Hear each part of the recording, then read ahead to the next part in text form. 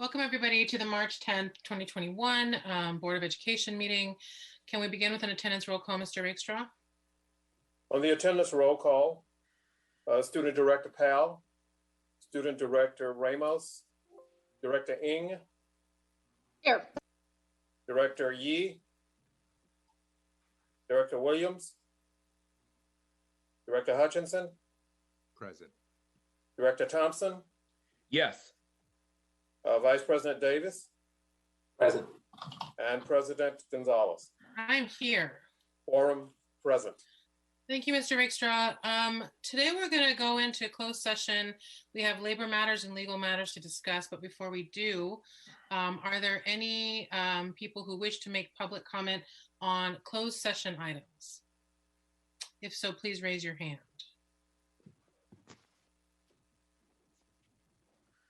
Okay, I am not seeing any hands.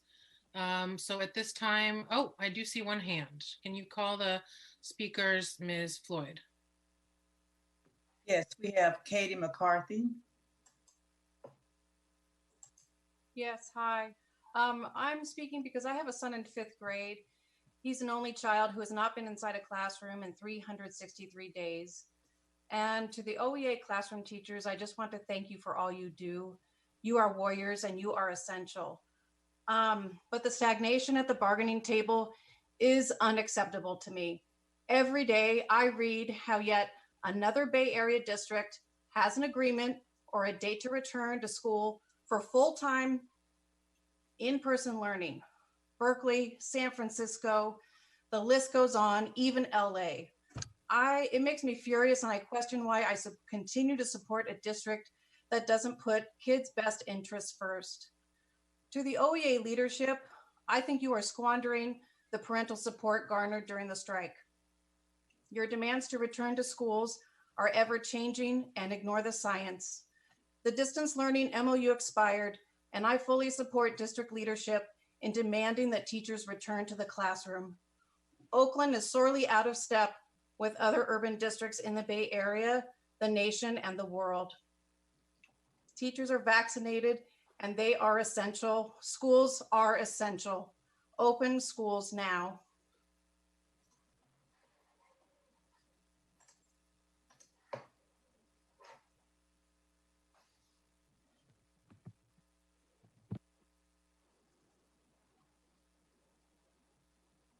Looks as if President Gonzalez might be frozen. Vice President Davis, you want to jump in? Sure. So I believe that if there's no further public comment, that we may adjourn to closed session. Technically, it's a recess. A recess to closed session, I'm sorry. Can Otherwise, we the meeting is state over. why we're going to closed session, please? I don't believe Director President Gonzalez has stated that. She did, but it's for legal matters and labor matters. Yeah, we're going to recess to closed session for legal matters and labor matters. All right, thank you.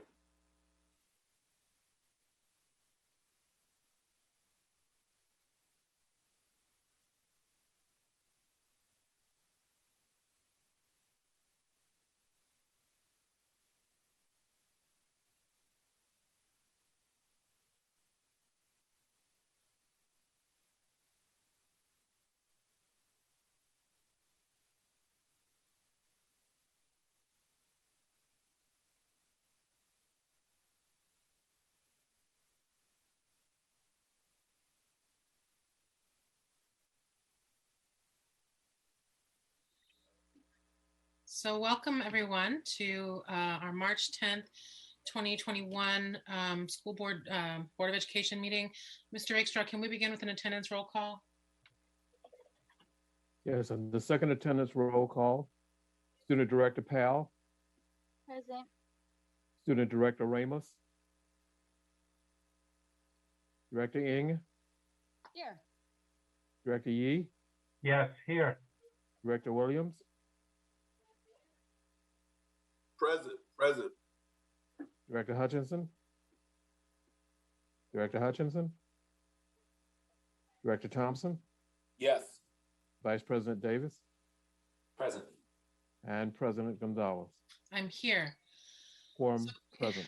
Thank you. In a second, we'll go through the usual beginning stuff. I also just We have a long agenda tonight, and rather than stopping many times and taking many votes to change the end time, I just move right now that we extend the end time for this meeting till 1 a.m. Is there a second? Second. Okay, can we have a roll call, Mr. Rakestraw? On the motion to extend the meeting if necessary to 1 a.m., Student Director Powell, Yes. Student Director Ramos, Director Ng, Yes. Director Yee, Yes. Director Williams, Yes. Director Thompson, Yes. Director Hutchinson, Vice President Davis, Yes. and President Gonzalez. Yes. The motion's adopted. Great. So we'll start with our usual announcements about interpretation. General Counsel, please take it away.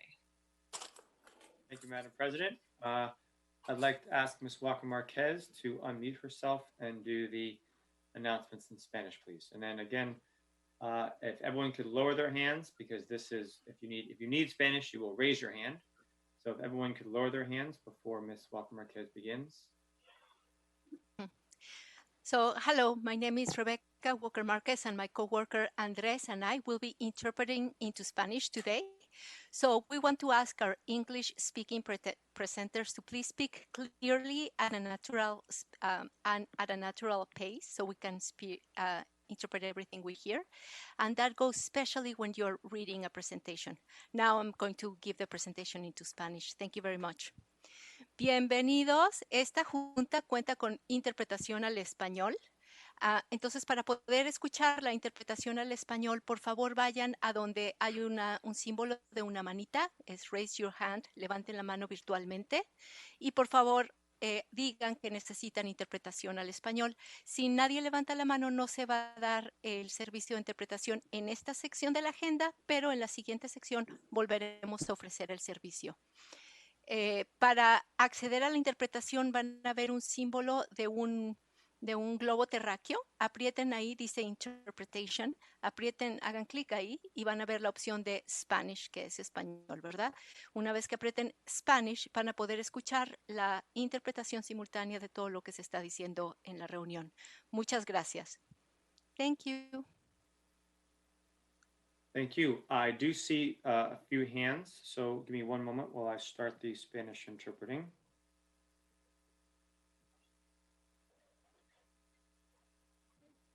Okay, that has begun. Now I'd again ask everyone to lower their hands so we could ask the same for Cantonese. Ms. Ho, one moment as we wait for the hands to lower. Okay, Ms. Ho, go ahead. 各位奧倫社區人士好，呢度係奧倫聯合校區教育委員會會議。假如你需要廣東話翻譯，請你去熒屏嘅右下方點擊一個地球形狀嘅符號，然後選擇中文，咁你就會聽到我哋嘅廣東話翻譯。假如你需要廣東話翻譯，請你熒屏上舉手等我哋知道。多謝。I'm done, General Counsel. Thank you, Ms. Ho. Seeing no hands raised, we will not start the meeting with Cantonese interpreting, but of course we will ask again later in the meeting. Madam President, back to you. Great. So we will check for interpretation needs over the course of the meeting. The interpreters will be released if there are no requests for interpretation services when we get to section T, new business. For those making public comment tonight, you're going to have 8 opportunities to do so. We did take public comment on closed session items. When we get to section K, you can make public comment on anything that is not on our agenda for tonight.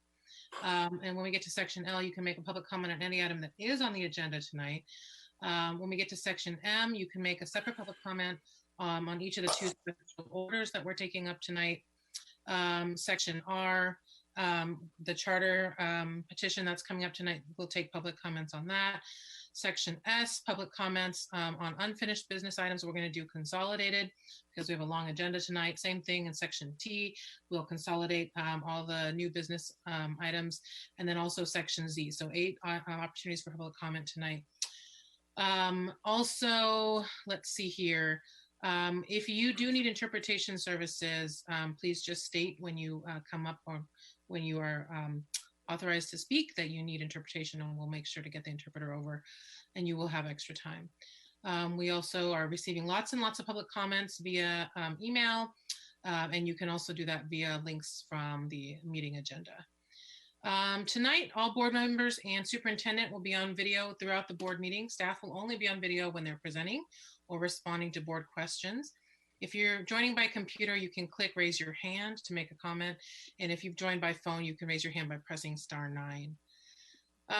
Make sure you're using a current version of Zoom. Attendees with older versions, it's hard for us to allow you to speak, but you can Google Zoom update and make sure you have the latest update for Zoom. And of course, if a member of the public says something inappropriate, I will do my best to address it, but I don't control the mics and so forth. So I'm always sort of behind the 8 ball and responding to those sorts of things, but I will do my best. Reporting out of closed session today, item C1, conference with labor negotiators. We received a report, we discussed it, and we gave direction. Item C2, conference with legal counsel, we gave direction. I don't see the vote here, General Counsel. And then item C3, conference with legal counsel, we gave direction. So in both situations, Madam President, there wasn't a final vote. Got so it. All we report out is that the board gave direction. Thank you. So that will conclude statement of reportable action. And we're going to move now to item H, which is celebrations and recognitions. And I will turn it over to my esteemed colleague from District 3 to kick us off with a recognition of our ancestors. Hey, yes. I want to recognize MLK Jr. Miss Roma Groves Water School is just doing fantastic. They have the MLK receive the attendance award for most improved attendance. Great job. Shout out to you and to Mr. Dwayne Bartholomew at Ralph Bunch.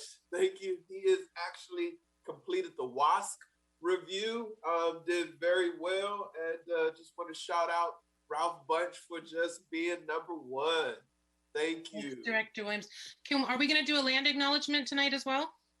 If you like me to, I'd love to. Okay, let's do that. I'll keep it short and quick here.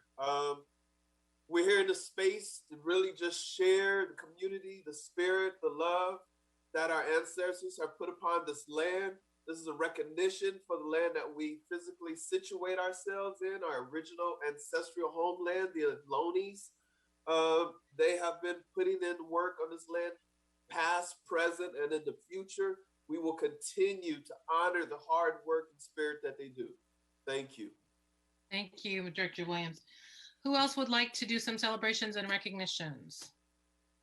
I would like to quickly, if I might, President. Go ahead, Director Thompson. Thank you very much. I would like to recognize David Bird and also Sue Park from UMing. We participated in a caravan of solidarity between Blacks and Asians. I really want to recognize Dr. Aguilar for helping me understand how our finances work in terms of introducing new ideas. And Ms. Lisa Grant Dawson, also in that same vein. Gabe Weiss, because he's helped me to understand how I am to operate as a board member. And for the oratorical class that took place at CSCE, I would like to recognize Mr. Raul, Amber Childress, who's a former board member at the county level, Les Moranes, Dr. Oberman, and Adrian Barnes, and all of the teachers at CSCE. Thank you very much. Thanks, Director Thompson. Director Yee. Thank you. I would like to celebrate the life of Mr. Winston Williams, who passed away on February 2021. He was a person I knew as the principal at Calsamont High School at the end of a very distinguished career that began at Woodrow Wilson School in North Oakland, which then became Carver East Carter, and then Oakland International High School. He was also an assistant principal at Lockwood, and then, as I said, he finished most of his career, I believe, at Calsamont. Of particular note in his active life afterwards, he was one of the founding members of the Oakland Alliance of Black Educators, which Dr. Thompson is involved in. And you know, these are the leaders that whose shoulders we stand on in terms of providing quality education throughout our system, and it's worthy to note and recognize their long history as our Oakland educators. Thank you, Director Yi. Are there any other celebrations and recognitions? Director Eng, go ahead. Thank you. I just wanted to lift up a few of my schools and just all of the great work that's happening every day, but also just wanted to highlight some things. Yesterday, I was able to sit in on some of the Law and Social Justice Academy Y Plan presentations. Our very own Director Powell was part of one of the presentations that I saw, and I know that there was several others that I was not able to see, but the two I saw were focused on academics and for students facing housing insecurity. And we came up with some ideas about how they can present to the board, and as well as potentially, President Gonzalez, I know you're co-chair of the Ed Partnership Committee. I mentioned that as also potentially an opportunity, as well as Oakland Thrives JPA. I also wanted to uplift our other student director, Director Ramos, who I invited into the Oakland Thrives Adolescent Health Impact Table. She presented for the group about some of the work that she's been working on with student mental health needs in a survey that she's conducted. It was very impressive, really well received by the county, city leaders, and other providers. So just want to uplift all of the work that our student directors are doing, not just on the board, but also as amazing youth leaders in the city. Thank you. Great. Thanks, Director Eng. Go ahead, Vice President Davis. Do you have your, good. Go ahead, Director Hutchinson. Great, thank you. I want to thank the All City Council and our student directors for hosting both me and Director Thompson at their last meeting. It was really informative. They went through some of the superintendent's reopening plan, and I really encourage my fellow directors and district staff to make sure that you're listening to the students, because their perspective, I think, was really enlightening in what they were asking for and what they weren't asking for. And I also want to give a big shout out to Fremont High School again. I went and got my first dose of vaccine at Fremont High School in our beautiful new facility. And it's great that we're able to host that there as OUSD, even though it's being run by the county. I really want to encourage everyone to take advantage of the opportunities to be vaccinated, especially in some of these community hubs that have been set up. And I really want to encourage our high school students, 16, 17, and 18-year-olds. If you can find access to the Pfizer vaccine, that one is available to high school students, 16, 17, and 18. And I think as we're looking at reopening, it's really important that we stress vaccinations for our students who have them available to them also. And so I just want to give a special shout out to the students and remind them, if we can advocate for the Pfizer vaccine, most of our sophomores and definitely our juniors and seniors can get those vaccines also now. Thank you. Thanks, Director Hutchinson. Vice President Davis. Thank you. Yeah, great point about the vaccine, Director Hutchinson. Encouraging everyone to do that. So I wanted to, I also got a chance to see one of the Y Plan presentations at Race Policy and Law Academy at Oakland Tech. It was fantastic, and I'm looking forward to getting to see some more tomorrow morning. So I wanted to appreciate them for that. And also I wanted to appreciate a parent from Emerson, Rhiannon Tehara, who did a design guide for outdoor learning spaces, and that's being used by the entire district now. And we're actually going to be rolling out outdoor learning spaces to about 29 elementary schools this spring, and then even more over the summer. And that work, I believe, is being spearheaded by Kat Romo and Michelle Oppen. So I want to appreciate that wonderful work that will allow us to serve more of our students in outdoor spaces as the weather is getting better. And also just want to appreciate, lastly, all of the staff that participated in getting answers to the student preference forums. Thousands of phone calls by staff all over the district to get an over 90% response rate. Really excellent work. Thank you. Yeah, thank you. I want to say congratulations and wish a fond farewell to Nicole Pierce Davis, who was a co-principal at Skyline. She just got an amazing opportunity to be the assistant superintendent for Newark Unified. So big loss for us, big loss for OUSD, big loss for Skyline. But congratulations to her, and just a sincere thank you for all of her years of service in our district. She was at United for Success before she was at Skyline. Director Ramos, I know she was your principal. Did you want to say anything? Yeah, absolutely. She is one of my actual favorite principals. Don't want to put any out there, but she's been a wonderful adult ally, and just being able to be there for students, as also being there for our students' mental health and being able to accommodate students' needs. So definitely, I've already shared my words with her, but definitely would love to see her, what she does in her future. Thank you. So with that, we will move on to item I, which is future engagement opportunities. Is there anyone who'd like to kick us off? Go ahead, Director Eng. Just announcing as a reminder, tomorrow is our Budget and Finance Committee meeting. We will have 3 items that we'll be covering 6 p.m.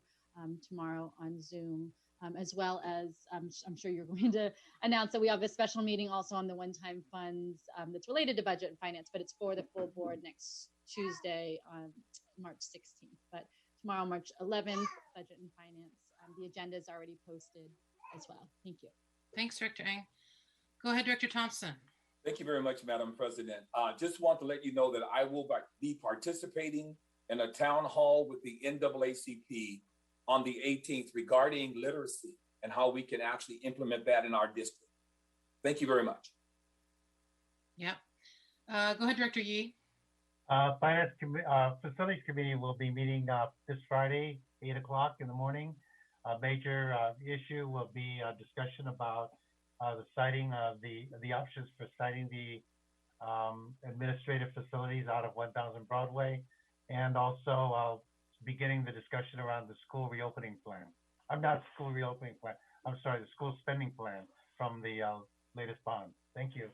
Thank you, Director Yee. Any other upcoming engagement opportunities? Go ahead, Vice President. Yeah, so on Monday, I'm going to be hosting a discussion. It's Monday at 5:30, hosting a discussion on initiatives to support African-American students, just as we're, discussing the vision of reparations for Black students. Just wanting to get some more information about what projects already exist in OUSD, what some of the vision is for the future. And so just welcome everybody to participate in that. People can go to my website, or it's tinyurl.com/D1MAR Forum March. But anyway, you can find it on my website if people want to find out more information. Thanks, Vice President. So just quickly, I will be joining Director Thompson for the Literacy Town Hall on March 18th, and you can find that on my website, and the link to join us in RSVP is there. I also just wanted to share that our Sustainability Advisory Council will be kicking off I believe it's this Monday at 4 p.m. So really congratulate our Sustainability Director, Brandon Havenar-Doughton, on the hard work that he is leading, and really excited for all the parents and community volunteers who stepped up to be part of that work. And then my office hours this month will be on March 30th, if I'm reading my handwriting correctly, at 4 p.m. And you can RSVP for that and get the Zoom link on my website as well. So please, looking forward to seeing folks at these upcoming community events. Is there anyone else who hasn't gone yet? Go ahead, Director Ramos. I know a lot of teachers and principals are watching this. Just like FYI for all our seniors, the Oakland Promise Scholarship is closing on March 22nd. So please get that out to all your students that you may know of. Again, it's $16,000 for the students who are planning to go to 4-year colleges. It's split for your $4,000 for each year. So definitely want all our Oakland students to be knowing about this and for them to apply. Thanks, Director Ramos. Is there anyone else? Okay. We will move on to item J, submission of speaker cards, which we really don't do in this virtual space, but modifications to the agenda. Are there any modifications to our agenda for this evening? Director Yee. If I may, I'd like to pull for item 21-0481, change order number 1 for a leaseback agreement. And I just I had some questions about the dates and an explanation of what is a leaseback agreement. Okay, what's the letter number on that one? It's the V1-6. Okay. Are there any other go ahead, Director Hutchinson. Director Yee and I were on the same page. I actually chose the other one, V1-5, and the same thing, and it was 21-0334, and that was one of the other leaseback ones for the Foster Kitchen project. Okay. Are there any other modifications to our agenda for this evening? Okay. We will move on now to item K, which is public comments on all non-agenda items within the subject matter jurisdiction of the district. This means that we are taking comments on items that are not on our agenda for tonight. We will do, please raise your hand now if you would like to speak. Okay, we'll do a maximum of 30 minutes, 1 minute each. And General Counsel, shall we do an interpretation check before we start? Yes, please, Madam President. Let me, let's go with Ms. Ho first. I apologize, but everyone who has their hands raised, I'm going to need you to lower your hands because we want to make sure that everyone who speaks a different language needs to be able to understand. So I appreciate the understanding there. Good moment, and then we'll go to Ms. Ho. Then if Andres or Rebecca could let me know who's going to be the doing the introduction. Okay, Ms. Ho, go ahead.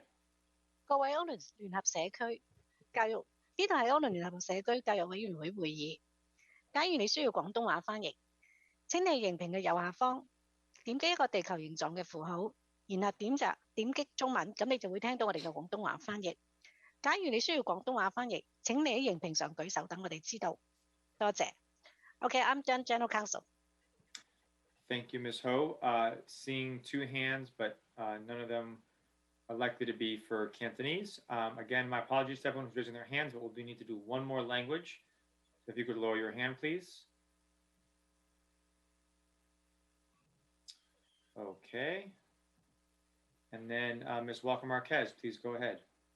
Buenas tardes. Esta reunión cuenta con interpretación simultánea al español, así que por favor, si quiere recibir el servicio de interpretación al español, incluso si ya lo está recibiendo, le vamos a pedir que por favor virtualmente levante la mano para saber que lo están requiriendo y poderles prestar el servicio.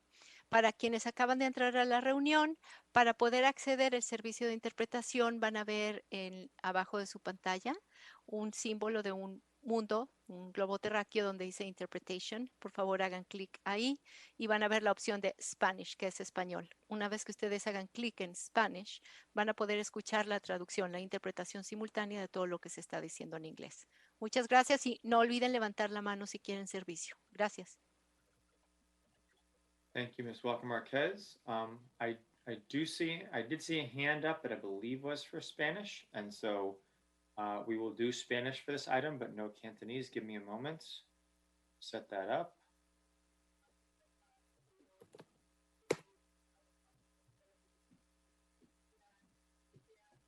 Okay, Madam President, go ahead. Great. So again, please raise your hand. Sorry about the confusion. If you would like to make a public comment, it is 6:09 or 6:10. So we will stop taking public comments on non-agenda items at 6:40. We'll have 1 minute for each speaker. Ms. Floyd, can you call the first speaker? Our first speaker is Martha Vega.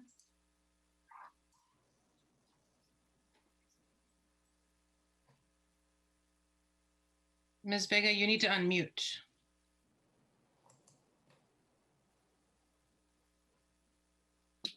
¿Ya escuchan? Sí, gracias. Oh, buenas noches, mi nombre es Marta Vega, yo soy mamá de Rodrigo señora Mota Vega, y él estudia en Oakland Charter High School. Ms. Vega, Espera un momentito, señora Vega, mientras traigamos al intérprete. Ok. Rebecca or Andres? Who should I bring forward? All right. Got it? Give me a minute.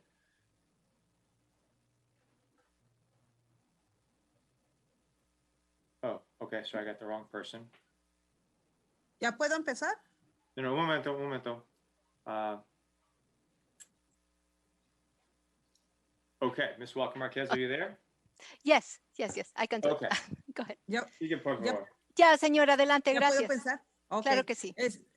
Buenas noches a todos. Mi nombre es Marta Vega. Soy mamá de Rodrigo Mota Vega y él estudia en Oakland High School. Estoy muy contenta de que mi hijo pertenezca ahí porque es una escuela pequeña donde siempre todos los maestros y el personal están brindándole todo el apoyo que él necesita para superarse cada día. Tengo mucha confianza en la escuela porque tiene mucha seguridad, buenas reglas de disciplina y sobre todo usan uniforme. Siempre motivan a los estudiantes para que se preparen para asistir a una universidad. Es una escuela que cuenta con grandes expectativas y todas dirigidas al progreso de los estudiantes. ¿Puede hacer una pausa, señora? Ok. Muchas gracias. Pero se me va a acabar mi tiempo. No, le van a dar el doble de tiempo, señora. Ok, está bien. Sí, adelante. So, hello, my name is... ay, señora, me repite su nombre, perdón. Marta Vega. Marta Vega. So, hello, good night. I am Marta Vega. I am the mother of Rodrigo Mota Vega. He goes to Oakland Charter High School, and I really like that school. That's a small school, and the teachers and the rest of the staff give a great support every day to the students for their progress, and it feels very safe.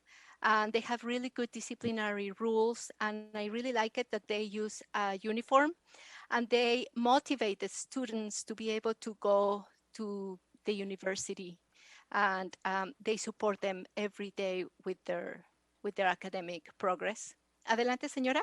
En estos tiempos de pandemia, los estudiantes han estado apoyados en todos los aspectos y a nosotros los papás nos mantienen informados de todo lo que está pasando con la escuela y nuestros hijos.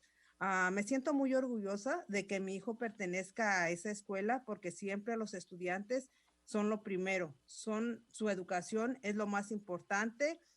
Se respira un ambiente muy agradable de comunidad. Todo el tiempo somos bienvenidos. Mm-hmm. So during the pandemic, we have had great support in every single sense of the word. They always inform us about our students and everything that is happening in the school. And I am very, very proud that they always prioritize the students. And I really like it that education is very important for them. So I have always felt welcome in that school.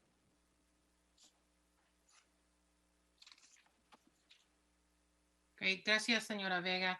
Can you call the next speaker, Ms. Floyd? Yes, our next speaker is David. Hi, good evening, OUSD board, community superintendent, and district staff. Wanted to speak briefly tonight on an issue that's come up here and there, but I feel like it needs more airtime and more visibility related to attendance during the pandemic at two specific schools in East Oakland where I live. Between Castlemont and Fremont High School, according to your own data, chronic absenteeism has skyrocketed this year. We have about 1,000 Black and brown children in East Oakland that are not logging in on a regular basis. And I'm wondering who on the board is going to advocate for these children. There's a lot of talk about school reopening, who gets to talk, who doesn't. We're talking about, TK through 5, TK through 3. We're not talking about our high school children. And somebody on the board needs to step up and take some accountability for the 1,000 children in East Oakland that are not attending school on a regular basis. Over the long term, chronic absenteeism is correlated to increased rates of high school dropouts, adverse health outcomes, poverty in adulthood, and increased likelihood of interacting with the criminal justice system. Speaker, please? Our next speaker is Tanya Kapner. Yes, I'm Tanya Kapner with the Equal Opportunity Now, by any means necessary, Teacher Civil Rights Caucus. I'm very concerned about any moves towards reopening during the height of this pandemic that we're still in. It is not safe. We need to have students vaccinated as well as teachers, and there's testing being done for that to come upcoming, but mass settings are not safe now. And all the polls are showing, that Black and Latino families not only are facing the brunt of the pandemic and the high risk, but also are the most determined to do everything they can to try to make distance learning work, that do not want to be forced to go in person to unsafe mass settings. We need to make sure that resources are put to distance learning so our kids can get equal opportunities. And when schools are going hybrid and all of that, they are taking away pandemic relief funding from working class parents. We cannot let that happen. All parents must have the right to have their kids be safe and have real equal resources to be at home. Next speaker, please. Our next speaker is Annie. Good evening. My name is Annie Gottlieb-Hewitt, and I'm the mother of an OUSD kindergartner. I'm here today voicing my belief that the board is abdicating your responsibility around school reopening. I continue to see other school districts across the state and country with similar demographics to OUSD reopen. It is becoming an embarrassment on the union and the school board to not have a reopening date and a commitment to 5 days of in-person school for next year. In addition to the continued learning loss experienced by so many students across this district and many other real-time detrimental effects, our students risk losing out on millions of dollars that could help improve our district if we don't reopen by the end of this month. Dollars that could allow us to fund reparations for Black students, hire more teachers and staff, upgrade facilities, and so on. Personally, in spite of having a great teacher who's working hard to make class Hi, work. Dr. Clark. This is Josh Daniels. How are you doing? I don't know who that is. You should be on mute right now. Sorry about that. Can we, can we put 5 seconds back on the clock, Mr. Seychow? My generally happy child cries most days and does not want to attend Zoom school. She rages at the screen. She's not alone. Do the right thing and reopen schools now. Thank you. That's your time. Can we call the next speaker? Next speaker is David Woodworth.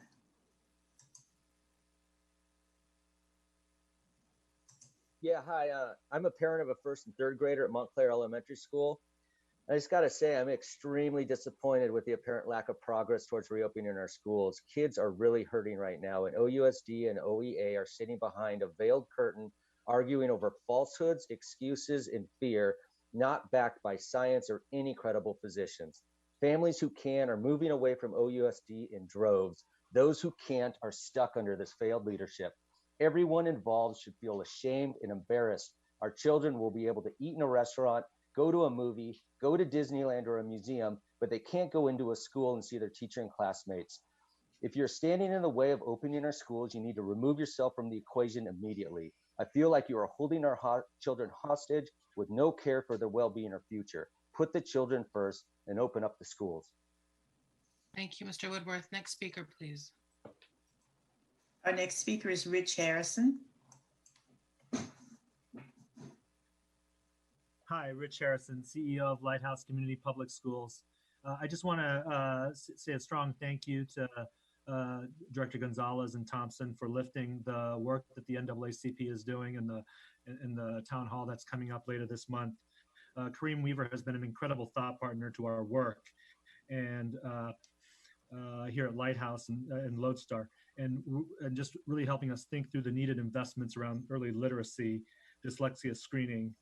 And today, we were able to showcase and share some of the work that we're doing with the rapid Lexia assessment for dyslexia screening, and sharing that with the charter community statewide as part of AB 1505. There's a list of assessments that you can use, and this dyslexia screener is part of that toolkit. And we look forward to we've implemented that with over 200 students. We've looked at the data, which is going to inform some of our practices. And so just thank you for lifting this up. Thank you, Mr. Harrison. That is your time. Next speaker, please. Our next speaker is Liz Grewal.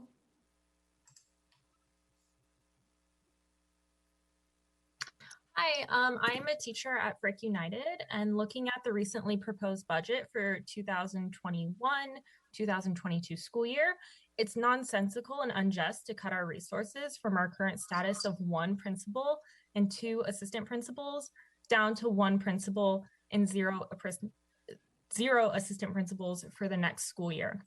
We need more time to successfully merge our schools. It is so hard for everyone on the team to start a new school during the pandemic. The 1 extra assistant principal was guaranteed for only 1 year, but we feel that this year should be considered year 0, given the enormous unprecedented stressors of the year. The rationale given last year by OUSD to Frick and Seoul for the merger was the pooling of resources and enrollment to better support our students, staff, and communities. To strip us down to 1 1 principal and 0 APs would be less administrative resources than either school had alone. Thank you, Ms. Grewal. Next speaker, please. Our next speaker is Megan. Hi there, good evening. My name is Megan Baccialupi, and I'm a parent of 2 elementary students in OUSD. It's really sad to see, as we are days away from approaching the 1-year anniversary of our school buildings being closed, that we as parents have to plead with you to reopen our schools. I hope every board member read the over 150 comments begging for our kids to go back to school that parents submitted today. Kids are really struggling. Some, like my own, who are 5 and 8 years old, and one with a learning difference, are struggling mightily. Families are barely holding it together. And it doesn't have to be this way. 52% of elementary schools and growing across the country are open full-time, 5 days a week. Another 25% are open in hybrid. What is happening in California, where we rank dead last, 50th in reopening, is not the norm. And a majority of elementary families in Oakland, just surveyed last week, want to go back. The CDC and CDPH guidelines say that we should be open now. Where is the urgency? Your delay and your acquiescence to OEA demands that are not based in science are harming our kids. Thank you, Ms. Baccialupi. Next speaker, please. Next speaker is Melissa.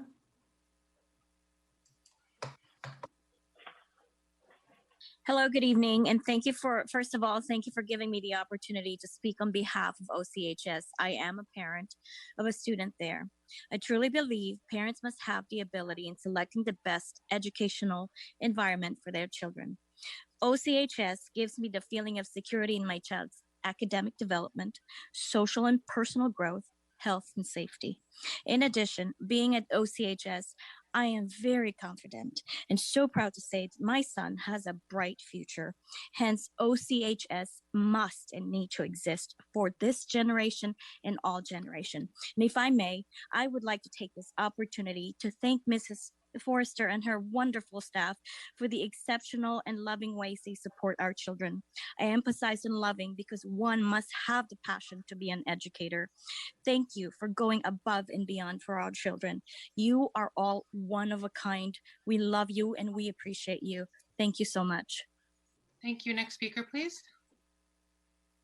Our next speaker is Jim Mordecai.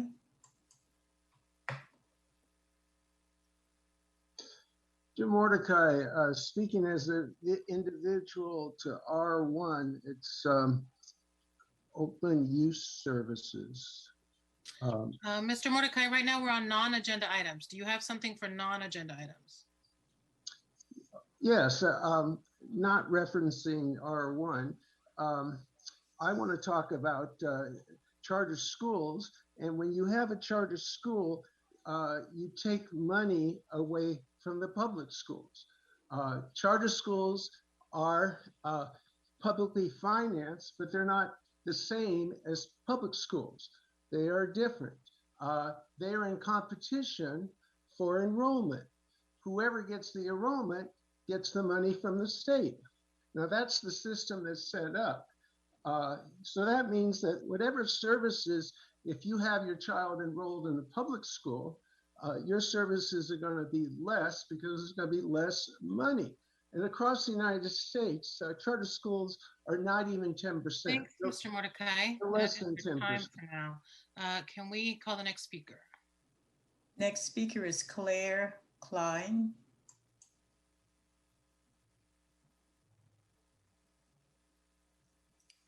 Hi, my name is Ben Klein. I'm a parent of an elementary school student in the Oakland Unified School District.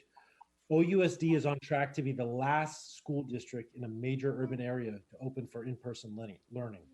New York City will open high schools in less than 2 weeks. The LAUSD has announced a plan to open in 2 weeks.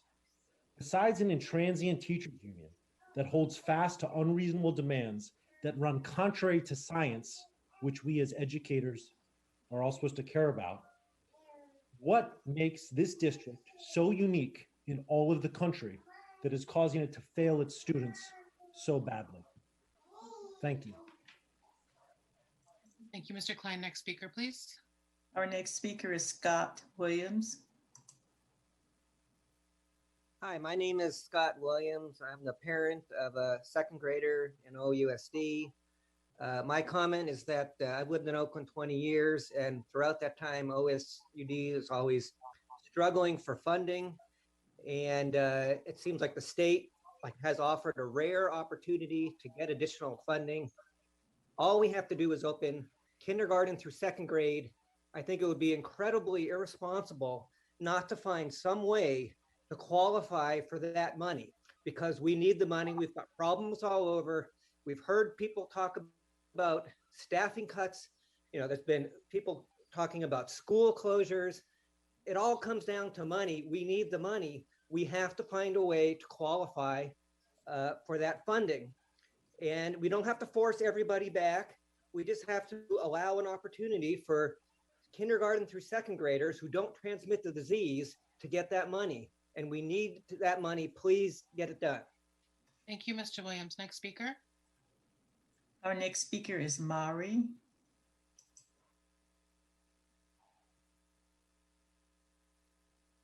Mari, you need to unmute if you'd like to speak. Okay, Ms. Floyd, let's come back to her. Okay, our next speaker is Rosa.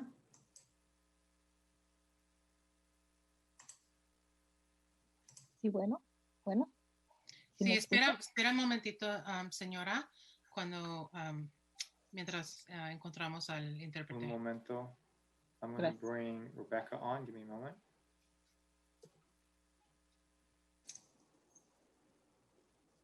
Okay, Ms. Walker Marquez, go ahead. Lista, señora, adelante. Sí, gracias. Buenas tardes. Mi nombre es Rosa Villanueva, abuela de 3 estudiantes que asisten a la escuela Life Academy, perteneciente al distrito escolar número 5 de Oakland, y estoy aquí en solidaridad con la campaña Keep Our Kids Safe, organizada por Bay Area Plan, y creo profundamente que los padres deben tener la opción de decidir cómo mantener a nuestras familias seguras, darnos los recursos para tomar decisiones informados, mejorar el aprendizaje a distancia, priorizar la participación familiar. ¿Me permite, señora? Sí, claro. Claro, antes de que siga. So, hello, my name is Rosa Villanueva. I am the grandmother of 3 students in Life Academy, and I am in solidarity with the Kid for Kid Faith program, which believes that we all need to have the option to keep our families safe and have the resources to help families participate. Adelante, señora, y puede hablar un poquito más despacio. Claro, y creo absolutamente que se trabajará en hacerlo mejor para el cuidado de nuestros estudiantes. Gracias por la oportunidad de participar. Feliz noche. And I do believe that they are going to do absolutely everything they can to work for to take care of our students the best way. So thank you so much for participating, and good night. Thank you, Señora Villanueva. Next speaker, please. We're going to go back and try to bring Mari aboard. Mari,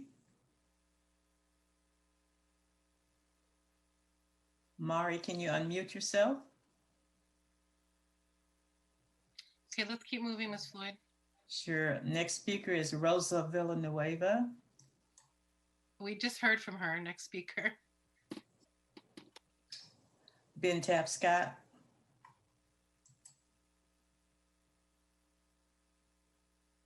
You know, this board should immediately propose that we have 2 minutes for public comments. Trying to speak in 1 minute is disgraceful. We still have lead at MAC. the last test taken. We have lead in room 108, 102, in the boys' gym, and also in the family room. I don't hear or see any type of plan to reopen school. We'll spend 3.5 hours on charter schools. We need to spend 3.5 hours on opening of schools. We need to talk to the Black community and the Latino community about exactly why we're failing to educate these students.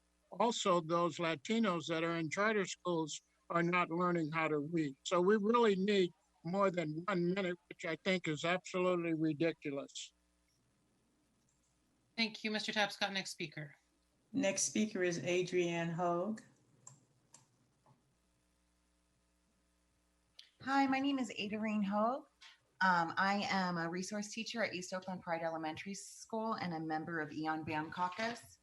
And, I want to say that the push to reopen schools backed by Governor Newsom and the Biden administration is cynical, it's dangerous, and it is not an effort to meet the needs of our children.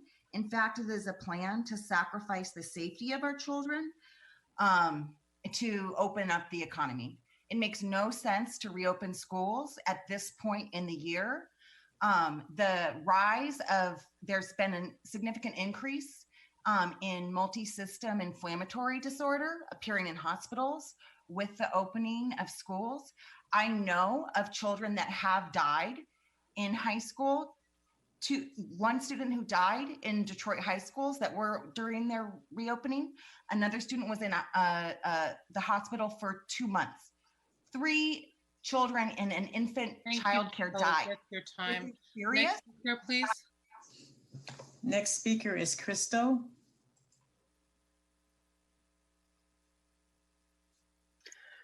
Good evening, board directors and student directors and Oakland community. My name is Crystal Bannigan, and I am here tonight in solidarity with the Keep Our Kids Safe campaign, organized by Bay Area Plan. I grew up in Oakland and went through the Oakland school system, and I have a high schooler at an Oakland school. And, I deeply believe that parents should have the choice to decide how to keep their kids safe. And I understand that there's an option to continue distance learning, but what you haven't done is you haven't given families the resources to make informed decisions. You haven't invested in and improved distance learning for those of us who want to stay in distance learning, and you haven't prioritized family engagement. This reopening plan was done the same way that Governor Newsom did his reopening plan. It was done in a backhanded way. Where's the science about children not transmitting the disease? We just heard from a teacher who said she knows children who are dying from it. That's your time. What parents are you surveying? Our next speaker is Louise. Hi, my name is Luis Lalonde. I'm a parent of high school. I was referred to OCHS by a couple of friends whose children graduated from there. They praised the integrity of the institution, the commitment of the teachers, and the hard work of its pupils. So I then decided that would be a good school for my daughter. So I enrolled her, and right away when she started, I could notice exactly what they said. The commitment and hard work, and for a first report card, came up with a straight A's, which never happened before, mainly struggling in math and science. And during the pandemic, I was a bit worried she could fall behind. But the teachers doubled the efforts under the leadership of the headmaster, and she's been doing even better now. So I hope that Oakland Charter will continue to operate and prepare young people for university and a successful life. Thank you. Thank you, Mr. Lalonde. Next speaker. Our next speaker is Shania Ritzy. Hello, good evening. My name is Shania Ritzy. I'm a resident of District 5, and I am here in solidarity with the Keep Our Kids Safe campaign organized by Bay Area Plan. I believe it's imperative that we amplify the voices of our families who want to opt out of in-person instruction. Again, it was said that we need to make sure that we have the resources to inform our families so they can make the decision that is best for them. Recognizing that there are two sides to this, and we can't continue to make a single choice or a single option the only way. Let both of our families decide what is best for them. If they would like to return, they probably have the resources in their district to do so. But recognize that the opposition and not wanting to return comes from, again, lack of resources or recognizing the impact that it may have on their families. And give us the option to decide, and don't supersede that, and make sure that, again, with our interpretation, that things are interpreted correctly so families are making informed decisions and the right decisions for them. Thank you. Thank you. Next speaker, please. Our next speaker is Adrian Grays.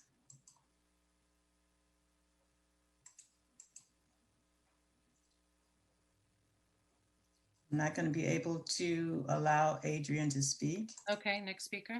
Our next speaker is Sasha Shane.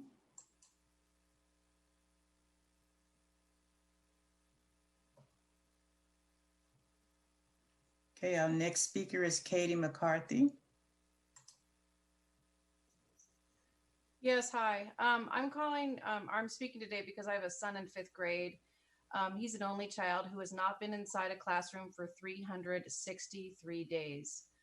I'm hearing parents voicing concern about not wanting to go back into in-person, and per the district survey, parents don't have to send their children back. But the survey results clearly indicate that the majority of families who replied to the survey want their children back into school. I also want to say thank you to the OEA classroom teachers. Thank you for all you do. You are warriors and you are essential. I also want to say that the stagnation at the bargaining table is unacceptable.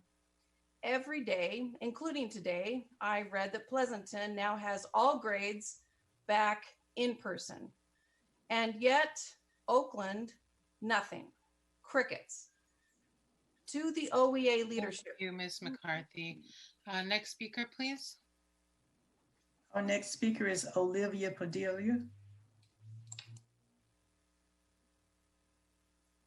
Sí, buenas noches. Mi nombre es Olivia Padilla. Soy una madre Señora, sí, señora Padilla, espera un momentito, por favor. Ok, sí, ok. Ms. Walker Marquez, can you come in back and interpret? Yes. Adelante, señora Padilla. Sí, buenas noches. Mi nombre es Olivia Padilla y tengo a mi hijo en la escuela Oakland Charter High School.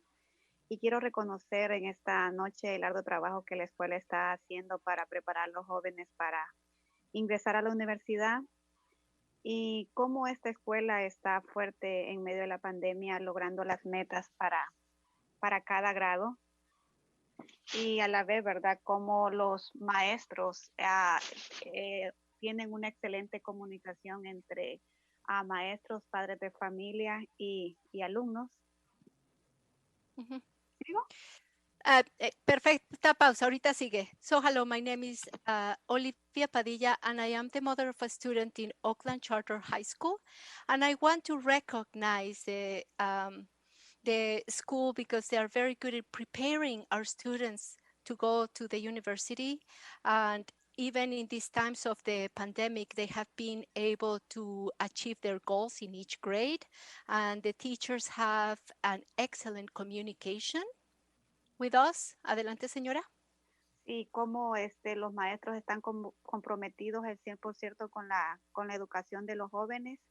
Y bueno, creo que esto se ha obtenido a través de una excelente comunicación que se mantiene con maestros, alumnos y padres de familia. Gracias, Oakland Charter High School. And the teachers are completely committed 100% with the education of our students. They have an excellent communication that they have kept with teachers, parents, and students. So thank you very much. Thank you, Ms. Padilla. This is going to be our last speaker for this item. Okay, our last speaker is Beth Guzman. Good evening, board and Dr. Johnson Trammell. It's unconscionable to me that we have teachers who have agreed to be prioritized in vaccination only so that they can teach from their home. If every other surrounding district can figure this out, your inaction to give children the option to return to school in person is actually become an equity issue.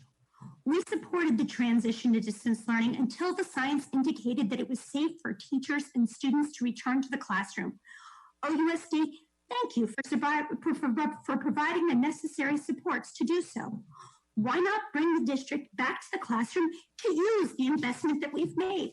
If you pass on the state fundings by not opening by April 1st at $125,000 a day, you have spared your role as financial stewards to the taxpayers that elected you. Thank you. Thank you, Ms. Gaussman. We are now going to move on to item L, public comments on agenda items. So we're going to take comments on items that are on the agenda tonight.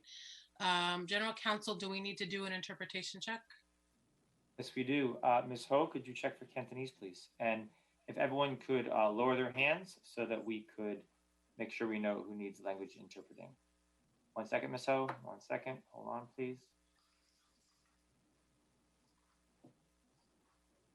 Okay, go ahead, Ms. Ho.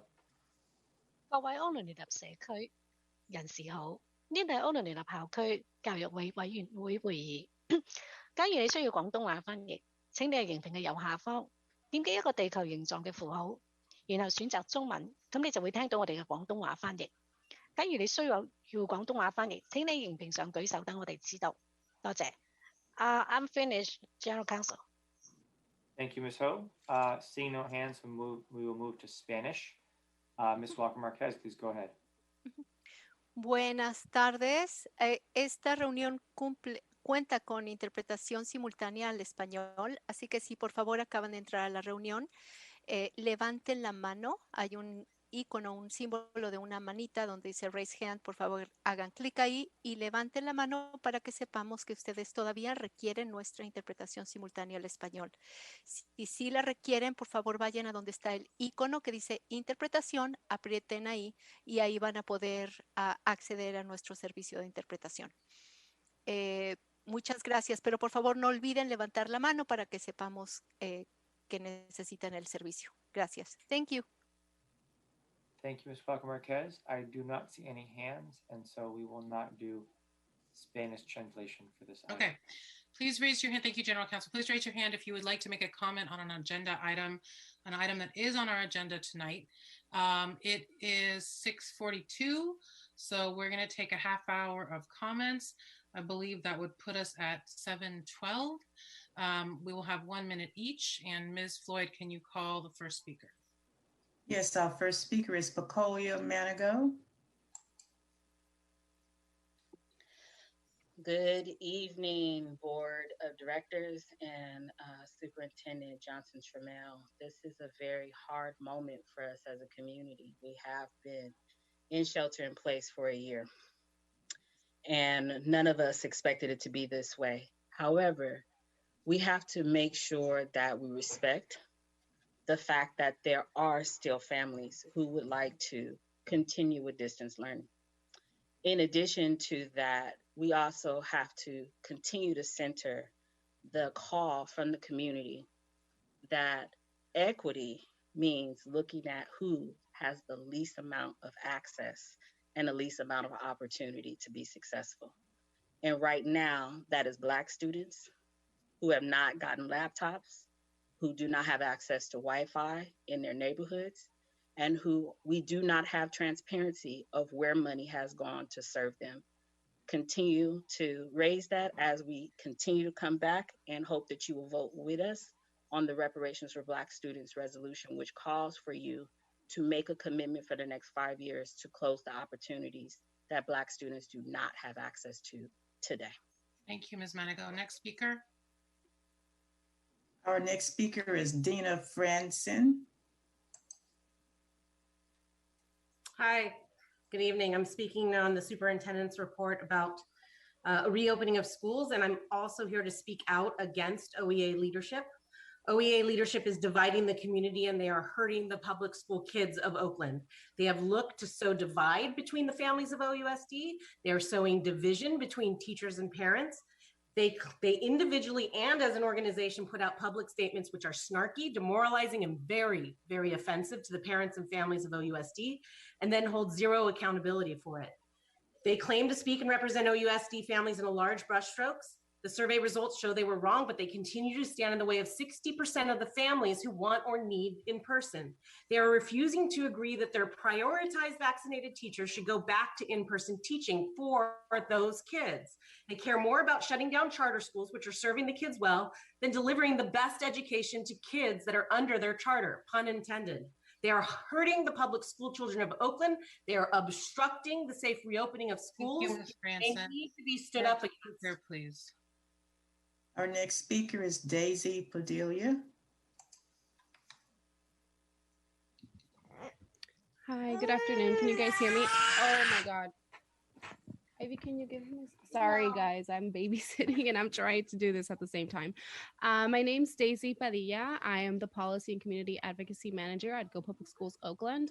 I'm here to speak on the enrollment stabilization policy. And so while we agree with the board's urgency to address the decline of enrollment over the past few decades, and obviously like ensuring that we have resources for OUSDs to better market themselves, we still have two concerns. One is that as currently written, they are not considering the root causes of enrollment declines, and it doesn't address the underlying concerns of families that have of having the lack of quality options available. Secondly, the estimated cost assumptions seem to assume that the best case scenarios outcomes, and I'm so sorry. And so I just want to make sure that we think about the budget and the assumptions that are being made there, and also want to encourage the board to listen to family voices before making any decision. This and any board conversation. That's your time, unfortunately. Next speaker, please. Our next speaker is Lisa DeGock. Good evening, members of the board and superintendent. I'm Lisa Gibbous-DeGock, Executive Director of Oakland Enrolls. At a time when OUSD anticipates up to $16 million in budget cuts next year, it is surprising and concerning to see the updated enrollment stabilization policy, which is citing an annual price tag of $1.5 million.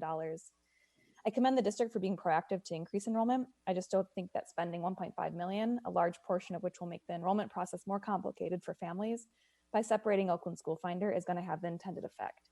In order to break even on the investment, the district would have to significantly increase enrollment by year 2 of the plan's implementation. The target's based on data from the Oakland in the Middle campaign, which saw a 4% enrollment incline for 6th graders over 3 years in district schools. Charter schools saw a 3% increase in enrollment in 6th grade and are seeing a 12% increase in 6th grade applicants for the upcoming school year. We don't see that same demographic trend across grade levels, so it's not safe to assume the same outcomes will occur, and it certainly doesn't justify an annual $1.5 million gamble. Without knowing what's actually driving the enrollment trends, OUSD is risking sinking a lot of money annually into a big bet. Next speaker, please. Our next speaker is Asada Olabala. Yes, let me start by saying on the consent calendar, there are 84 safety plans. 85 that you'll be approving. And it is my hope that those safety plans have been thoroughly reviewed. Also on the agenda are a number of items for which you identify the fiscal source. And let me say that many of these fiscal sources can be used to proceed to fund some of the needs of African-American children. Let me read some of them. Kaiser Health and Wellness, Adult Health Education Program, Unrest Concentration Support, Asset Grant, After School Grant, Alameda County Public Health and Wellness. And I'm gonna stop there. There are many sources of grants that can be used to fund the needs of African-American children. It's on your agenda tonight. We don't have to raise money to serve Black children. Thank you, Ms. Olabala. Next speaker, please. Our next speaker is Bianca Forrester.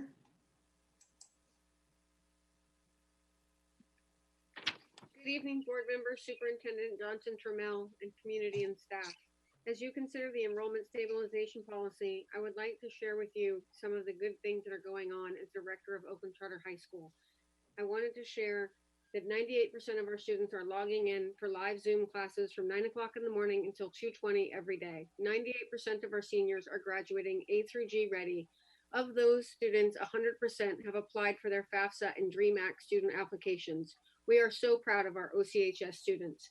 As you're thinking about the charter renewal process, it would be great to consider outcomes for students across all high schools during the pandemic. We're glad to be doing our part, and I invite my district colleagues and our board members to come and visit anytime. Thank you very much for your time this evening. Thank you, Ms. Forrester. Next speaker. Our next speaker is Katie McCarthy. Yes, hi. I'm here because I have a son in 5th grade. He's had a year now, 363 days, no PE, no music, no recess, no lunch, no joy. He's just sitting in his room on Zoom every day. And yet I read every day how another school Bay Area district has agreed to return to school full-time in person. Berkeley, San Francisco, the list goes on, including now today, Pleasanton. I have a message for OEA leadership. You are squandering the parental support garnered during your strike. I supported your strike. I do not support you now. Your demands to return to schools are ever changing and ignore the science. The leverage of parental support that you enjoyed during your strike is gone. The distance learning MOU expired. Thank you, Ms. McCarthy. Next speaker, please. Our next speaker is Sabrina Bordeaux. Good evening, everyone, and thank you for your attention. I spoke last time. I keep speaking to advocate to give our students the choice to return to in-person learning. And it is and it should be a choice. The reason that our state leaders and other communities in our state and country have opened schools is because it's been proven to be safe with the proper PPE and protocols in place. I've looked at OUSD's PPE status.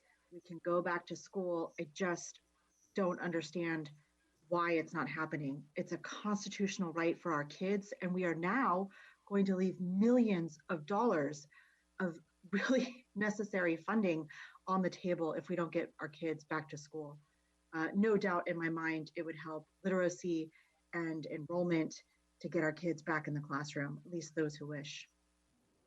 Thank you, Ms. Bordeaux. Next speaker. Next speaker is Jim Mordecai.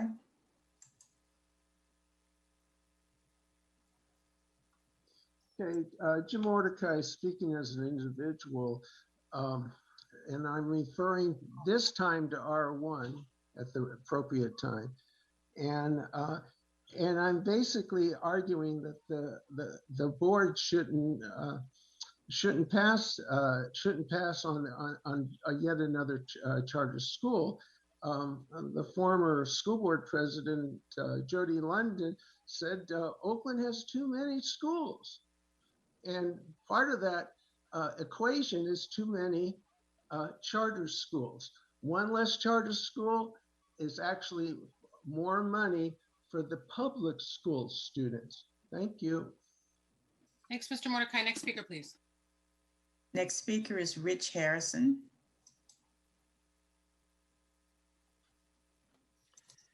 Hi, Rich Harrison, CEO of Lighthouse Community Public Schools. I'd like to speak on the Prop 39 resolution.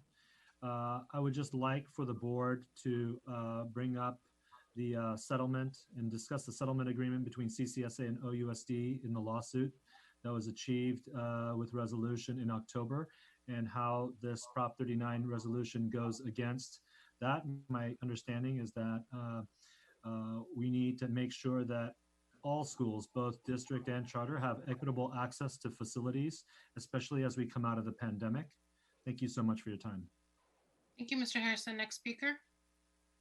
Next speaker is Crystal Banagan.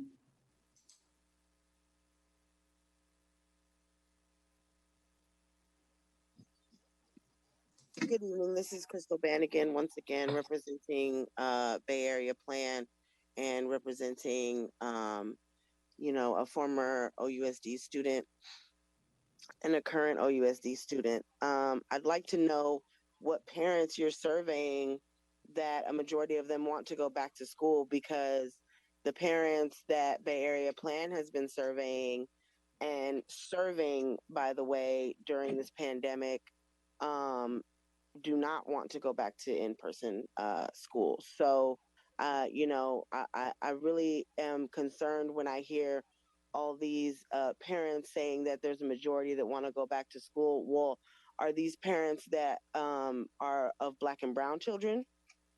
Are these parents of, the African American students that continue to have a sizable gap in their education equity?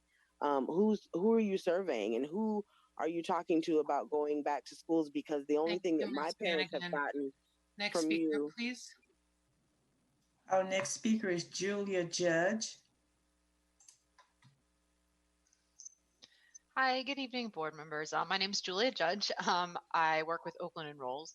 I'm speaking in opposition to the enrollment stabilization policy on the agenda later tonight. So I'm grateful for the community feedback sessions that were hosted by several board members. I'm concerned that some of the comments made during those sessions weren't taken into consideration with this sort of first read, second write of the policy. Specifically, families voiced concerns that separating district and charter schools and enrollment tools is gatekeeping information that's valuable to families. They lifted up the fact that families who struggle the most with enrollment and navigating that whole process will have yet another barrier to kind of figuring out their options if we separate charters and district schools. The school landscape isn't changing, so the avenues to learn about their school options also shouldn't change unless it's to make things more easier and not more convoluted and confusing. Thank you very much for your time. Thank you. Can we have the next speaker, please, Ms. Floyd? Yes, next speaker is Mari.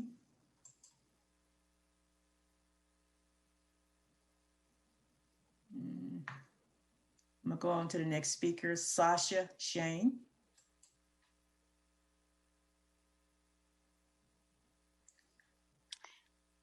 Hello, hi. My name is Sasha Shane. I'm the senior parent organizer with Bay Area Plan. I'm also a resident of District 5. I am here in support of the Keep Our Kids Safe campaign.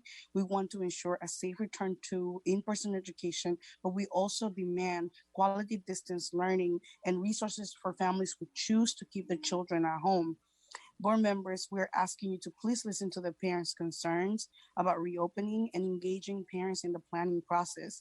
It is very important that we have language access, that our families who speak Arabic also have translation and interpretation, that all the translated documents are accessible to our families.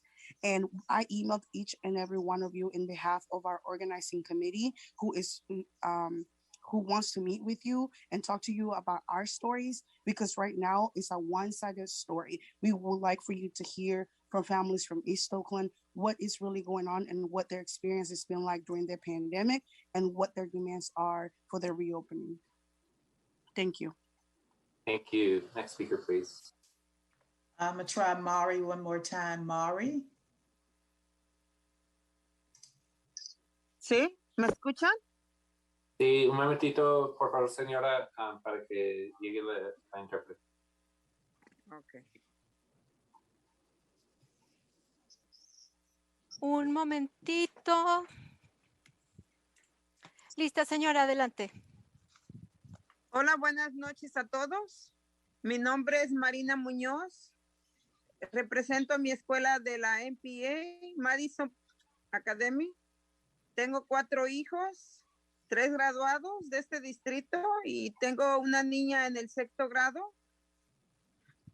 Solo quiero informarles, ¿verdad? Que yo estoy muy preocupada, ¿verdad? De que los niños vayan a la escuela, porque yo necesito primero que sean vacunados, tanto maestros como niños, para estar más seguros de que nuestros hijos sean más libres en las escuelas.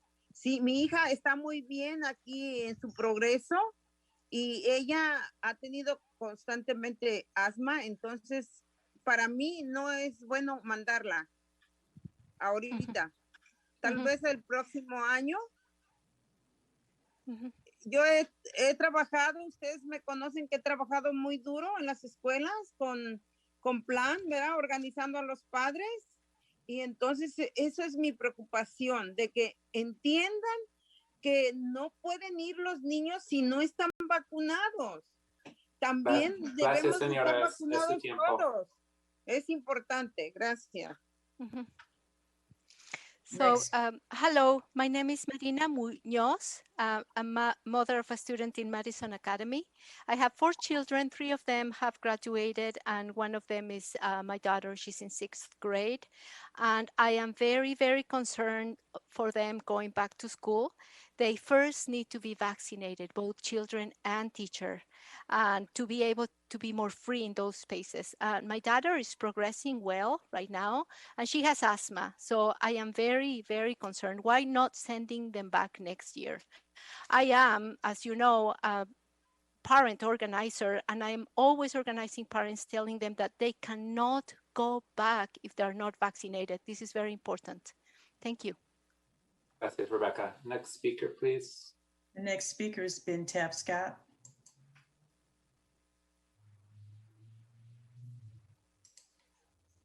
I'm trying to figure out what we're doing. We're not educating Black kids. We're not educating Latino kids. We're not educating charter school Latinos. If you look at that population and academic scores, 18 out of 34 are low performing. If we look at the elementary level, including public and charters, none of those kids, except in the top 2/3, are performing. Your top 10 schools, elementary level academic performance, are all public schools. I hate to bring the bearer of bad news, but if you look at 2/3, we are not educating Latinos in or out of charter schools, and we're definitely not educating Black students in the city of Oakland. And we need to have a plan for parents if they plan to bring their kids back, so there should be some orientation. We're not getting the job done. Top heavy, upper and middle management. Those people Thank need you, to Mr. be Tapscott. That's your time. disgraceful. Next speaker, please. Our next speaker is Sarah Jackal. Good evening, members of the board and Superintendent Johnson Trammell.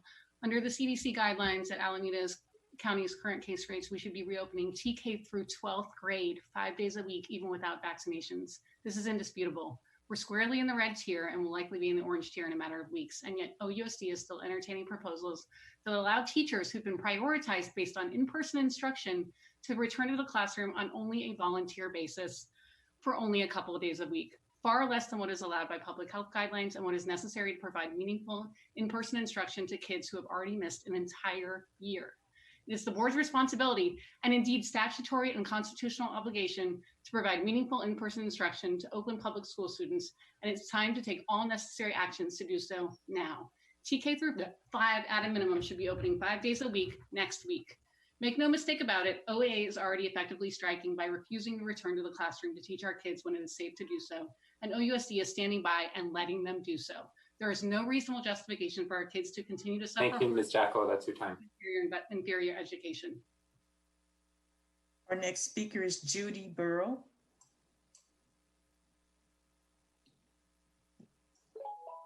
Hi, good evening. I wanted to speak very quickly to 2 items. One, the superintendent's report, the readiness dashboard shows some concerning lags in preparation, which is why I feel it is not safe for the students to, as a whole district, to return yet.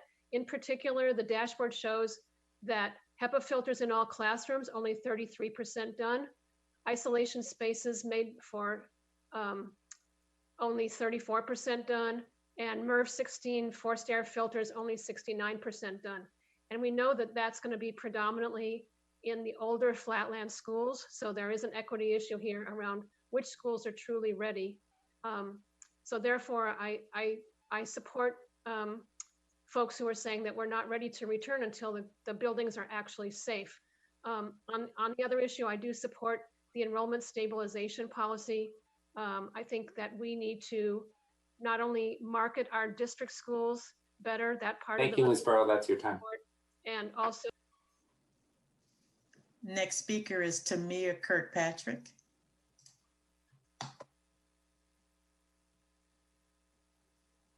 Oh, hi. Sorry. Hold on one second. Sorry. I wanted to take the time to recognize Oakland Charter High School for providing a rigorous curriculum during the pandemic. Both administration and teachers have been incredibly supportive during such challenging times. They provide tutoring and wellness coaching on a regular basis. And it's really important that we're all here and we support all schools and value the education for all of our future leaders of this country. Thank you. Thank you, Ms. Kirkpatrick. Next speaker, please. Next speaker is Carol Delton. Good evening, board and superintendent. I hope that all of those who are considering reopening of schools and what education may look like under the conditions where social distancing and a variety of health measures still need to be in place, will look at in-depth article in the New York Times from several weeks ago, which described, and so it wasn't a statistical article, it described what school looked like in Rhode Island. Just because students are back in the building, there were times they needed to be isolated from their teacher who was quarantining because of an exposure. That can happen even when teachers are partially vaccinated and when students aren't vaccinated. And I think that would give perspective. I also would like to ask that board leadership, when leadership of OEA is referred to in such a pejorative way, mention that as you often Thank you, Ms. Dalton. That's your time. Attacks are not welcome. Our next speaker is Rebecca Botenheimer.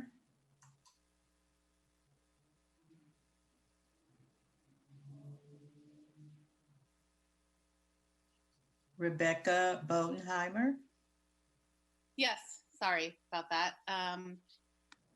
Yeah, thanks for allowing me to contribute this evening. I am a District 5 resident, and I want to say that it's unacceptable that OUSD seems to be accepting the terms of OEA, which specify that teachers be allowed to go back voluntarily to the classroom after being prioritized for vaccination.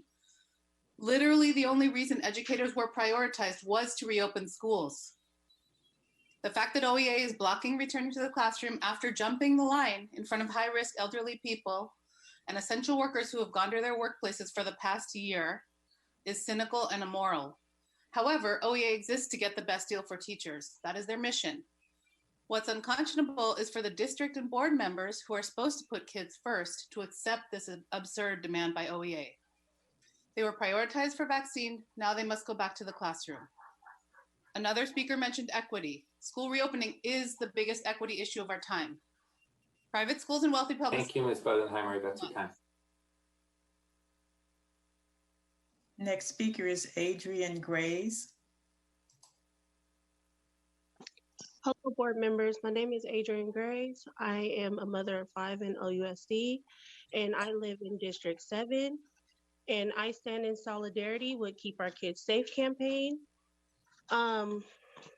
Just want to say, my kids go to a school here, and I noticed that the school is not ventilated, which means it's high risk for the kids to catch the COVID. I'm just trying to figure out how you guys can do more by engaging in distance learning, and also engaging in with the families. Thank you. Thank you, Ms. Grace. Next speaker is Erin Proudfoot.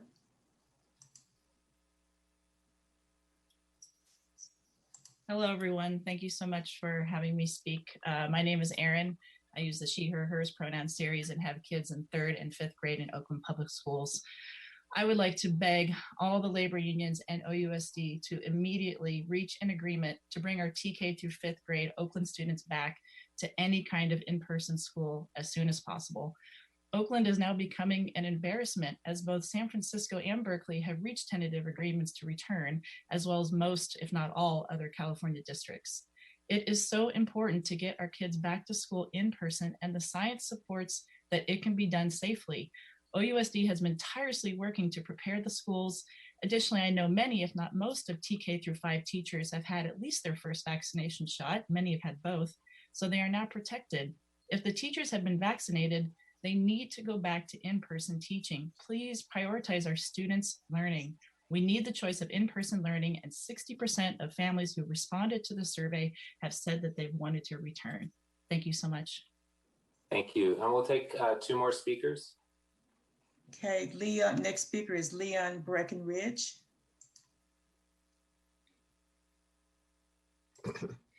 Hi, this is Leon Breckenridge, and basically about the opening or reopening schools is I think that affluent parents, especially affluent parents, need to start realizing that some of the concerns that they have about reopening schools is a big concern.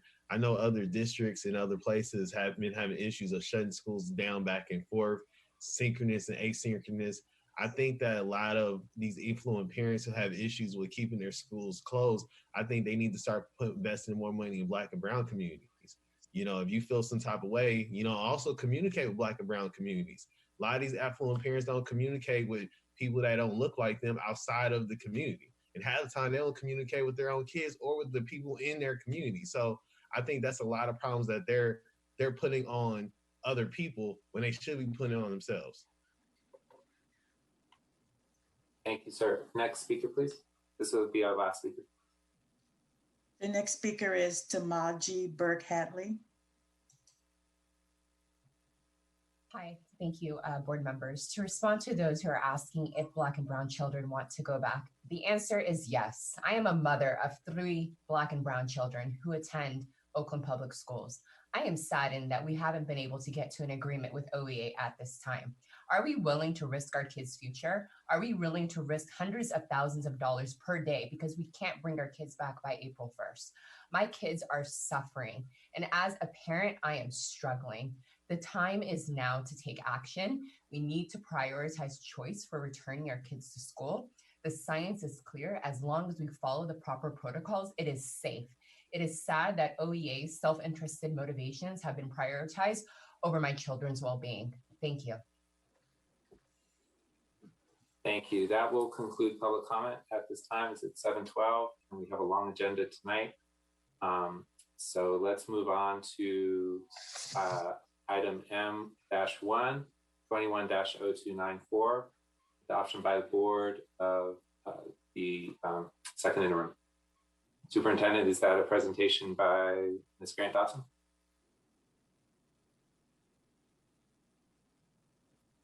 Yes, thank you. Mr. Vice President, we need a motion on the floor. Hey, even before that, we need to do a check for translation. Okay. So folks, if members of the public could lower their hands, please. I apologize. I just want to check for translation. Okay, Ms. Walker Marquez, go ahead. Buenas noches. Esta reunión cuenta con interpretación simultánea al español, así que por favor, si quieren que se les dé el servicio de interpretación al español, levanten virtualmente su mano, donde está el simbolito de una pequeña mano amarilla, apriétenlo. Y ahí están levantando virtualmente la mano para que sepamos que hay alguien que requiere nuestro servicio de interpretación. Si no levantan la mano virtualmente, no se va a prestar el servicio en esta sección de la agenda. Se va a volver a hacer una presentación del servicio en el siguiente punto de la agenda.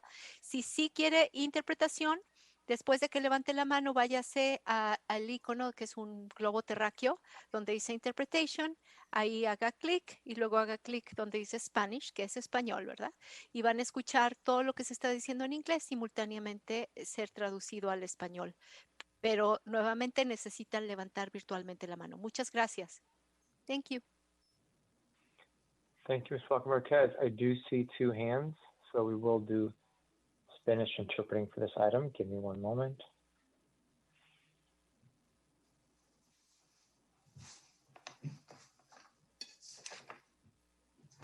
Okay, we'll lower all hands again, and Ms. Ho, go ahead for Cantonese. 各位奧倫社區人士好，呢個係奧倫聯合校區教育委員會會議。假如你需要廣東話翻譯，請你喺螢屏嘅右下方點擊一個地球形狀嘅符號，然後選擇中文，咁你就會聽到我哋嘅廣東話翻譯。假如你需要廣東話翻譯，請你喺螢屏上舉手，等我哋知道。多謝。I'm finished, General Counsel. Thank you, Ms. Ho. I don't see any hands, so we will just do Spanish for this item. Thank you. Back to you, Madam President, or Vice President Davis. Thank you, General Counsel. I'll entertain a motion on item M1 to approve the second interim financial report.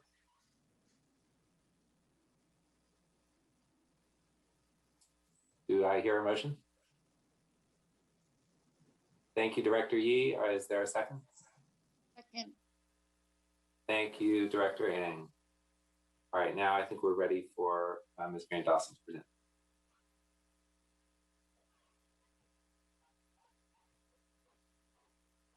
Good evening. Thank you, Vice President Davis, to Superintendent Johnson Trammell, and to the Board of Trustees. We will not be before you long. Do want to share that tomorrow night at the Budget and Finance meeting, as was noted earlier, we will have the second interim on the agenda again. So in the event, due to time, we aren't able to get through or any questions, we can definitely entertain them tomorrow. So we're presenting the district's second interim financial report for 2020 and 21. Want to thank what now is a growing team to be able to continue to support this effort financially, to include our new Budget and Finance Director, Omaira Reyna.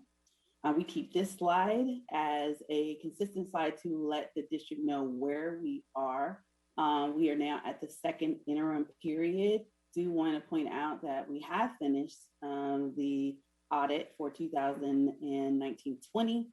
And so we are continuing to move that through the process to submit it to the Alameda County Office of Education, as well as the State Controller's Office.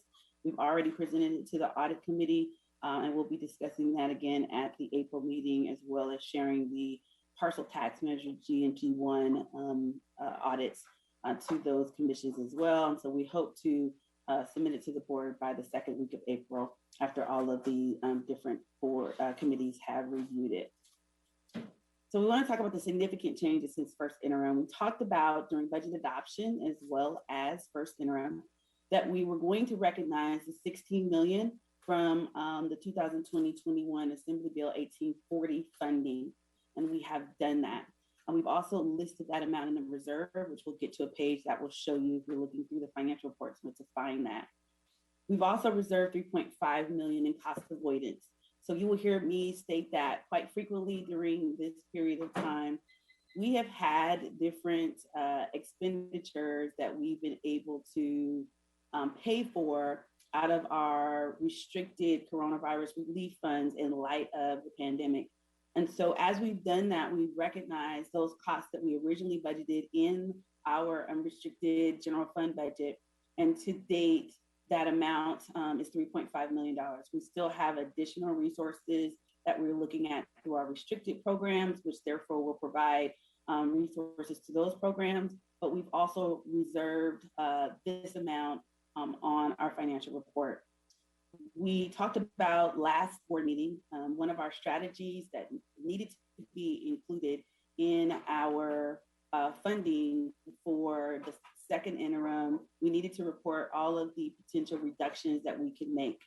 And so 1.6 million of the contribution, which we shared at first interim, would be eliminated in 2021 for second interim. That does not mean that this same 1.6 million that we projected to contribute to the student nutrition program will continue into the year. That vote by the board will still take place. But for this year, that contribution was not going to be needed. In addition to that, we had $1.7 million in cost avoidance from utility costs that we've also listed in the reserve. So this is a page that just shows our second interim assumptions. Again, the interim is a report that has 3 years of projections.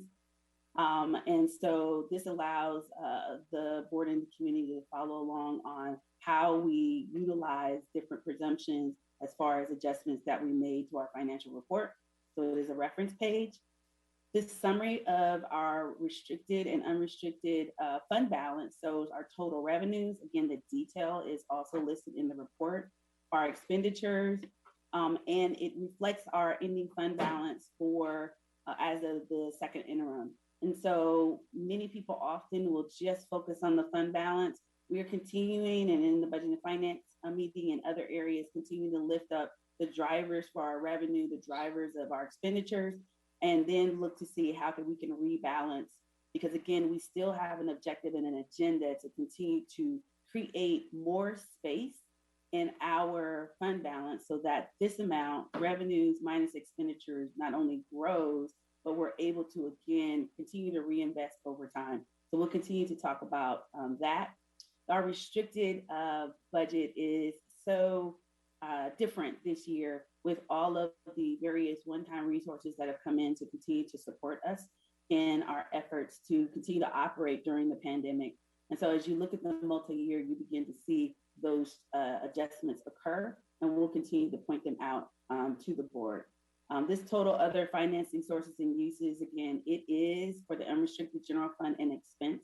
This is where we are contributing to our ongoing major maintenance or routine restricted maintenance and other resources to include special education that, again, do not earn full revenue from the funding applications that we currently have. And so therefore, we contribute those resources to we contribute resources from the unrestricted general fund. So that's why you see this is negative and then the restricted as positive. This is where you're seeing the net change in us not contributing to student nutrition. And then again, there were a couple other changes in expenses. So these slides talk about the primary drivers in summary. So we already talked about the unrestricted general fund. Our LCFF was reduced by 1.5 million. That has a lot to do with us finalizing our enrollment. We are continuing to use the 2019-20 enrollment. And so we made an adjustment there for LCFF for 2021. Our other state, again, we talked about the 60 million from the AB 1840. The restricted revenues are $3.3 million higher than adopted budget. And that's because we recognize the special education property tax projection increase, as well as various other grant awards that all live in our restricted budget. Our unrestricted expenditures are relatively flat. You heard me talk about the cost avoidance and our movements of expenditures from unrestricted where appropriate to restricted, especially related to our coronavirus resources that we were able to use. So this summary provides you with the various areas in which we were able to make those changes. $3.4 million in unrestricted salaries and benefits, 3.5 in books and supplies for cost avoidance of expenditures, and we talked about the other utility costs as well. And in addition to that, we saw an increase in expenditures. So when we move expenditures from unrestricted, it's going to increase expenditures in the restricted areas. But again, these are the areas in which we're moving and utilizing our one-time resources to support the pandemic wisely. This particular resource, we had to spend down by December 30th originally. That changed December 28th, but we stayed on task and continued to complete our expenditures of $33 million for this particular coronavirus resource timely, where this resource, 7420, which is our original ESSER 1 funding, we have until 2022 to spend that. A lot of movement and maximizing of those resources. As it relates to our multi-year projection, last board meeting, we presented the list of budget options to include a bridge plan. One of the requirements that we have to submit by second interim was a list of the potential reductions. We talked about why we were able to, yes, realize $5 million in reductions for the board to consider. But in order for us to do some of the additional reduction, it's going to take us more time to be able to develop those recommendations. And so in the multi-year projection, you see those recommendations, which are also included in the resolution. We are continuing to be concerned not only about enrollment, but ADA decline, which can continue to impact us. But again, we'll continue those conversations regarding how enrollment, how attendance, especially in 2020-21, will impact our future funding, and then what our options are to be able to make the right adjustments and also work on building back up. This is the vision of the multi-year projection. You'll see year 1, 2021, second interim, year 2, and year 3. One of the things I want to point out for the unrestricted general fund is this amount in revenues should be reduced by 16 million, and we've made the adjustments on the financial report as well as this year. That's because the 16 million that we have been projecting is now in this particular year, and I was remiss in removing it from this particular model by the time we posted for this agenda. So what it does ultimately is adjust our ending fund balance cumulatively by 16 million by year 3. And so once we post and submit our final report, it will be reflected there. The first tab first slide that we showed you with all the assumptions talks about the assumptions regarding expenditure increases for salaries, for benefits. We're projected to see a 4.3% increase in our benefits. We also have our consumer price index that we review, as well as other changes in expenditures that will projected that were happening in the unrestricted general fund. You're also seeing us look at how we're projecting to support other resources, again, what we call contributions. And so with that, some of those changes will be impacted by, as these years move forward, we will be losing and won't have those one-time resources, not only in the unrestricted general fund, but also in the restricted general fund. So currently this model shows that our unrestricted general fund by 21-22 would be 86 million. If we take the 16 million that was reflected here, that number would change to 70 million. And so with that, you will see an update with those adjustments reducing our fund balance projection down. This is the view of the multi-year projection, the restricted side. Again, a lot of movement here with one-time resources coming in. This also does include our one-time revenue resource, ESSER 2. All these acronyms are starting to blend. That's approximately 57 million that we are going to recognize in 2021-22. We do have a special board meeting next week to discuss that.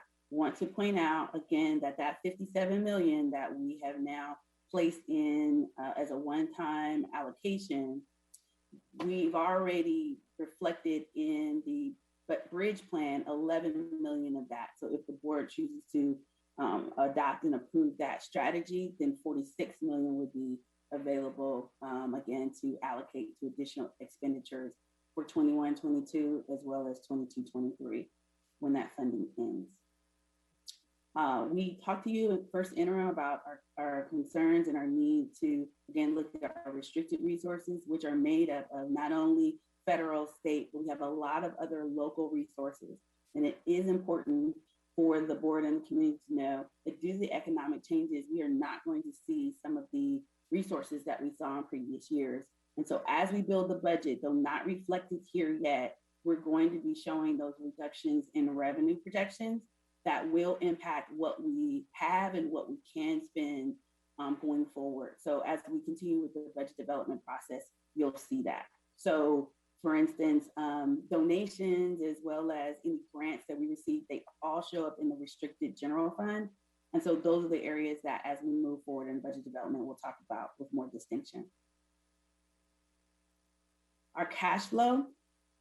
Our second interim is reflecting $34 million negative in cash. We talked about this throughout the entire year. This again is a direct correlation to the cash deferrals due to COVID-19 and the state's economic outlook. And so we've prepared and done all that we needed to do to move forward with our, in applying, receiving the approval by the board for a state intercept loan to be able to offset this deferral. So what again this means is that there's a significant percentage of our revenue for LCFF that we will not receive in cash this year. And so based on several other cash flow activities that we'll have, we're now projecting that we'll need to borrow at least 34 million. Last month, the projected amount that I provided to make sure that we had enough was 50. And that's again to get us through June. What happens is with the state intercept loan, once we receive the cash that we should have received starting in July in 2021 through November. So we actually won't receive this 34 million plus until July through November 2021. The state will take that amount that we borrowed directly off of our apportionment. That includes our state loan payments, one of which is due in August. And so we'll be protected and supported in that way as far as the cash flow is concerned. There it is. Okay, we always show our ancillary funds because they are important to our entire district. So the district is very fortunate to have 10 other funds that it continues to have the responsibility and honor to manage. They are listed here. All of our ancillary funds are operating within their own means, including student nutrition, which for the first time in 20 plus years is the case. We talked about the 2004 loan that was provided, and as part of the district's also fiscal recovery strategy, a loan to student nutrition, as well as at that time child development, which also required contributions. The district looked back at several years of contributions and determined that there was an amount due that they wanted to make sure that the general fund received. So at second interim, we have now cleared this loan because of the resources that's in student nutrition. There was $840,000 left, as well as eliminated the contribution. And so we are pleased to see this momentum and continue to work to make sure that as we reopen school, that our student nutrition program is also not able to serve more students as we have during this period of distance, but also to earn the revenue to make it a more sustainable fund. This last slide wanted to show the reserves that we mentioned earlier. So this is on the actual financial reports, and just wanted to show the various reserves that we made. Again, we have not determined how we're going to spend the AB 1840 resources. We talked about the liabilities that the district had pre-pandemic, as well as now 5 million of this being used for the bridge fund. This is the cost avoidance that we talked about from the coronavirus expenses from the fall, and this is the $1.7 million in utilities. Essentially, this is the estimated amount that we will not spend in utilities this year because we are not in office in person. And okay, the next steps. So we will be submitting the second interim to the Alameda County Office of Education by Monday, March 15th, to include the adjustments to the MYP multi-year projection that we discussed. Our financial reports also get distributed to many other stakeholders that continue to review our financial projections, and as it relates to our financial advisors, bond reporting agencies, because they do watch and monitor how the district's finances are to continue to maintain and improve our credit rating and outlook. We're going to continue budget development planning. We'll be back with a third interim because we self-certify as qualified, and even if we didn't self-certify, the county may send us a letter back and saying you're still qualified, because we have not been able to clear how we're going to meet all of our commitments in the next 2 years. We'll be back with a third interim by June 1st. We will continue the financial and parcel tax performance audits, which there's just one that's in play, and that's Measure N. And so we'll finish that audit. And so we'll be done with all of the 1920 audits. And then again, I mentioned there will be a special board meeting March 16th, as well as tomorrow, we'll have the Budget and Finance Committee meeting. So I will pause there and hope that summary was adequate with time, and turn it back over to you, Vice President Davis, if you still have the gavel. Thank you, Ms. Grant Dawson. Okay. Thanks, Vice President Davis, for filling in. So, colleagues, I'll entertain a motion to adopt the second interim report. It was already moved. President. Oh, great. Gonzalez. Perfect. Yeah. Is there discussion? Yes, I just want to ask just this clarity for me. First of all, Ms. Grant Dawson, I want to thank you for creatively using the one-time funds in order to cover specific areas. But I was just also wondering, and this is just for my own clarity, two questions. Number one, has any of the funds, any of the expenditures affected our mandated reserves, number one? And then number two, do we ever have to dip into unrestricted funds in order to cover our special ed costs? So thank you for the question. So as it relates to our mandatory reserves, we are able to meet not only the 2% that we're required, but the board's request for the additional 1%. So we do meet that. And yes, that contribution line, that contribution line is where the unrestricted general fund supports special education. Okay. Are there other questions or comments? Go ahead, Director Hutchinson. Yes, thank you. And thank you for the presentation. It would be, I think, helpful just because how we've, my internet is really bad. You're back.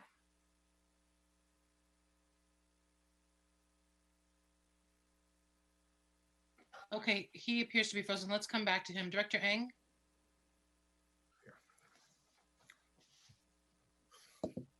Are you back, Mr. Director Hutchinson? Yes, I can be back. And my Wi-Fi is going crazy on me. I just 3 questions, and one of them I think tomorrow night at the Budget and Finance is a better place for it. It gets confusing as we are injecting one-time dollars into the budget, kind of when that's going to show up and how that's showing up. So if I just know I'm getting confused in the presentations of which budget is including one-time dollars and which isn't. And so I know I'll need some help with that going forward. It would be, I like how we had the multi-year projections here for both restricted and unrestricted.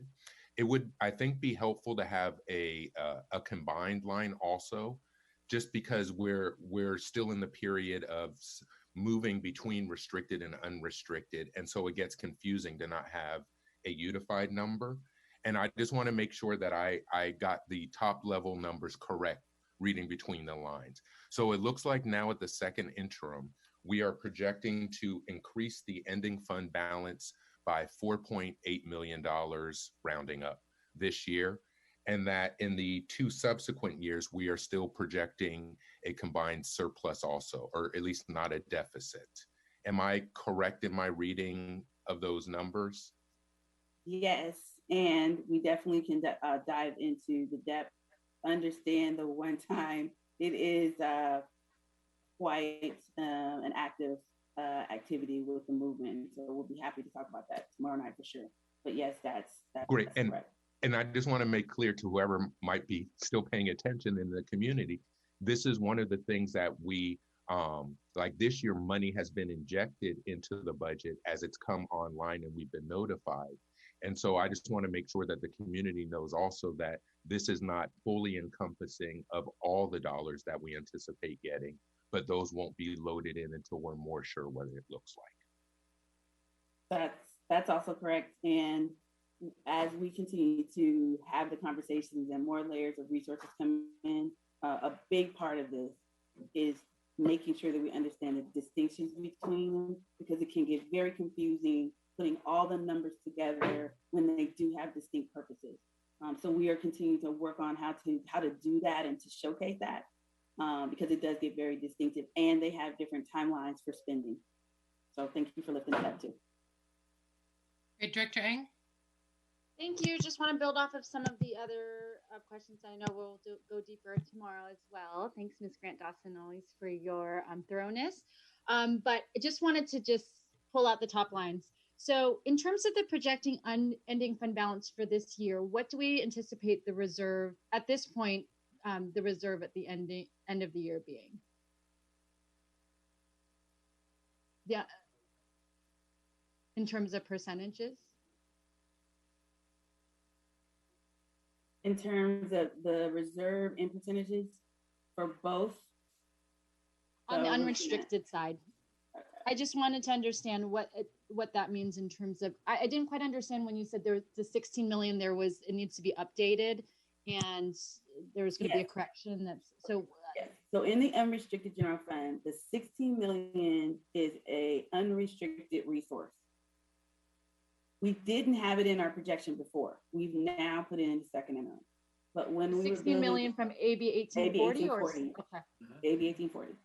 So we have to take it out of 21, 22, and 22, 23 because it was one time. So I took it out, but after we did this projection. So that's what I was referencing. So it's here live, and then the way the projection works, you have to manually take it out so it doesn't appear in the out years because it's not an ongoing 16. There will be another one last allocation of AB 1840. We don't have the amount yet. So when we back to all the resources that come in, we will put that in 21, 22. We don't have that yet. But that's what I'm saying. The 16 million here and the 60 million here has to come out. So our ending fund balance right now is projected at 51 million. Right. I know at one point it was around, I know it's always shifting, but it was about 5 million was roughly equivalent to 1%. Is that? So when you look at this slide, okay. So this is the projected at 51 that you see. We started with 33. And above this line that was 18 million, I'll go back to it. So this is what sharing with the 51 million, you have your reserve for economic uncertainties to 2%, which is 13.4 million. Can you see that? There's some of it's blocked out. Could you just tell me what the, oh, okay. Yeah, great. 13.4 million is the 2% mandatory that Director Thompson asked about. Yeah. This is the 1%, and the description is right here. So then there's another 7 million. So that's 20 million in reserve, 2% and 1%. This is the amount that we should also be able to realize soon, the stale dated warrants. So we still have a few more weeks, and then we'll be able to adjust that. So we should see that change by third interim. This is the 16 million that is in the revenue that we're reserving. Why? Because we haven't determined how it's going to be spent. So it's not in the expenditures. It's also part of the budget options. This 3.5 million and the 1.6 is the upside that Director Hutchinson asked about. Because we didn't spend something that we budgeted, we reserved this because we moved this resource 3.5 into restricted. This is again cost avoidance for utilities that we project we're not going to pay because we are not in the offices and school sites. Does that help? Okay, so it sounds like it's not necessarily being automatically assigned to the reserve, but it is you're line iteming it, it's separate, and we'll determine obviously as part of the right. And then there's right 9.6 that's left that is unassigned, and so that's why it's in this line.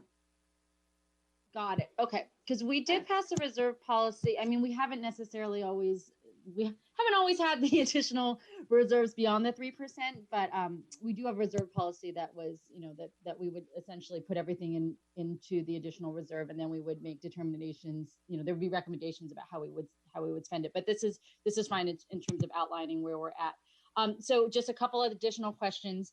In terms of the one time, it sounds like ESSER 2, the 57 million's in there, 16 million from 1840. But any of the additional reopening dollars that could be anticipated of the 6.4 billion, et cetera, at the state level, that obviously was not be in there because we are not, at this point, we don't, we know that potentially we would have additional funds, but that would not be calculated in. And any additional funds of the the stimulus that was passed, the 125 billion, obviously that's not being reflected either, but those are additional funds that we could potentially expect to see in third interim. Obviously all one time and not, So by third interim, the reopening potentially, all of that again has so many contingencies built upon it that we have the number, but it's contingent on our plan and dates. The recent today's allocation that will be coming from federal, we won't see that, and we'll see if we even have projections for budget development. We may be like we were last year, where we're doing a revised budget in August. So that's one of the things we're definitely going to talk about. The timing of notification and the timing of when you have the allocation and the timing of when we actually receive the cash are three different things. And we are not in a cash position, as I just shared, to begin spending cash that we don't have. So even the 16 million, we've reflected it as revenue. We've not received the cash yet. So that cash management and monitoring is very important, so that we're not expending too fast beyond where these runtime resources are hitting. So that's another significant. Thank you. Yeah. Thanks. So that's important just in terms of timing. I know I'm out of time. Just my last quick point is that finally we had we have the recently reviewed the pretty challenging letter that we received from FICMAT from the March 1 notification about the letter was written to the legislature. So what I'm trying to understand in terms of the projected operating deficit for next year, what assumptions are in terms of, I know that there's going to be significant one-time dollars that are coming in to help us bridge, but do we have a sense of, at this point, of what we anticipate we would need to reduce our entire budget by in the coming years? As we know, we did a bridge for this coming year, but when we have this conversation next year, what is the assumptions we're putting in terms of what we'll have to reduce our total budget by for fiscal year 2023? That's definitely being developed now, as well as with budget development. So when we talked about resources that we're going to see reduced, revenues that we had that we won't see, all of that is going to inform those reductions. So that will be a big part of the budget development, number one. Two, definitely can talk about that. When that report or any analysis about your true outcomes, they're going to take out the one-time money as an assumption, because again, it has a specific intended purpose. They're not even going to include the AB 1840 per se, because they're saying, hey, that's still one-time money. And so we want to just look at your raw budget. So we know that we still have that agenda and objective to meet, in addition to seeing how to use the resources to reopen schools, support safety, as well as other needs in light of the pandemic. So yeah, so we could definitely talk about that as well. Okay, let's keep moving. Director Yee. Thank you. And I don't even know, Ms. Grant Dawson, if this is feasible or wise, but since we are this income of new one-time revenues from the state and the feds, is there some way to, or is it advisable or feasible to be able to track that money separately so that it doesn't distort our budget planning, our budget cycle for the next 3 years? Because there's a big fear that I have that we are going to mush it into the budget without taking into account that it's not part of the ongoing 3-year budget planning cycle. So I don't know if you have a comment on how to help us as board members and the community keep track of it without distorting the budget development process. Yes, so all these resources have their own resource, which is a code that identifies what it is. So if it's coming from the feds or the states, they'll specify the resource. For the AB 1840, we've specified a resource so that's how we don't get it confused. It's just not coming into an unrestricted resource. And so I think maybe then on a future presentation, we can kind of drill down on all the resources or refer back. But that's a great question, and we do separate them by resource.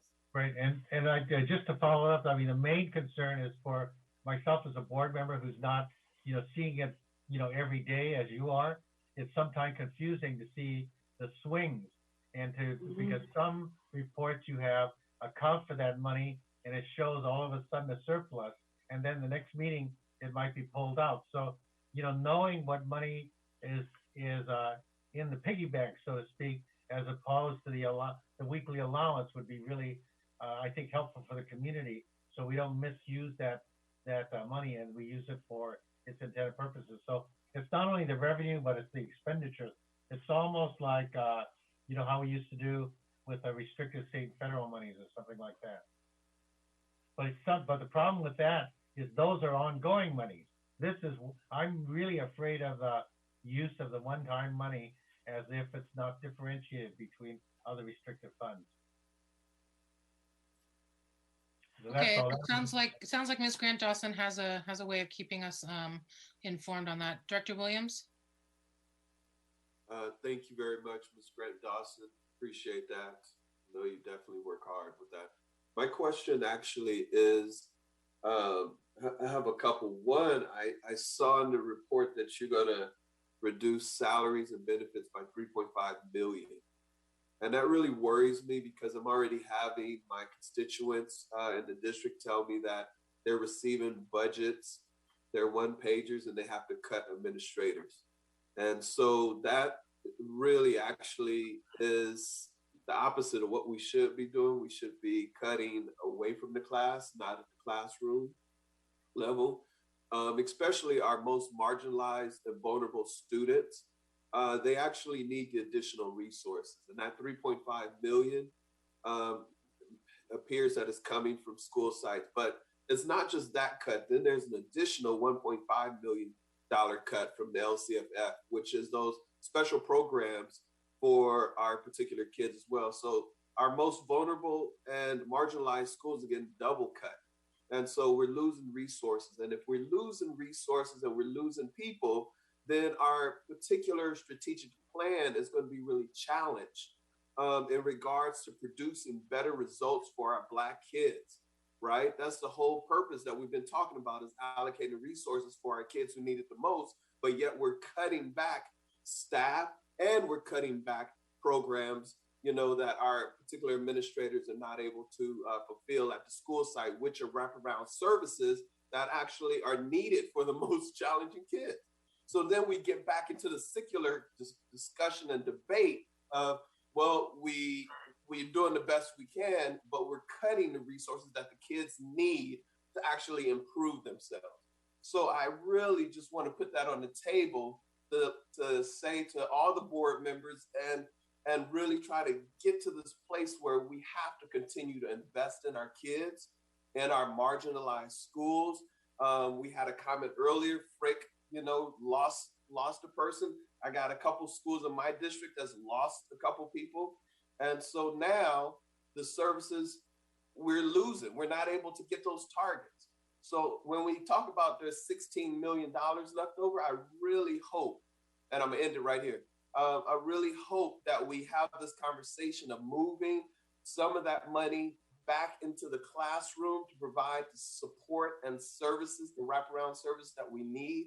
It is part of what I really would like to see the district do, which is pivot towards a more a place that invests in our most marginalized.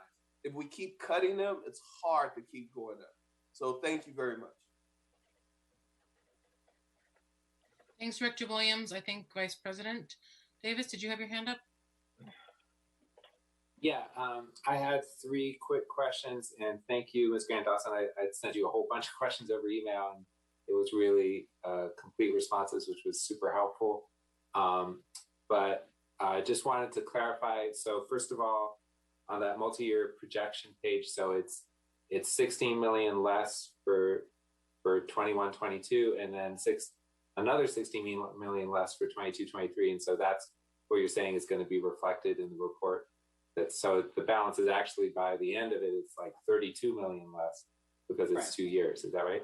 Right. Right. And then I think what you shared with me, and just, you know, for people who are, you know, delving into this at home, that in the multi-year projections, when you delve into that page of the report, it's really bumped up for supplies and for services for next year, because the assumption is for now that that's where the ESSER 2 monies are going to get spent. They're going to be somehow divided. But what you were sharing with me over email is actually, once we decide how we're really going to spend them, some of that will go to salaries, some of that will go to services, some of that will go to supplies. It's going to be, and then the additional ESSER 3, I just saw that, which made me very happy, that term, ESSER 3, or the aid from the state, you know, the ESSER 3 being the dollars that are just getting approved today in Congress, and then the potential support from the state for extended learning. That money would also end up in the restricted side, divided up mostly between, you know, salaries, supplies, and services, because we're going to have to spend it next year. Most of it's required to be spent over the next year or two for, pandemic relief services. And I think my last question was on that multi-year projection page. You saw that goose egg at the end in the restricted side. It's kind of worrisome because it means we're spending all of it down. And I think that was even taking into account a huge reduction that's going to be needed to be made by over the course of the next year in budget development, so that by the following year, it's the 16 million that we were going to do this year that we're bridging, and then the 20 million that we were already planning to do in the following year. And it even looked like it was more than that. So I don't know if you want to address that at all. I do. I think on one of the things with restricted, and as Director Egan and I look at the agenda, there are some very purposeful conversations tomorrow. So Director Williams definitely will respond to your questions so we can get some of that clarified. But yes, we have a significant amount of restricted resources that we utilize, and they are allocated to salaries. So again, what's happening, like one of your other questions, which is really great, like between 2021 and 22-23, as I shared with you, the salaries and benefits just with step and column and whatever negotiated increases in benefits would go up 13 million. So you have to keep pace with what revenue and or reductions you're going to make to keep pace with what you already have. And so that is where the prioritization discussions will come forth, which is why the recommendation for the bridge, because we have to get there to be able to figure out how we're going to do it. And as other grants and other resources decline, we have to figure out what we either are not going to do or we're going to change to be able to meet the needs with less resources, or again, earlier comment, and we've talked about it many times, the attendance, how we're going to address the attendance improvement. Big part. So yes. Great. So thank you for your questions. They were really good as well. Thank you. Thank you, Ms. Grant Dawson. I just have two quick things. I know we need to take public comment. I am really concerned about enrollment for next year. I saw it was on your deck as well. And I'm wondering, I saw the assumptions for enrollment for the next 3 years, but when are those assumptions going to be updated? So for example, we know that our applications are down this year. So have these assumption numbers already been, do they already reflect where our enrollment applications came in? And if not, when are they going to be updated based on more accurate assumptions about enrollment for the next 3 years? Right. So for the interim, we are projecting a reduction based on our historical net change, as well as really delving into, as you just stated, our current enrollment projections and how close or far that is. And so we are doing that now with reviewing enrollment projections, and we do get updates as well as looking at attendance. Okay, so those assumptions for enrollment may be different when this comes back for budget. third. Okay. For budget. And for budget. yes, okay. Correct. Yes. Okay. Yes. The year 3 COLA assumption, I know where the year 2 COLA assumption is coming from. It's coming from the January budget, right? The governor's proposed budget, 3.84%. But where is the 22-23 COLA assumption coming from? Because there have been years that I've been on the board, we didn't get any COLA at all. And so where is that assumption coming from? Same. From the January budget. It usually includes 3 to 4 years of got it. Which changed, of course, but yeah, you start with that by May. We'll have that updated as well. So by budget adoption, those assumptions will be updated also. Okay. So at this time, we'll take public comment. We're going to do 10 minutes. So please raise your hand if you would like to make a public comment on the second interim budget report. And we'll do 1 minute each. Ms. Floyd, can you call the first speaker? Our first speaker is Jim Mordecai. Okay, Jim Mordecai, speaking as an individual on the budget, I want to, there's this role of FIGMAT, and they're supposed to define what the structural deficit is. And the relevancy of that is the last year of 1840 is about to come up. and how much money will be in it. It's a now what the definition, according to the head of FIGMAC, is supposed to be you eliminate one-time money, which is the big money we've gotten right now, and then this is what you sort of come up with. But it's kind of crazy because the first year we got a lower amount, and then the following year we got a big boost. So I don't think Thank you, it's Mr. Mordecai. That's your time. Next speaker, I'd like to see a. Next speaker is Aaliyah Wandera.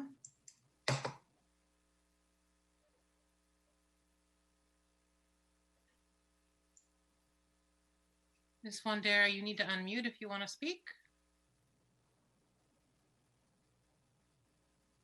Okay, let's come back to her, Ms. Floyd. Next speaker is Asada Olabala.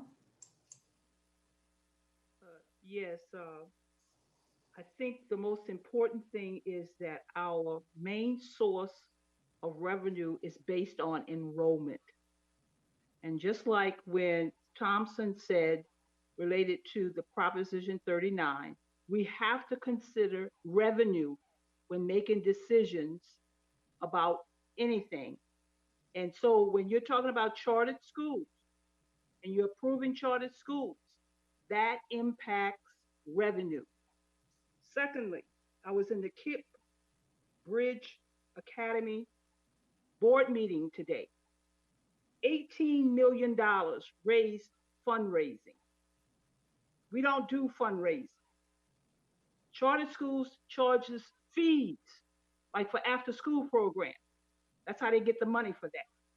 They also have loans just for chartered schools. Asset is one of the loans just for chartered schools. Thank you got to you, stop Ms. thinking. Olabala. All right. Next speaker. Our next speaker is Carol Delton. Good evening, everyone. I would like to say how much I support Ms. Grant Dawson's plan to use funds to bridge this year and to make really considered recommendations on how to allocate and structure funding that OUSD does have for the best use for the students. I'm going to ask every single board member here to hold Ms. Grant Dawson and the rest of the staff to doing that in a timely way, to beginning the discussion as soon as you pass that resolution and pass this second interim budget, because it's critical. And for 3 years, all of those discussions have been delayed to the point where much information did not come forward to the public. I hope that with our new leadership, it will be forthcoming every single month. Thank you. Thank you, Ms. Delton. Next speaker. Our next speaker is Asa.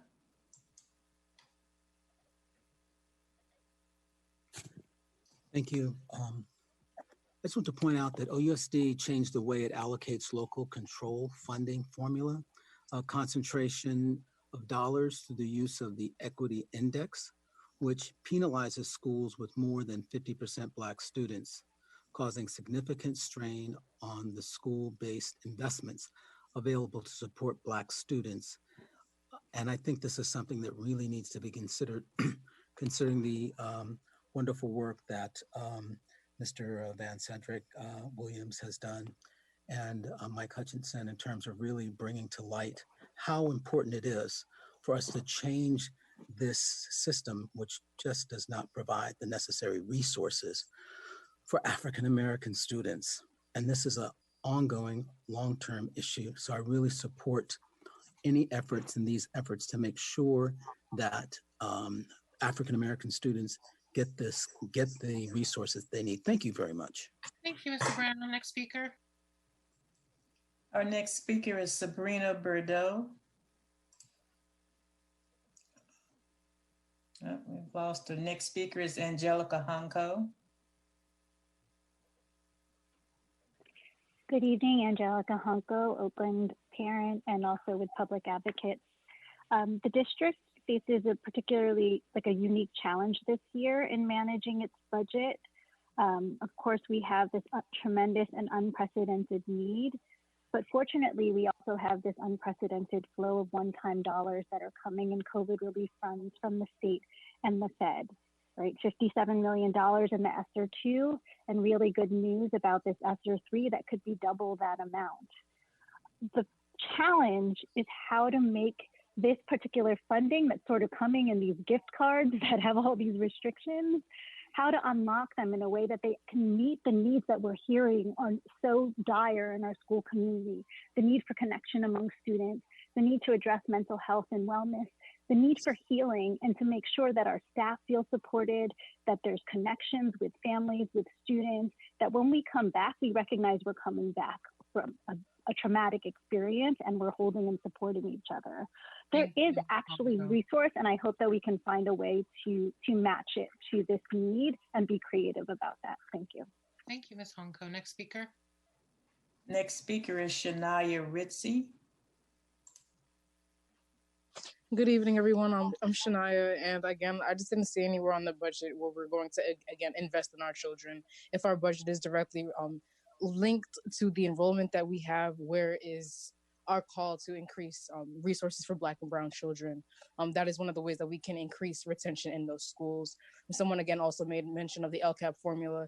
That is something that definitely needs to be discussed and on the table. We have inequity written inside of an equation that is making our Black and Brown children suffer.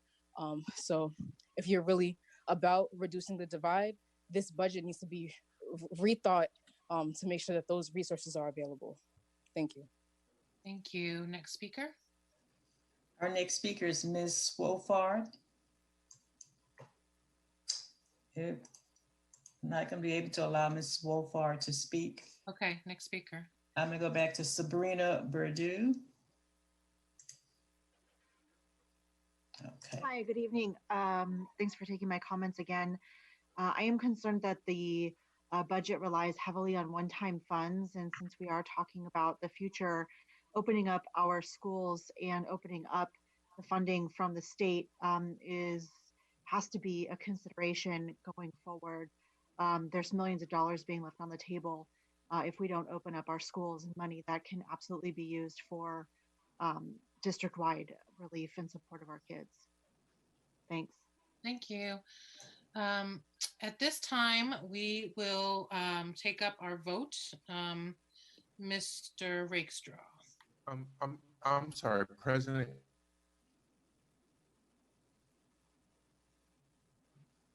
Can I just have a point of clarification? The March 1st to address that letter separately, or is it going to be included with one of the interim reports, or are we just not going to address it? I realize it's not included with this vote now, but just the timing of it. So is there going to be another time where we as a board address that or not? I didn't catch all of your comment. Are you asking about the letter from FICMAT? Yes, the March 1st letter. I have asked the superintendent if we can have a special meeting about that, because it's quite long and it has a lot of different things that it's addressing. So we'll see if we can fit it on the calendar. We've got a lot of meetings coming up, but it is very important. And I do think we should take it up at a separate meeting. Great, thank you. Colleagues, can we have a roll call on the motion? On the motion to adopt the second interim report, Student Director Powell. Student Director Ramos. Yes. Director Ng. Yes. Director Yee. Yes. Director Williams. No. Director Hutchinson. Yes. Director Thompson. Yes. Vice President Davis. Yes. President Gonzalez. Yes. The second interim is adopted. Thank you. And thank you, Ms. Grant Dawson. And please thank your team for the work to pull it together. I know it's a lot.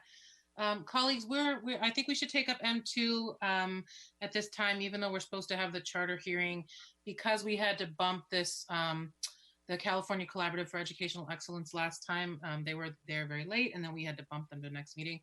So if folks are okay, I think I'd like to move us to M2 at this time. And while they're getting set up, I forgot to mention that our PSAC is meeting this Thursday night. So, on the 17th, the night following our discussion about the one-time resources. And so families who would like to also have a chance to weigh in on how we use these one-time resources for COVID relief and back to school, please, it's 6 p.m. on the 17th, and you can find the details on the OUSD event calendar. So that's another opportunity for families to be able to weigh in on that. With that, Superintendent, I will turn this over to you because I'm not sure who's leading this presentation. Thank you, Board President Gonzalez. Good evening, everybody. And I believe we are going to have Dr. Carla Estrada with us that will begin our CCEE report. I will wait to see if we have our guests elevated to panelist status.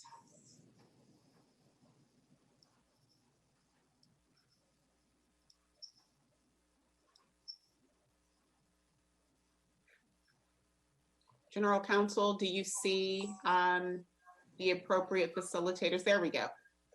Wonderful. Yeah, my apologies. Hi, I was good trying to evening. track them down as well. Good evening, Dr. Estrada. Thank you for joining us this evening. I'm going to pass it over to you to introduce the team. Dr. Estrada will take us through the CCEE report, and Dr. Aguilera and I will close out with next steps. Yes, and I I'm just want sorry, to make Dr. Estrada, before. Yes, Oh, I'm please. sorry, We need to do translation General check. Counsel. Thank you. Yep, I apologize. Ms. Ho, if you could start us off, please. 各位歐倫社區人士好，呢度係歐倫聯合校區教育委員會會議。假如你需要廣東話翻譯，請你去熒屏嘅右下方點擊一個地球形狀嘅符號，咁你就會聽到我哋嘅廣東話翻譯。假如你需要廣東話翻譯，請你熒屏上面舉手等我哋知道。多謝。I finish, General Counsel. Okay, seeing no hands, we'll not do Cantonese and Ms. Walker Marquez for Spanish. Buenas noches. Esta reunión cuenta con servicios de interpretación simultánea al español, si así no los piden. Así que por favor en este momento les pido que levanten virtualmente la mano para saber si continúan necesitando que se les haga traducción al español.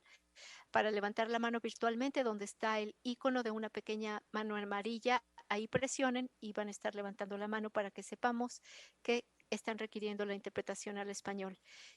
Para acceder al servicio, vayan a donde está el globo terráqueo y dice abajo Interpretation, hagan clic y elijan donde dice Spanish, que es para poder escuchar en español todo lo que se está diciendo en la reunión.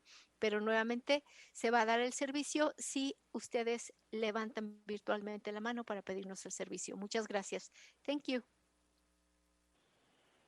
Thank you, Ms. Walker Marquez. I do not see any hands raised, so we will not do Spanish interpreting for this item. And before I turn it back over to Dr. Estrada, Mr. Seichao, there do appear to be those boxes on your screen. I'm wondering if it is possible to reshare and minimize. There we go. All right, Dr. Estrada. I'm going to go ahead and start, folks. Good evening. Go ahead, Thank you, Carla. Tom. Want me to go? Yeah, All no, right. I was just going to introduce you. Okay, go for it. Thanks. So I just want to introduce and thank the Board President Gonzalez, as well as the board, our superintendent, and Oakland Unified School District community for having us here today.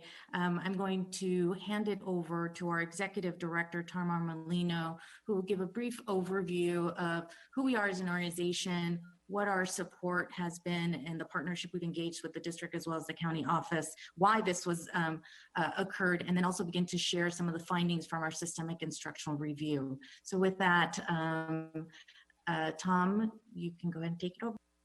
Yes, good evening, Board President Gonzalez and your fellow trustees and Superintendent Johnson Tremmel. Also like to give a quick hello to your General Counsel, Josh Daniels. I appreciate the opportunity to come back to you tonight. I know we were here a few months ago before we started our systemic instructional review. And at that time, we were able to share why we're here specifically. We're going to go ahead and review a little bit of that tonight. I'll share a little bit as to why we're here and in regards to some of the ed code and the dashboard data. And then we want to focus specifically on the results of the SIR and speak a little bit about our roles moving forward and our plans to continue to work with the district as we move forward too. So next slide, please. So this is our team, the team specifically that's worked with OUSD. And so you can see our members there. You'll see in the very middle are our 3 professional experts who did the majority of the work, working specifically with the district, all the interviews. You'll hear some of that data tonight. And then we'll be sharing that as well as our CCE team, myself, Dr. Estrada, Ocio Gonzalez Fausto, and Stephen Stilling Mitchell, former Oakland, was actually in the Oakland district at one time many years ago. So we appreciate the opportunity to be here. Next slide, please. So why are we here? So the criteria that brought us here is that the school district meets the criteria according to section 52064.5 under school dashboard. Specifically, what the data says is that you have 3 or more pupil subgroups identified pursuant to section 52052. If the school district has less than 3 pupil subgroups, the school district, we would look at 3 out of 4 consecutive years. Specifically, I think just in general concept, you have 3 student groups. Those same 3 student groups have been red on the dashboard for 3 consecutive years. So because of that, you are one of 4 districts in the state who have been identified under 52052 in order for us to be able to come in and do some work with the district. Next slide, please. So as you can see here in 2016-17, 17-18, 18-19, the district was in what they call differentiated assistance, which basically means that you had students who were red on the dashboard and allowed you to be able to get some assistance through your county office of education. The 3 student groups that we are specifically are looking at, the ones that were identified in your dashboard, are your English learners, your homeless students, and your African American students. And the areas in which they were identified were pupil achievement and pupil engagement for all 3 of those groups. Next slide, please. So in 52072, and I always take the time just to kind of share with the board a little bit about what this says. It's very unique. And what's unique about it is you are the first of 4 districts in the state identified. This is a new ed code that came with our new accountability system and came with the school dashboard. So we are working together on how it is that we move this forward, which gives us a little bit of autonomy to be able to, as we work on behalf of the state superintendent, to be able to determine how it is that we're going to address this particular ed code. And so as I just spoke in number 1, it speaks specifically around these 3 pupil subgroups. And then what the ed code also says, it says the California Collaborative for Educational Excellence has provided advice and assistance to the district and submits either of the following findings to the superintendent. So what I'm sharing with you is what the ed code says. What I'll share with you tonight, which is most important to us, is how we pursue that and the objective or our theory of action as to how we do this work. We continue to see our role in the state superintendent is a role of being able to provide advice and to assist the district, right? And specifically, as it mentions, we have to make findings. We'll share a little bit around the systemic instructional review is kind of the first level of those findings. But those findings are really intended to be able to kind of work directly with the district to try to determine, okay, based on those findings, where's the district doing well? Where are there some areas for improvement? And how can we dig in and come alongside the district, along with the county office, to help you implement new resources or various things around strategies around how to address those findings. But what the ed code speaks to is, you'll see A says that we have to make this finding that the district has failed or is unable to implement the recommendations of the California Collaborative for Educational Excellence. As we complete our systemic instructional review, we don't believe that's the time to make that finding, right? We believe that a part of our job is to be kind of the eyes and ears of the public, as well as for the board and the superintendent to tell you what we saw. Specifically to get in there and meet with all these various groups and visit classrooms and look at all your artifacts, and then really make a determination as to what we see. And we'll share some of that tonight, right? But we don't make the determination at this point that you failed or you're unable to implement recommendations because you haven't had a chance to. you haven't had any opportunity to really kind of use that information to really think about how you're going to improve. So we're not at the place where we're ready to make that finding around A. If we were to make that finding, or if we got to a place where we determined that that was impossible, right, as we continue to monitor and work with the district, then as B says, based on that evaluation rubric, right, so also in addition to our findings, which as I said, we're not prepared to make at this time, if your performance on the school or the state dashboard continues to not meet the needs of these students, that's another opportunity, if you will, to be able to make a finding, right, that then we would now suggest that you need intervention by the state superintendent of schools. Next slide, please. And what this slide speaks to is, so if we were to make this finding, if you have this dashboard data, as you know, we're not going to have dashboard data this year. We won't have it next fall. So somewhere down the line, if there was dashboard data, and again, as you saw on that ed code, what I'm sharing with you is exactly what ed code says. So it doesn't say the next time the dashboard comes out, if your students are red, that you would be automatically going to the superintendent. It allows us to have some autonomy and some ability to really kind of work along the district to determine, are you making progress, for example, and even though you may not see that specific progress, right, we could still continue to move forward. Ultimately, that decision is really the state superintendent's. If the state superintendent then determined that finding, what you'll see here is what the state superintendent would have the ability to do in the district. So the superintendent may, with the approval of the state board, do one or more of the following. The superintendent would have the ability to make changes to your LCAP, your local control accountability plan.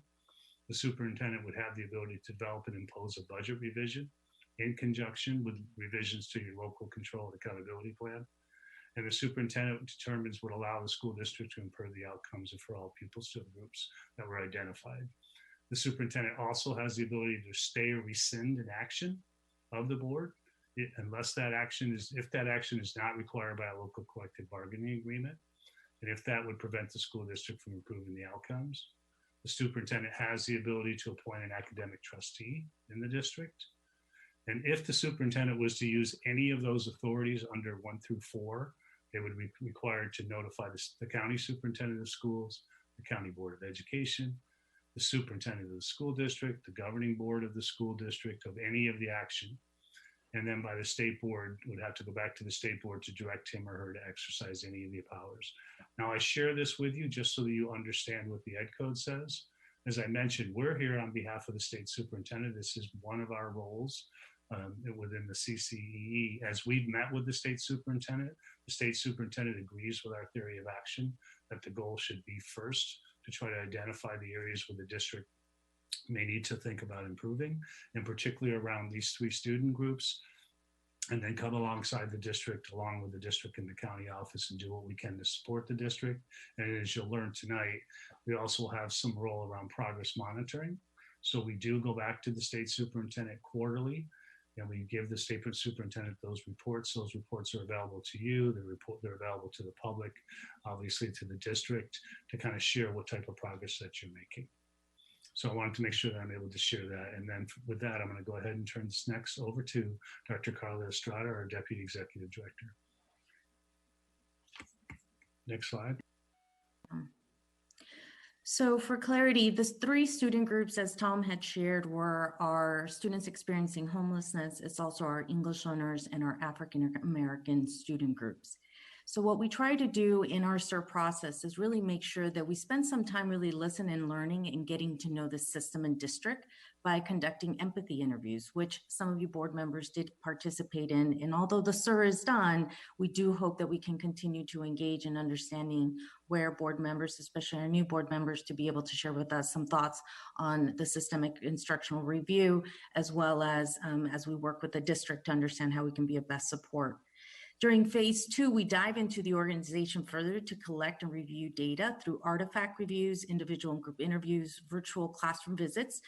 Typically, we like to do in-person classroom visits, and you will see in the SIR report that we mentioned the need to be able to come back and be able to use that classroom observation process as a way to further inform any kind of support that we provide to the district. This also, phase 2, culminates with the SIR report, really highlights strengths, weaknesses, threats, and opportunities. I hope as you saw in the report, we see that there are assets within the district, and we want to make sure we highlight what those are, while also being very transparent about areas of opportunity and growth. Lastly, in phase 3, ongoing support planning and progress monitoring occurs, where the CCE can continue to advise the district in partnership with the County Office of Ed as the district implements the systemic review recommendation. And we'll talk more about the findings in a second. I also want to thank Dr. Ingrid Roberson, who's also here from the Alameda County Office of Ed, who has remained to be a partner and highly interested in being a support to the district. Next slide, please. Thank you. As you'll see here, we wanted to make sure you had a chance to see who were the different folks and groups that we spoke with. We had about 43 empathy and individual interviews, virtual school visits and observations, focus groups that we had the opportunity to speak with. And I want to be able to thank again the community, the Oakland Unified School District community, for making themselves available and really sharing their perspective of what is working in Oakland Unified, as well as where there's an opportunity to grow. Next slide, please. So 3 major themes that we found in the findings. The first one is related to coherence. And really, in a second, I'll talk more about what that means, but it really is looking at the depth of understanding. What's that common understanding that everyone has related to instruction? Where is the focus and the priorities around instruction that the district is deeply focused on, and how is everyone contributed to that identification of priority, but most importantly, how are folks really focused in making movement on those key areas of instruction? The next one is around autonomy, and this really is about what does the district hold tight and loose when it comes to instruction. Those that know kids best should definitely be making informed decisions on what to do for students, but as a district, as networks, as schools, as a district community, are we all clear on what we want to see consistently happening for all kids and for those who need us the most? And lastly, around accountability, this is really, as your CAO helped us to really be clear about, was reciprocal accountability. How internally and externally are we seeing that the conditions are set up for success, and true transparency around where we are making progress, where are we not, and why are we, in order to make sure that the targets we set and those benchmarks that we set are being met. Next slide, please. Next, I'll review a summary of Oakland's analysis of strengths, weaknesses, threats, and opportunities. Please know that the full systemic instructional review and executive summary can also be found on our website at ccee-ca.org. And a process like the systemic instructional review is not an easy process to engage with, both for the commitment of time, but also recognizing that positive findings and negative findings will be identified. And especially during a pandemic, it's not an easy process to go through. And I want to thank the district for making it clear to us that they felt that the process would really be sure to set them up for success as they continue to improve outcomes for students, regardless of the conditions. For this reason, I would also like to emphasize a deep commitment and reflection and accountability that the superintendent and CAO and many other district, school, and community leaders and team members shared with us during the systemic instructional review. This is important because we want to make sure that the SIR reflects the assets of a district community while also being transparent about the work that needs to be done with a focus on action. Next slide, please. So as we look at some of the strengths within the district, I think the most important one is that there's been some consistent district leadership, which has really resulted in improvements and in community engagement. That has been something that was shared as improvement has been seen there.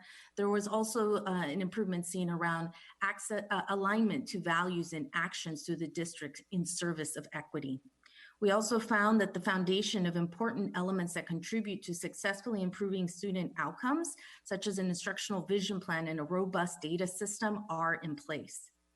Now, in relation to weaknesses and areas of improvement, we definitely saw that around the instructional systems instruction, there's some misalignment in what is envisioned in instruction and how it produces student outcomes. This needs to become more concrete. Expectations and targets need to be established to ensure that support for schools and actual implementation in the classroom and the supports it takes to make that happen can really occur throughout the district. The district, with its teachers, principals, partners, and community groups and advocacy groups, will also need to determine a few key areas of focus, priority, and a common agreement to see the efforts needed to accelerate student learning. Next slide, please. In relation to some potential threats as well as opportunities, I think this is where in opportunities we saw many areas where we really saw that there was a strong foundation. In a second, I'll highlight what those are. But in regards to some threats, I think the main one that I would like to highlight for the board is some cohesive focus on a few instructional areas, in particular around the mission that align to the mission and vision of the district. There were many plans that were created across the district in many different ways to address different student groups, but it's not clear on how does this all come together and tie together so folks can consistently know where they're trying to aim for, how do they get better, and what kind of supports are available to ensure that they're successful. Again, the need for things that need to be tight and what other things should be loose, because those that know students best should be making those decisions. As far as opportunities, however, we definitely saw that there were many opportunities and some foundational elements that already exist in the district. I mentioned some aspects around a robust data system, a clear instructional plan that can be built from and greater coherence be shared. We also saw the community and family engagement opportunities that already exist can really be scaled to further support best practices. We also saw that there were some great opportunity with some of the programs that have been highlighted to address specific student groups or particular programs. However, there needs to be clearer guidelines on what are the expectations for success and clarity on whether these are pilots that you're trying to learn from or areas that you really do want to scale up, and what's the long-term plan to be able to scale those things up. Next slide. As you will see here, these are just an example. In a second, I will share with you some examples of some of the recommendations and action steps. There were a total of 58 action steps. And this is where we will be working with the district in collaboration with the county office to determine what should be the priorities. We do not identify which of the actions should be a priority. That's really something that we work with the district to be able to do. But then we use them to be able to engage in progress monitoring. Next slide, please. So here you see an example of action steps that are within the SIR report currently. And you see that these are examples that really go to very broad concepts, as well as those that are very specific areas of need. So in particular around certain student groups, if we see that there's certain procedures or expectations that need to be clarified, we might, and we see an opportunity that already exists, there's something already for us to build from, you'll see that we all identify that and ask the district to build from that. Sometimes there aren't those kinds of things in place, and so we'll be much more specific in our recommendations. Next slide. The next slide also shows how they scale, how they cascade and connect with each other. So here you'll see an example of 4 recommendations that are all tied to cycles of inquiry, or really demonstrating how you're making progress and improving in any implementation of the recommendations. So you'll see here that this is an opportunity for things to be very much interconnected if the district sees that that's the right opportunity to be able to move with the recommendation actions we've provided. Next slide, please. So now that the SIR has been completed, findings have been shared with the district, we are in this important, I think, an even more important part of this phase, which is really understanding how do we communicate these. This is something that the district has been very clear that engaging the community and understanding, and other members of the district understanding what these recommendations are and how to prioritize is important to them. We are also engaging in progress monitoring, which in a second I'll explain the 2 activities I think are most important and relevant to the board and the public today. And lastly, there's ongoing support, which we've already identified one particular area of ongoing support, but there may be others as we continue to work together and see deeper need. Next slide, please. So when we look at the main 4 activities, there's an internal process that CCE engages in, and that's the first step. And then you'll see the other bookend on the other side, step 4, which is more of this California School Dashboard. As Tom shared with you, the dashboard has been suspended for this year and for next year. And so we really will be relying much more on the 2 steps in the middle, which I think are the most valuable and really begin to really show the progress within the district. Next slide, please. So what are those activities? The first one is really engaging in cycles of improvement. This is where the district, along with support from the county office and CCE, will implement the SIR action steps and determine what are some clear indicators of success and benchmarks that will let them know whether they've been successful or not. The key is not to implement all priorities. It is to to identify certain recommendations that they want to prioritize and be able to progress monitor. These types of cycles of inquiry should occur August and September, August or September, November, March, and June. Next slide, please. And as the next piece is, this should be a very familiar looking progress monitoring report. The aim of this is built out of what we learned from Alameda County office as they've been working with you on the fiscal recommendations. This visual tool really aims to be able to be shared with the board as well as the larger community. And again, it should not be a reflection of whether recommendations are quickly being completed, but more of whether progress is being made. Where is it happening? Where is it not? And for the board and others to be able to get an understanding of why that is occurring and be able to understand where exactly the district is focused on our recommendations. Next slide, please. When it comes to ongoing support, if you could go to the next slide, please. You will see that we are continuing to work with the district as well as the county office to understand what types of supports are needed. One that was identified early on in the SIR process, even before the SIR was completed, was that these are things that are going to require, including because of the pandemic, instructional benchmarks and success and challenges. It's going to take time. There are going to be other priorities with school re-engagement and so on that is important for the district to be focused on. And so we wanted to make sure there was some additional support immediately working with the district. And so there is a program director, for example, that an investment has been made on the behalf of CCE and the county office to be of direct support daily to the district and really is there to be a thought partner in understanding how progress is being made or not, as well as being able to identify if other needs are needed, how do we identify those and make sure that the district has collaborative thinking on what we could potentially support with. Now, I've shared with you quite a bit around the findings. We did share with you an executive summary of the Systemic Instructional Review report, so I just wanted to point that out in case folks are interested in looking at that more deeply. We also have the full report. And now I want to thank, I will be handing this over to the superintendent, who will share more details to the board, as well as CEO Aguilera, who will also share some next steps. Thank you. Next slide, please. Thank you, Dr. Estrada. So just very quickly and succinctly, I know that this is a lot of information, and I know that it'll take a minute to wrap your brain around just the comprehensive nature of the report, but I just wanted to kind of highlight some key areas where we're hoping to work in partnership and in collaboration between district staff, schools, and the board as we continue to work in partnership with the county and the state. And one is just one that all of this work is still anchored, grounded, and aligned to our 4 LCAP goals. And so even as we connect to the discussion coming out of second interim and we think about funding that we're going to have from COVID relief and one-time funding, that we're thinking about our LCAP goals. We're thinking specifically about these 3 student groups, our Black students, English language learners, unhoused students, as we're thinking about our priorities and the need for us to really focus so that we can improve implementation and outcomes for students.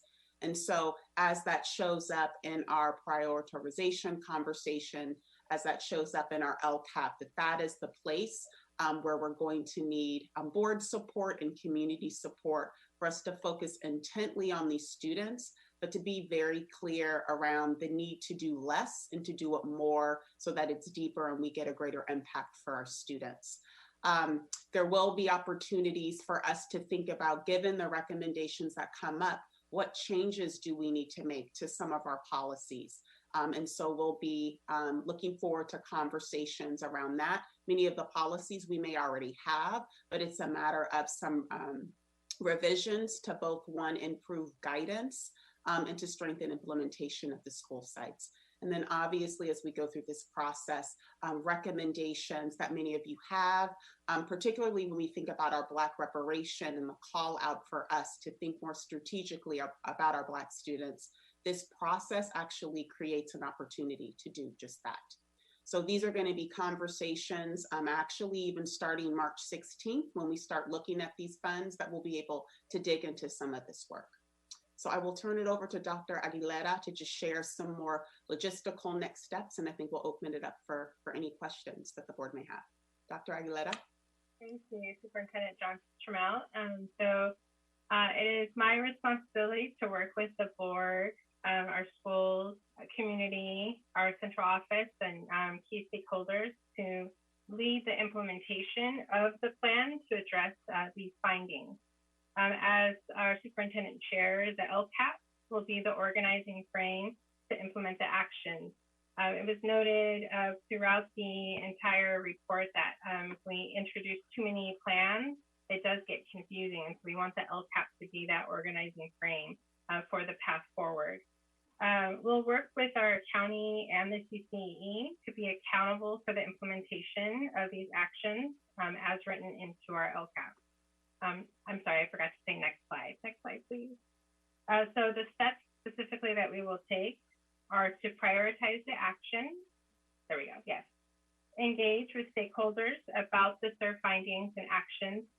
So as it was shared, there were many focus groups that were held. And so now after this board presentation, we'll now start to circle back to the groups so we can share more about the SIR actions that were identified. We'll integrate the actions into the LCAP, and you'll see how we're doing that as we're devising the LCAP along the way. And as Superintendent mentioned, March 16th is the first opportunity to start sharing what that is looking like. And we'll progress monitor publicly to demonstrate the progress on our actions. So I'm excited about this work. I'm eager to implement the changes that were noted, and just really wanting for all of us to embrace the findings so that way we can move forward, because the outcomes for our students are really important and we need to do this as a whole community. So with that, I'd love to answer any questions. We're all here to answer questions from the board. So I turn it over to you, President Gonzalez. Thank you, Dr. Aguilera. Also, Dr. Aguilera has been working with me and General Counsel and Ms. Talkington on our next board orientation session, which will also be focused on these 3 student groups. So we'll have a chance to dig deeper into data and talk about strategies for addressing the needs of these 3 groups. Colleagues, questions? Comments? Director Hutchinson, go ahead. Are you frozen again, Director Hutchinson? Yes. Oh, there we go. Ooh, I think I'm back, and if I might have to turn off the video though, so I'm trying not to. So I'm very upset to hear this report, and this represents a complete failure.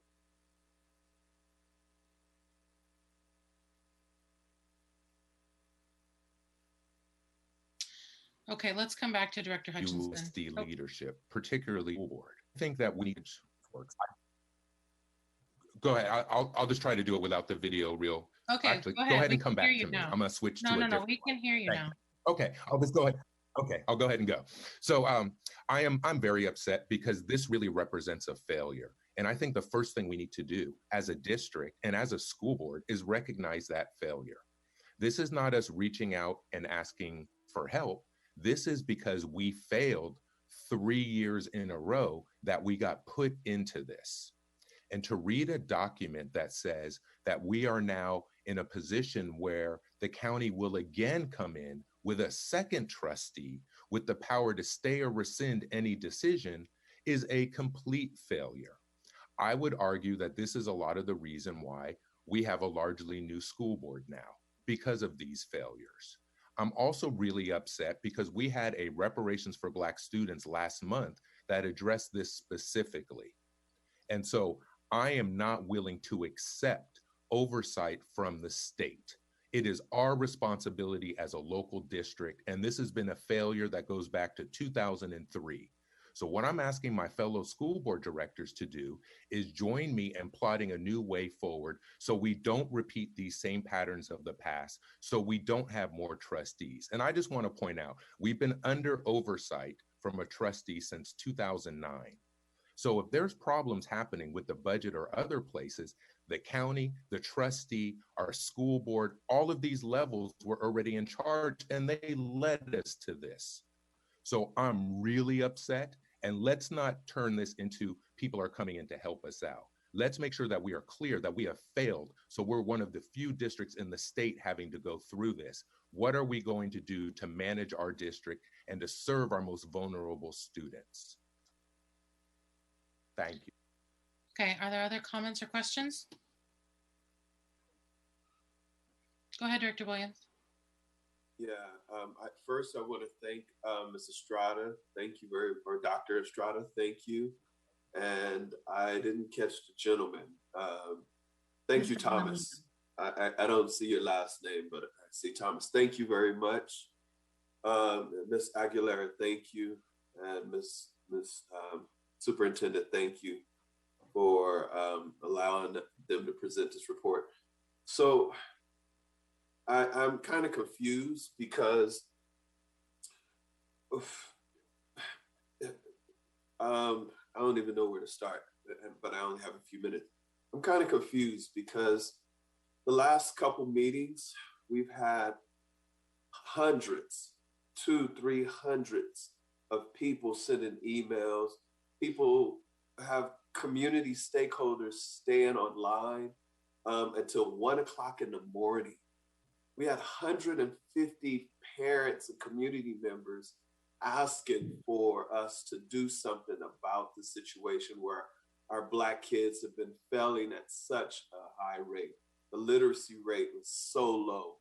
And our board had refused to allow that to happen. As a matter of fact, they wanted to change the whole resolution to make it non-usable. The community has been asking for this for years. And, you know, the dashboard supports it over the last 3 years, but the results have been the same. And so what the community was asking was for a new opportunity to re-engage our Black students, to find ways that would partner up with the district, to sit at the table and be a partner to work through these concerns and be intentional of how we actually address the outcomes of our students. And so it hurts. I'm not mad. It's really like a slap in the face. It's an insult because we have 25% of the kids are African American and their literacy, the average literacy rate is less than 20% for kids, for our kids.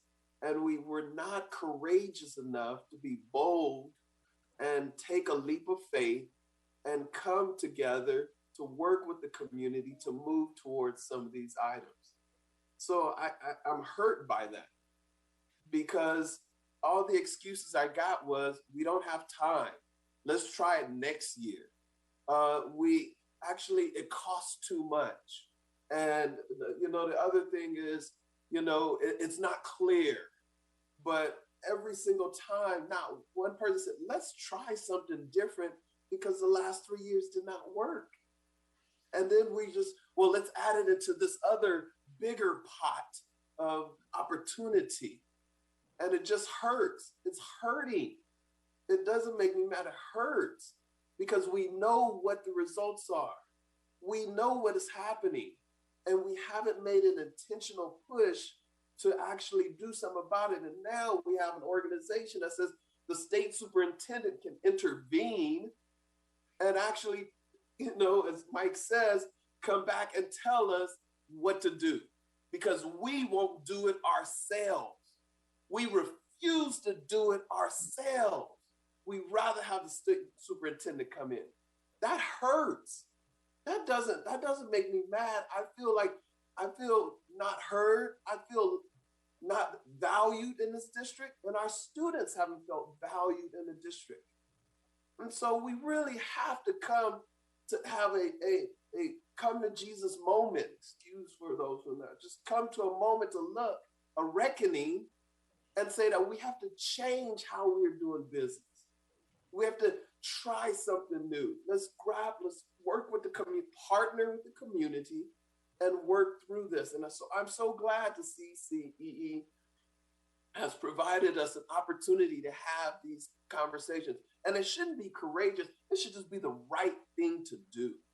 It should be the right thing to do if we know our kids are not passing for 3 past years. And this year has been even more traumatic for them.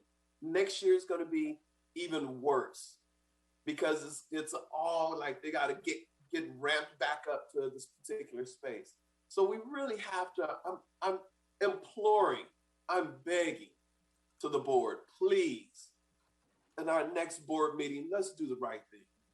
Let's really look at these opportunities to partner together and with the community, take the recommendations. And so we don't have to get to the place of, and Thomas was nice. He just said, I'm not going to give you a fail. I'm not going to do it.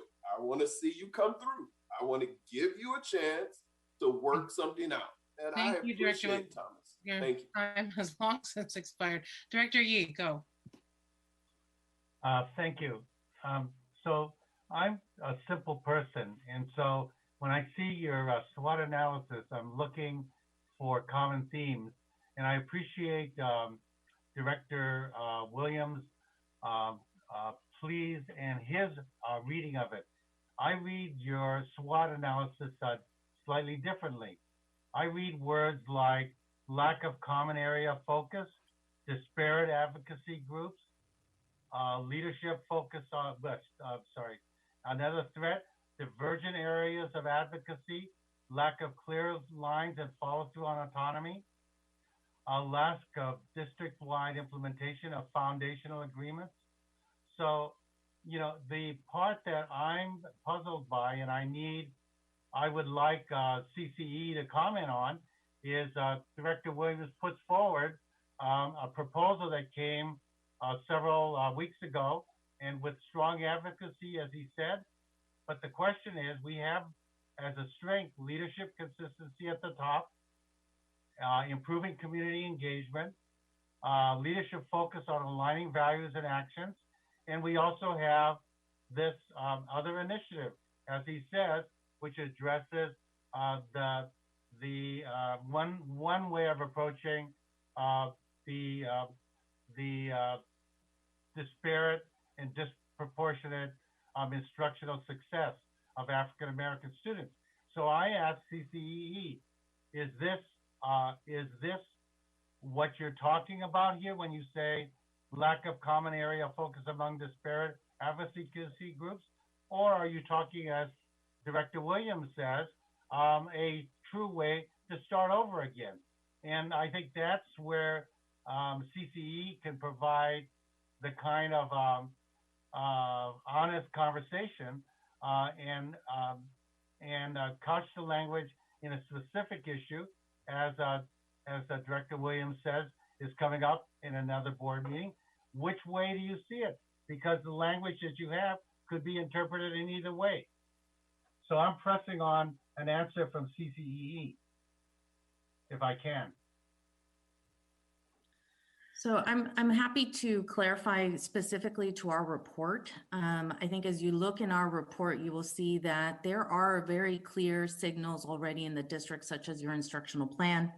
You have other areas around meeting the needs of students for English learners. You also have some programs that have been identified to demonstrate some degree of success for students. I think further clarification of what those success indicators are is important. But what we're finding is that where the district decides that they want to clarify instructional priorities that are very concrete for the schools, which I do think your instructional plan does bring you there. The question is, how do you implement it and how do you do it consistently? And I think that's where the real work for the district is now. It is determining what is success, whatever we decide to implement as a district community and be very clear on what those instructional practices should look like, but then decide how will we know we're being successful and how do we know we're not. The other piece to that is because you're also trying to build capacity of many wonderful teachers and school leaders who want to do really well for kids, but are also not attaining the type of success they'd like to see. So I think there are some things already exist in the district. There are too many of them, and I think that's part of the challenge. You don't know where to focus and really draw that attention, as well as time and energy, and making sure that the different departments can then be very much aligned to seeing that success. I mean, there were even departments with different strategic plans to the type of work to meet the needs of kids, and that can't work. So I will say that in our report, our finding was the need to get focused, the need to get concrete, and the need to establish very clear targets and success metrics that then you can reflect on, decide, are we making that, meeting those targets or not? Let me just ask you, because my time is up, but we have advocacy by Latino parents groups, and we have advocacy by Black parent groups. And sometimes those advocacies are seen, there's different departments and so forth operating them. So we are in a situation where I believe that the issue that Director Williams brought up is are you suggesting a common thread, or you can suggesting multiple threads? And so that's the answer that I'm looking for in your commentary. Well, I don't think you have a choice to just decide what are we doing overall, because the instructional plan, that's what's so great about it. There's just some great practices I think I've heard in the board meetings around literacy, for example. There's no question that literacy is an important area to be able to ensure that, because literacy is not easy to teach. Any good teacher will tell you that it's not easy to teach kids to read, right? But so you got to get clear on what are our practices, what are the support to improve literacy within our student population. However, the thing that I've already heard Dr. Aguilera, as well as your superintendent, talk about is for these student groups, our African-American youth, our English learners, and our students experiencing homelessness, where do we see the need to be able to provide much more deeper, more specific clarity on what specifically are we going to do to support that student population? So I think we have to do both, because I think there needs to be clarity for the district, but I also think there are student populations that aren't experiencing success, and we have to make sure we articulate what are we going to do to address that specifically. And we look forward to being able to work with your district to determine and be a support. The county is as well. But I think the district leadership has some clear ideas on ways in which they will also want to engage the community to get clarity on that. Thank you, Ms. Estrada. I'm sorry, but we've got a long agenda tonight. Director Thompson, go ahead. Yeah, I'll make this really fast. First of all, I appreciate such a thorough report. I appreciate the fact that you actually identified 3 things that actually I think we should focus on, and that's coherence, autonomy, and accountability. I like the fact that you're also suggesting that a cycle of inquiry be used in order to move forward, so that, once we do a particular thing, then we can assess that thing, and then we can see if that thing is actually working or not. I really appreciate that, but I don't want to get too far into the weeds. Neither do I want to reduce the granular size of what we're talking about. But what I would like to see is that there is articulation between the 3 levels of our educational institutions, our elementary school, middle school, and high school. I think if we have a better articulation between all 3, then we'll be able to make just what you're talking about doing, the success here, that we would actually be able to set each group of students up for success as they move into that new level. So for instance, if the elementary school articulated with the middle school, then of course you would be able to figure out exactly what the middle school is looking for, so the elementary school can concentrate on that. So with their cycle of inquiry, I think they could actually develop a cycle of inquiry about what they're doing at the school site or at that level to make them successful at the next level. The same thing would be applicable, I think, between middle schools and high schools. And eventually that cycle of inquiry could really be the articulation between all 3 levels of the school. So I just wanted to identify that and then say for sure that I think you guys did a wonderful job of actually isolating things that we can work on to make our district stronger. Thank you very much, President. Thank you, Director Thompson. Other comments or questions? I don't think Director Anger. Go ahead, Vice President. Thank you so much, and thanks for all the work. I had the opportunity to be in one of the small groups actually before I was elected, so it was great to be on both sides of this. And I appreciate it's just a huge amount of work that your team did to present all of these recommendations and to summarize them in this way. One that really stood out to me was the question of the defined autonomies policy, because I played a role in advocating for that policy 9 years ago. And I'm wondering, just on the bigger theme of autonomy, if you could just elaborate on that a little bit more in terms of what you see as the challenges and the opportunities there. Yes. So what we saw was there are multiple iterations of that policy. And I think that that's a healthy thing. I mean, you should continuously look at policies to see if they're working for you. I think the challenges, though, that became very clear to us very quickly is when it came to instruction, it wasn't clear what was tight and what was loose. And what do I mean by that? So what I mean is there certain things that are non-negotiables that we want to make sure that every student in Oakland Unified experiences, and a certain kind of experience that we want to make sure they all are getting when it comes to teaching and learning? Is there something in particular? And then where are those areas, because student populations vary at the school level, that we want to say, those closest to kids should make those decisions and determine how in which we are going to maybe implement this strategy or this curriculum or whatever it may be. I think it's important for the district to get really clear on what should be non-negotiables and what should be those things that are should be decided at a much more local level. I think that will also help even the departments and the networks be a support in a very concrete, focused way around these non-negotiables, but yet still be able to provide that kind of more targeted support to certain school sites, especially based on the data, for example, that you need those kinds of flexibilities to make some decisions on, is this really working for you? Isn't, as Director Thompson was talking about cycles of inquiry, you're determining, did this really work for us or not? So is this really where we want to make this type of decision? But I don't think it's clear to everyone where those things are tight and where those things are loose. And when you're trying to set targets for performance and benchmarks for performance, it becomes very hard to be able to do that if you're not clear. Director Ng, did you have any questions or comments? Not at this time. Thank you very much. Okay. I would just add, thank you for the work. It's interesting because those are the three things that I would have said, just in terms of like, what are the places we really need to get stronger? So interesting that out of all the interviews you did, that those came through. I just want to say that I think it's a missed opportunity. If there's specific recommendations for the board, I don't think I've seen the full report. And I think it's just a missed opportunity, since you're talking to the board, to not share those specific things. And Superintendent, I know the time at board meetings is always precious and limited, but I do think that we need to go over those as a board and talk about them and think about them and how we would move forward if we want to move forward with them. So let's figure out how to do that. And with that, colleagues, I know people probably have more that they want to say, but we have a long agenda tonight. So I'm going to ask that we move forward. I do not believe this is a voting item. Is that correct, Superintendent? Okay. So thank you.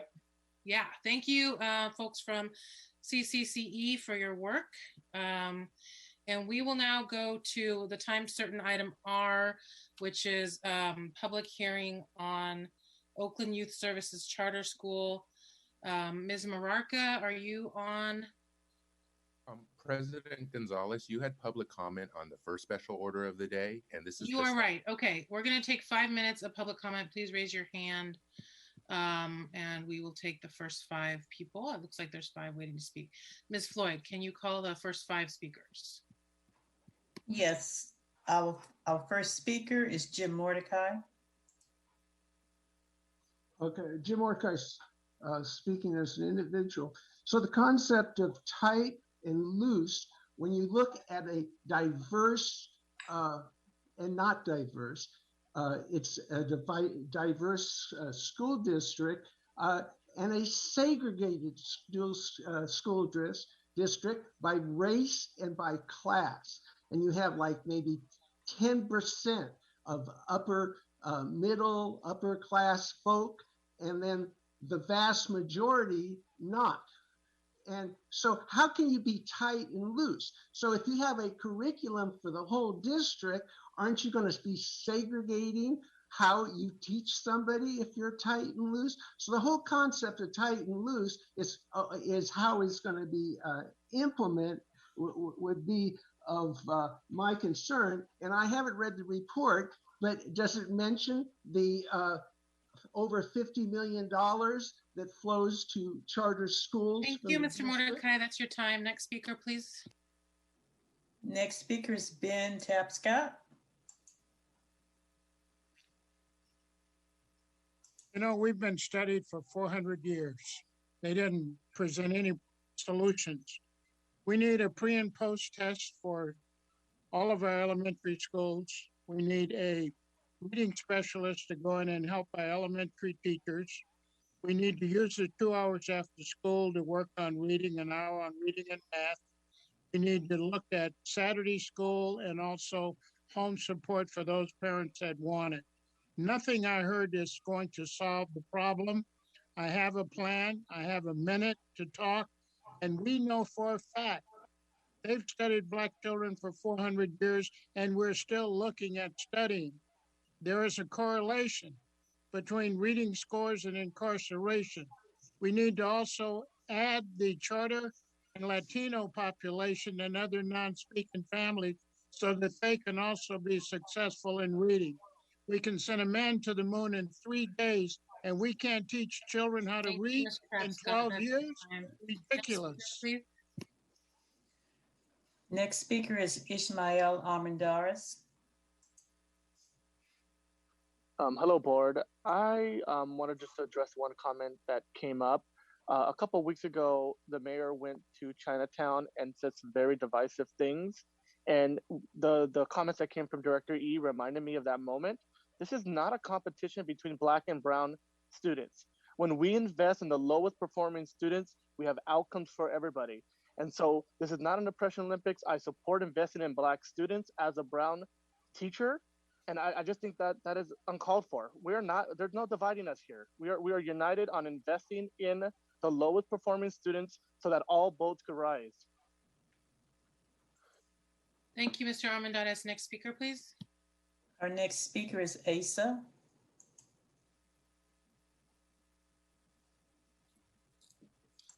Good evening, board. This is profound. I spend a lot of time in the schools, and the things I see are absolutely reprehensible. What I see principals doing, their absolute lack of care of Black boys in the school, just, you would not believe it. I was at Skyline High School walking past a science class, and I saw the teacher with a group of students, and she was teaching them. They were all excited, and there were 2 Black boys in the back of the classroom playing with their cell phones. I spoke to the principal about this. I am scandalized, and this is the kind of thing I see all the time. These teachers and these principals, they do not have Black children in their scope. It's systemic. This is the way white supremacy works. It works that way in the college and the universities, straight through. These teachers, when I try to do, these teachers just, they don't get it. So you need to retrain your teachers about what white supremacy is and how that works. That is your time. This will be our last speaker on this item. Last speaker is Pecolia Manigo. Good evening, board and Superintendent Trammell and CCEE. It's a privilege tonight to be able to speak on this. I remember the writing of LCFF and calling for this level of accountability because we predicted that districts would not be able to meet the requirements under the LCFF funding formula, or that they would be transparent in their LCAPs about their consistent way of evaluating strategies. When we crafted the resolution for reparations for Black students, we specifically looked at the requirements on OUSD. We specifically looked at the California dashboard, schools dashboard. We specifically looked at How do you evaluate your existing strategies and create a comprehensive plan? If I'm not mistaken, that is exactly what CCEE has recommended to this board. So the question before this board is whether it comes from CCEE or the county, you are going to have to create a comprehensive plan. We're going to move on to item R. We are long overdue. And I believe, General Counsel, there are charter petitioners here to make a presentation.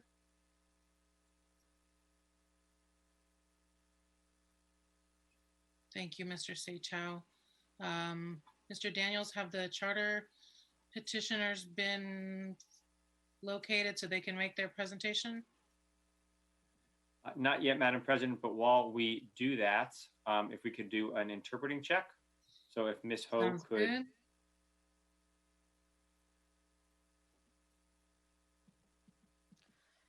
各位歐倫社區人士好，呢度係歐倫聯合校區教育委員會會議。假如你需要廣東話翻譯，請你熒屏嘅右下方點擊一個地球形狀嘅符號，然後選擇中文，咁你就會聽到我哋嘅廣東話翻譯。假如你需要廣東話翻譯，請你喺熒屏上面舉手，等我哋知道。多謝。I'm finished, General Counsel. Okay. I don't see any hands. Thank you, Ms. Ho. So no Cantonese. And then we're gonna go with Ms. Walker Marquez for Spanish. Buenas noches. Esta junta cuenta con interpretación simultánea al español.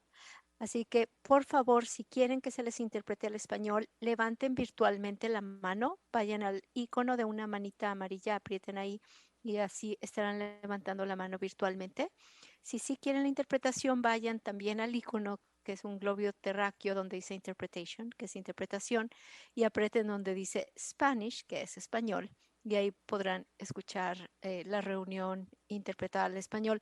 Pero nuevamente esto va a suceder solamente si levantan la mano pidiendo que se les dé el servicio de interpretación.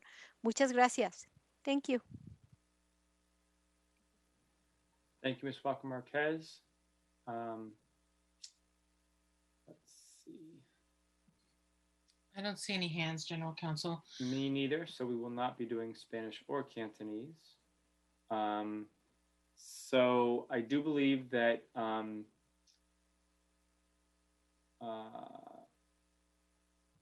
let's see. I saw her there. Yes, Ms. Swarford is here. Okay. Ms. Swarford, is there another person who will be presenting with you, or is it just you? It's another person.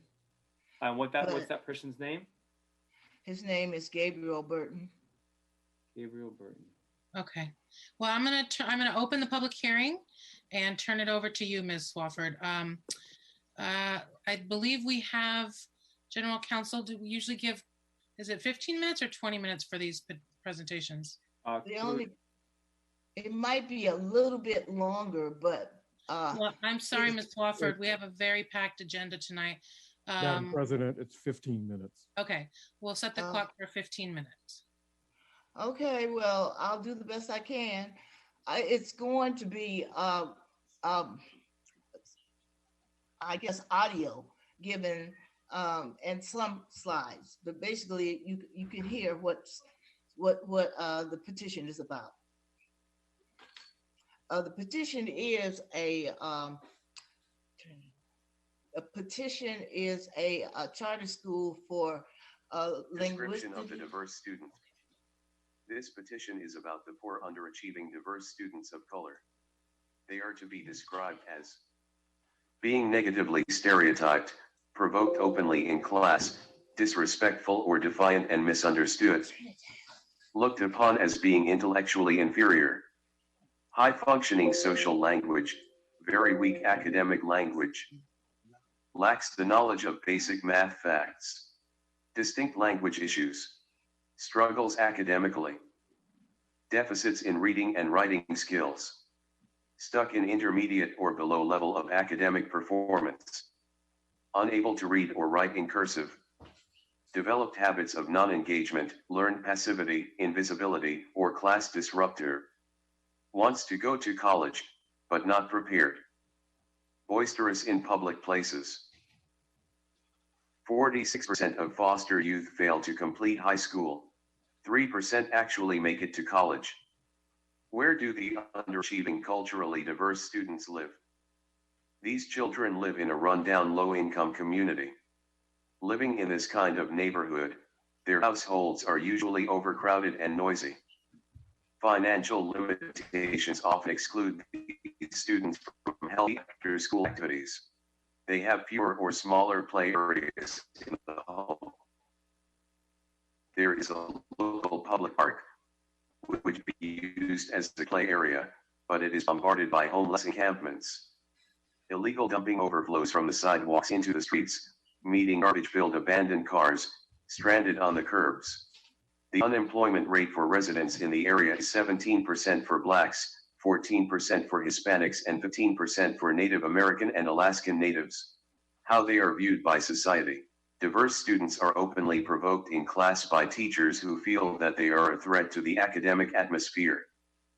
49% of teachers surveyed consider higher order thinking was inappropriate for poor or low achieving students.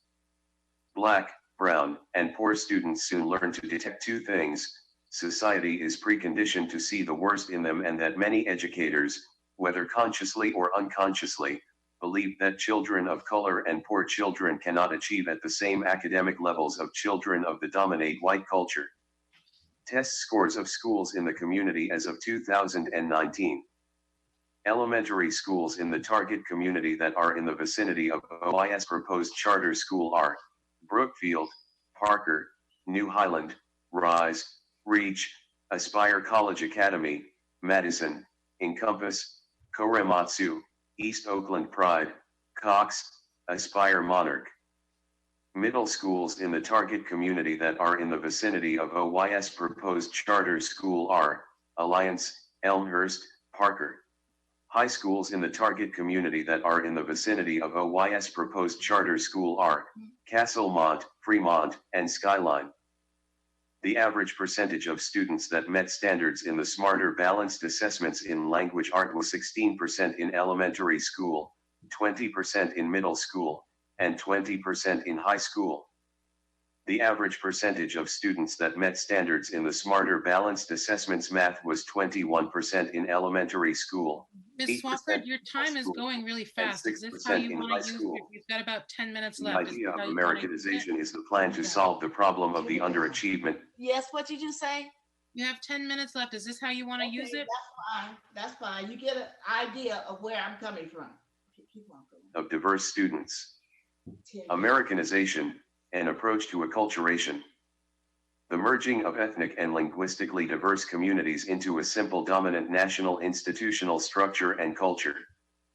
The solution to educating low-achieving diverse students is changing their values and language. The educational concept is that these children are flawed and need to be fixed.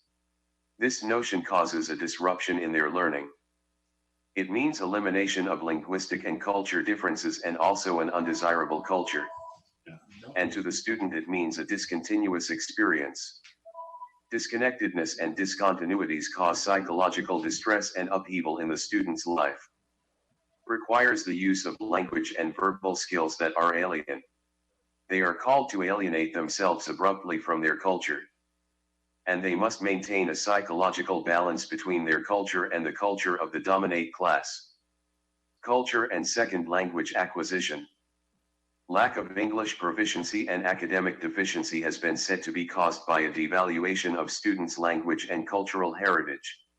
Language and culture are intimately connected, and because both bilingual and multicultural approaches seek to involve and empower the most vulnerable student, it is essential that their natural links be fostered.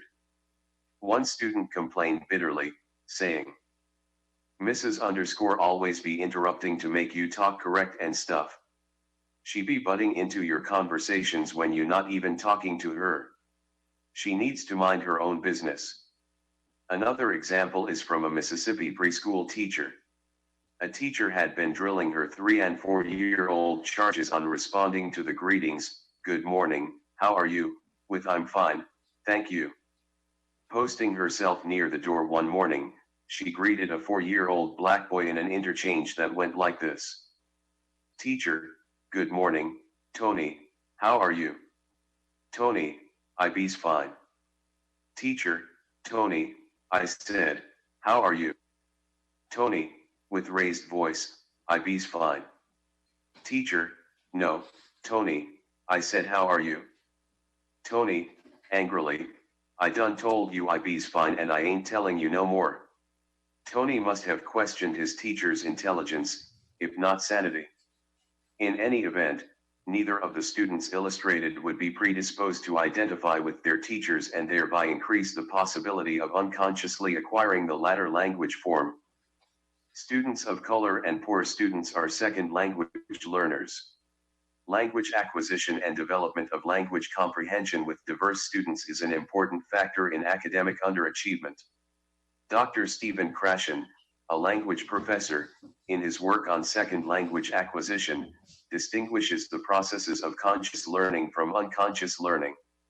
Krashen found unconscious acquisition to be much more effective. In further studies, he found that in some cases people did not easily acquire a new language. The finding led him to postulate the existence of what he called the affective filter. The filter operates when affective conditions are not optimal, when the student is not motivated, does not identify with the speakers of the second language, or is overanxious about his performance causing a mental block. The student does not identify with the speakers of the second language, which will prevent the input from reaching those parts of the brain responsible for language acquisition. Krashen uncovers more. Words trigger emotional responses. The society in which these students live is an oppressed community. An oppressed culture that has been historically traumatized by terrorism and a culture that even today is constantly under attack. For many in this oppressed culture, language acquisition not only causes a mental block for identification with the speaker but a rebellion toward the embodiment of generations of exploitation. Language acquisition is the key. Diverse students are second language learners. Language and culture are intimately connected. It is essential that their natural link be fostered. Both bilingual and multicultural approaches seek to involve and empower the vulnerable student. Language acquisition and development of language comprehension with diverse students are important factors in academic underachievement.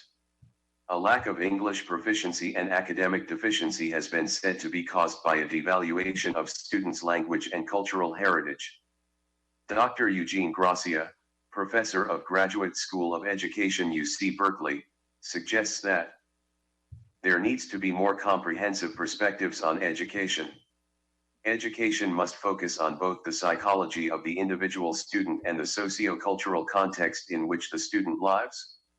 These theories attempt not only to explain the relationship between home and school but also to reveal how learning and achievement are influenced by psychological, sociological, and cultural variables. For poor students of color, school can be a discontinuous experience. Disconnectedness and discontinuities are the major causes of psychological distress and upheaval in life. Schools do not form a continuous link with the culture of the poor student of color and essentially foreign establishments as far as they are concerned. They require the use of language and verbal skills that are foreign and alien. Consequently, the student resists learning these useless skills. Attending school for the poor children of color is often a schizoid process. They are called to alienate themselves abruptly from their culture, and they must maintain a psychological balance between their culture and the culture of the dominant class. Hence, the constructive approach pedagogy should be applied in teaching diverse students. The constructive approach to education is based on a specific model of how humans come to know and understand. It proposes that humans gain knowledge by constructing it by comparing and organizing old and new information within a surrounding local context or environment that greatly affects the final form the knowledge will take. This approach acknowledges that children come to school with constructed knowledge about many things and points out that children's development and learning are best understood as the interaction of past and present linguistic, socio-cultural, and cognitive constructions. A more appropriate perspective on learning is one that recognizes that learning is enhanced when it occurs in contexts that socio-culturally, linguistically, and cognitively meaningful for the learner. Full cultural consideration to the cultural background of diverse and poor students being taught must take place in the schools. Teachers must comprehend the fact that children come to school motivated to enlarge their culture, and teachers must start with their culture. Initially as organisms to be molded and regulated. But teachers must first determine how they seek to know themselves and others and how their expertise and experience can be used as the fuel to fire their interest, knowledge, and skills. Teachers must not look first at their deficits but at what they need to know. Far from having deficits, they are rich in assets. Teachers enter their world to aid them and to build bridges between That's your time, cultures. Ms. Swafford, if you can. The school must allow cultural elements that are relevant to the children. Okay. All right. That is your time. Colleagues, do you have questions for the petitioner? And if you can remove the presentation so that we can see each other and see you. Thank you. Are there any questions for the petitioner? Okay, we'll take public comments. And we can take 5 minutes of public comments, so one minute each. Is there anyone who would like to make a comment? Ms. Floyd. Yes, our first speaker is Ben Tapscott. I've already talked about the problem not being solved, that we don't choose to solve it. If I look at our elementary schools in Oakland, 69 of them are total. Your bottom half are low performing schools. And in those last 30, 7 of them are charter schools. I don't understand when we're going to get the point across that we are not educating Black students and we are not educating Latino students and we are not educating charter school students. That's why many are leaving Oakland. We need reading specialists to help. We need people with on-site 3 days a week working with the teachers. We need after school, and we need Saturday or a home instruction. Elk Groves provide those types of things when you're doing need assessment pre and post so that you know what the kids need, and not just the Black students. We need to look at charter schools and Latinos and those people that can speak their language. Appreciate your comments. Next speaker. Next speaker is Jim Mordecai. Okay, Jim Mordecai. I'm totally with the presentation.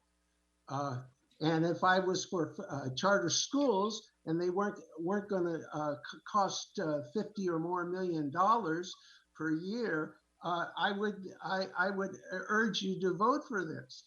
But it doesn't matter if the person is Christ-like. They're going to be the devil because they're taking money away from the public schools and giving it to the privatized school. And this person Mr. Mordecai, name calling is really not helpful.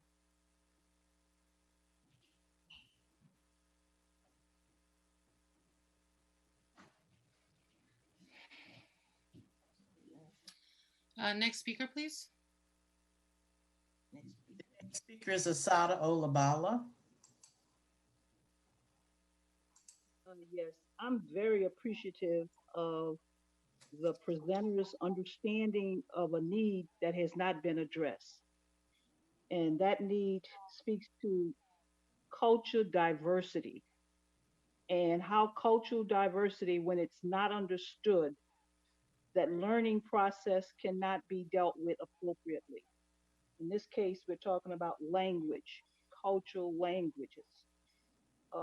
The understanding of children who are impacted social economically and how they're not being addressed based on many of the challenges that don't address where they are in their culture and how the education process doesn't step into that arena. And because of that, children become bored or uninterested in learning. At the same time, I can't see chartered schools being in place because of the tremendous impact it has on our OUSD schools financially. Thank you, Ms. Olugbala.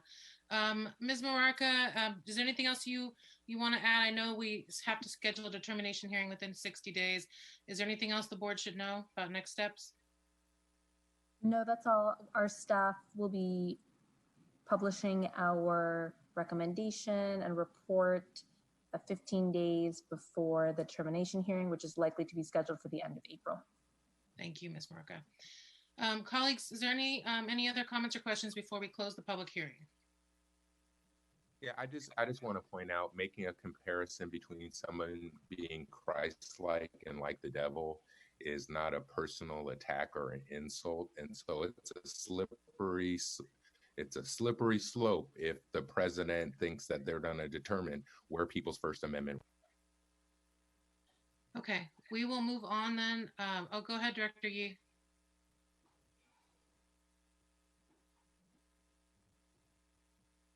You are on mute, Director Yee. I read through the application. I just wanted to ask the applicant, is this intended to be a dual language school? And if so, what are the languages you're proposing? I am proposing English and Spanish. I'm the representative of the student body. There will be an English and Spanish teacher, an English teacher and an assistant Spanish, or a Spanish teacher and assistant English. It'll be the two in one classroom. Great. Thank you, petitioner. Thank you, Ms. Maraka. We will see you next month sometime. I'm going to close this public hearing, and we're going to go back now to our student director's report. And sorry, students, it is just a packed agenda tonight, so we'll turn it over to you. Item N. I'm sorry, can we do an interpreting check, please? Yes.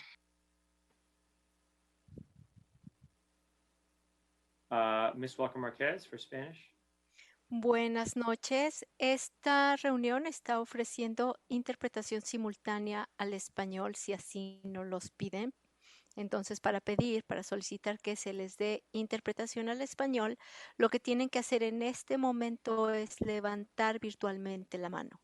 Para levantar virtualmente la mano, en la parte de abajo de su pantalla va a haber una manita amarilla. Apriétela ahí y así está levantando virtualmente la mano para hacernos saber que quiere interpretación. Si sí quiere interpretación, además, después de levantar la mano, por favor vaya al icono de interpretación, que es un globo terráqueo, y dice abajo Interpretation, haga clic ahí y elija donde dice Spanish, que es español, y una vez que aprieten ahí van a poder escuchar la interpretación directa al español, pero nuevamente solamente si levantan la mano. Si no levanta nadie la mano, entonces no habrá interpretación hasta el siguiente punto de la agenda. Muchas gracias. Thank you.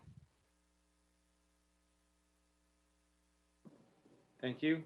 I don't see any hands, and so there will be no Spanish interpreting for this item. Ms. Ho. 各位歐倫社區人士好，呢度係歐倫聯合校區教育委員會會議。假如你需要廣東話翻譯，請你去熒屏嘅右下方點擊一個地球形狀嘅符號，然後選擇中文，咁你就會聽到我哋嘅廣東話翻譯。假如你需要廣東話翻譯，請你喺熒屏上舉手，等我哋知道。多謝。I'm finished, General Counsel. Thank you, Ms. Ho. Seeing no hands, there will also be no Cantonese interpreting for this item. And before I turn it back over to the student directors, there are a few black boxes on the screen. I'm not sure if whatever you did last time, Mr. Seychow, it seemed to work. I'm not sure you can do that again. Yeah, the system is picking up the black spots from the closed captioning and other boxes that's there right now. I so see. We're not able to, yeah. I see. Okay, thank you. Okay, student directors, take it away. Thank you, President. Good afternoon or good night, board, community, and superintendent and students.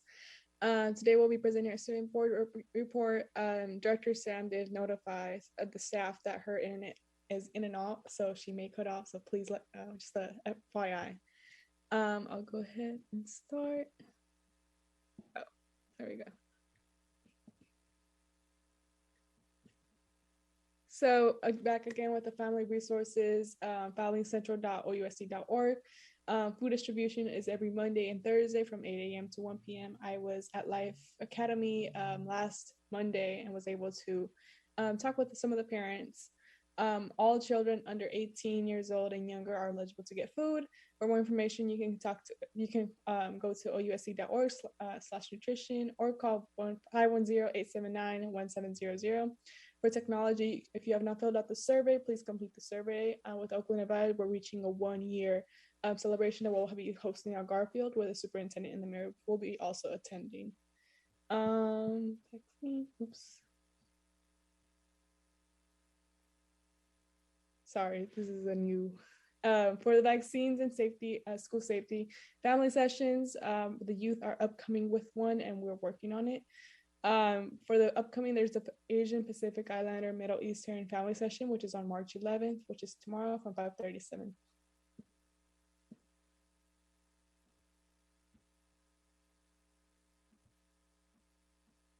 These are also on the school site safety and facility dashboard, which you can also look up at www.ousd.org/readiness-dashboard. And with the student survey that was conducted, we were able to reach almost 500, over 500 students, sorry. And students were able to we raffled off 10 gift cards, 5 for middle schoolers and 5 for high schoolers. So if those students, please go check your emails. We did reach out to all the students that did receive the 10 gift cards. These are the things that really stuck out to me. I know it seems pretty small. I don't know, on my screen is very small. Pretty much what we asked was how OUSD can be able to help with your mental health, and also how does hybrid and for quarter and semester next year, what would work for students, especially when it comes to if we go back to school on in-person learning, or what's the best way students want to be part of this conversation, just because we feel like students have been left out of this conversation for reopening. There was a lot of talk at the All City Council meeting, which thank you to Director Hutchinson and Director Thompson who were able to attend. So one of the things that really came out was about mental health, tech check, and also of how can we be more supportive next year, and as All City Council be able to represent the other voices. Really much what really came out is a lot of students are burnt out, as said, and it was going to happen. So a lot of students are burnt out, and it's one of the best ways to be able to transition back into school, where I'm working with Director Amy Eng to be able to bring a resolution to help mental health during next year's. I know we try to make it this year, but just this year is like 3 months left and we still don't have a graduation whole way, and how we're going to do graduation for our seniors, and being able to see how are we going to come back to school. So we're definitely focusing more on next year and be able to see how we can support students, especially students who are we don't know what they're going behind the screen or how their life is behind the screen. So definitely it's one of the things that we are working on. And if you have any more questions, please contact me and I'll be down to sit down with you to talk about students or to talk with other students as well. Again, just want to remind Director Eng and I are still working on the resolution for mental health services and credit recovery, where we'll also be advocating for more funding for mental health services during the March 16th meeting for the one-time funding. And then I'll pass it to Director Powell. Thank you. And so, as we said before, thank you to Director Hutchinson, and I believe Director Thomas, I'm blanking out, but yes, so thank you to board member Director Hutchinson and Director Thomas for joining us at our high school meeting. We had 7 different high schools represented from Skyline, Oakland High, Life Academy, Castmont, CCPA, Oakland Tech, and McClymonds. Again, just as Director Ramos had stated, the meeting was talking about reopening plans. We had a lot of student input and a lot of student feedback that was very helpful. And so hopefully we can get more student voice, especially with reopening, because we should be listening to the students. If we can go down to the upcoming events. Thank you. And so the 3 different events that are happening with ACC, this is all in order. What will be happening? First is our fourth ACC middle school meeting / retreat, which will be happening, I believe, on March 20th from 1 to 4 p.m. I can drop links to all of these different events if families or teachers are able to send out these links to students if they're interested in RSVPing. Next is our 11th annual High School Youth Action Summit and High School Meeting. This is a chance for students who are interested for running for a governing board position to be there and be present, and our 23rd annual Peer Research and Ethnic Studies Conference, which will be happening in May. And so these are two links that are linked on the slide. The first link is to RSVP for the high school meeting. And if any students are interested in running for a governing board position for the next school year, I again can link it down in the chat for folks. And if we could go down. Sorry. Before we close out, I just really wanted to share a piece of my presentation. Some final thoughts that I had shared in my Y Plan presentation is that we are nothing without our young people. OUSD's vision is for all OUSD students to find joy in their academic experience while graduating with the skills to ensure they are caring, competent, fully informed, that they are critical thinkers who are prepared for college, career, and community success. Again, as I said, this is OUSD's vision, but what is our reality? And so that's how I would like to end off our report. Thank you. Thank you, Director Ramos, Director Powell. If we can remove the presentation so that we can see each other, that would be great. Colleagues, do you have questions or comments for the student directors? Director Hutchinson? Yeah, thank you. And thank you again, student directors, and to the all city council for hosting us. I felt like I got a lot out of it. I really want to encourage the students in the all city council to maybe think better than or bigger than just a narrow resolution. Just seeing your presentation now, having students weigh in on the model of schooling, especially semester as opposed to quarter. I think it's really important to have the student voice kind of come up for that, especially for high school students where it's really a particular issue for high schools that other schools aren't facing. And I just, the part that I found most interesting attending the all city council meeting is I heard repeated over and over again for students saying once our schools are reopened, that they didn't want to jump right back into the heavy duty work, that there needed to be some sort of adjustment period or grace period. And I found that really interesting to hear. And those are the things that I want to encourage the students to really lift up, and however I can support that, because that's, at least for me, that's the kind of real feedback that I need to hear from students as hopefully we're developing this plan together. So I want to give other board directors an opportunity to attend the all city council meetings, but if you ever don't have 3, please let me know and I would love to attend. Great. Are there any other comments? Director Thompson? Yes, I would just like to say that it was, first of all, I want the student directors to know that I had my chest poked out the entire time I was there because I was so proud of both of you and how both of you facilitated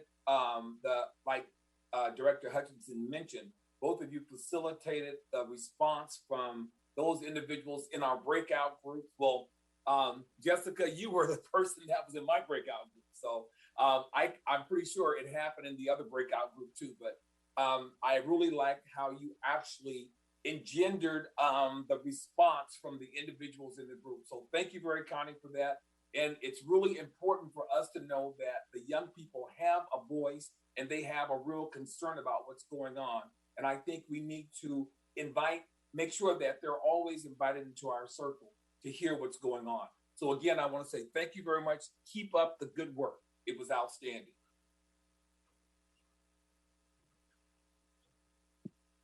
Okay. Okay, Vice President Davis, and folks, we got to move on. We have a lot of agenda items still to go. Oh, I'll let Director Williams. Okay, Director Williams, go ahead. Yeah, mine's is real quick. Yeah, so just want to put this out here. Director Ramos and I are talking about finding a site for graduation. You know, if we can talk about having kids return to school, we can talk about having kids graduate school with a graduation. If we think it's safe, it's safe. If we say it's a good to go, it's good to go. So we should really start putting that out there in the ether and start working on thinking about what graduation looks like in 2 months, in May, or end of May, or at the beginning of June. The COVID shots will be kicking in by then. So we should have opportunities, and it probably could be a big football stadium, open air. I'm just brainstorming, but please put that on your radar. Director Ramos and myself would love to talk to the directors here to really move that idea forward. It's time now. Let's not wait until April and May. Let's start talking about it right now. So then she can get some assistance from her pal. Oh, not a pun, but her pal, Samantha. Okay. Michelle. All right, talk to you. Thank you, Director Williams. I'm going to move us along to item O, the President's report. I just wanted to make sure that everybody had seen the letter we got from Karen Monroe from Alameda County Office of Education, an update on the intensive support that we received from the county. I thought it had some good updates on where we've made progress and where our progress has sort of stalled out. So that is it for the President's report. And Superintendent, Madam Superintendent, I will turn it over to you for any highlights, and then we'll take board questions on your report. Thank you, Board President Gonzalez. Just a few highlights in the report. I want to point out that there are actually 3 areas of planning for promotion and graduation. I say promotion too because we can't forget the little babies too. So one, some ideas that have been generated in the purple, in case we're there, in the red, and in the orange. So Jessica, we'd love to have more student input on, how to be creative in all 3 of those places. The name of the game in COVID is you have 2 to 3 plans for one thing because you don't know which way the winds are going to go. So I won't go through everything that's in the report. There are updates around safety. All of our ventilation materials have been delivered to sites, and so the RAD team is in the process of updating the dashboard, so that should be reflected in the next couple of days. We do have the data back from our elementary survey. You will see that it's disaggregated by race. As you could see reflected in the comments this evening, we're about half and half in terms of what students and families want. And that also plays out by race. About 52% of African-American students wanting in person, 44% Asian, 44% Filipino, 48% Latino, 68% multi-ethnicity, 51% Native American, 62% who choose not to report a specific race or ethnicity, 60% Pacific Islander, and 77% white. So we have a fair amount of interest among all subgroups, some a little more than others.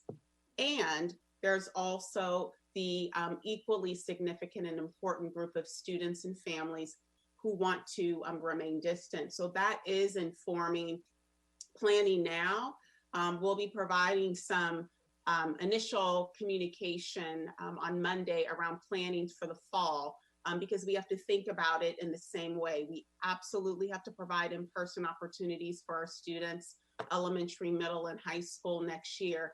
And we know that there are families who some of the virtual components are working. And so the idea of trying to evolve the system so that we're able to offer supports for families that want that option, we still need to plan for that. And as we heard from the community, how we're improving that part of the learning process as well as the in-person. There's information just to let you know how many learning hubs that we have. We have about 15 schools that are operating learning hubs, 6 citywide hubs. Citywide hubs means opportunity for in-person experiences for students that we're able to provide with our community partners.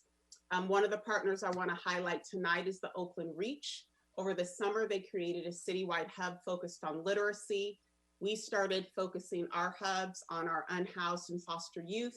We came together to apply for a grant specifically to create some hubs at about 5 of our elementary schools.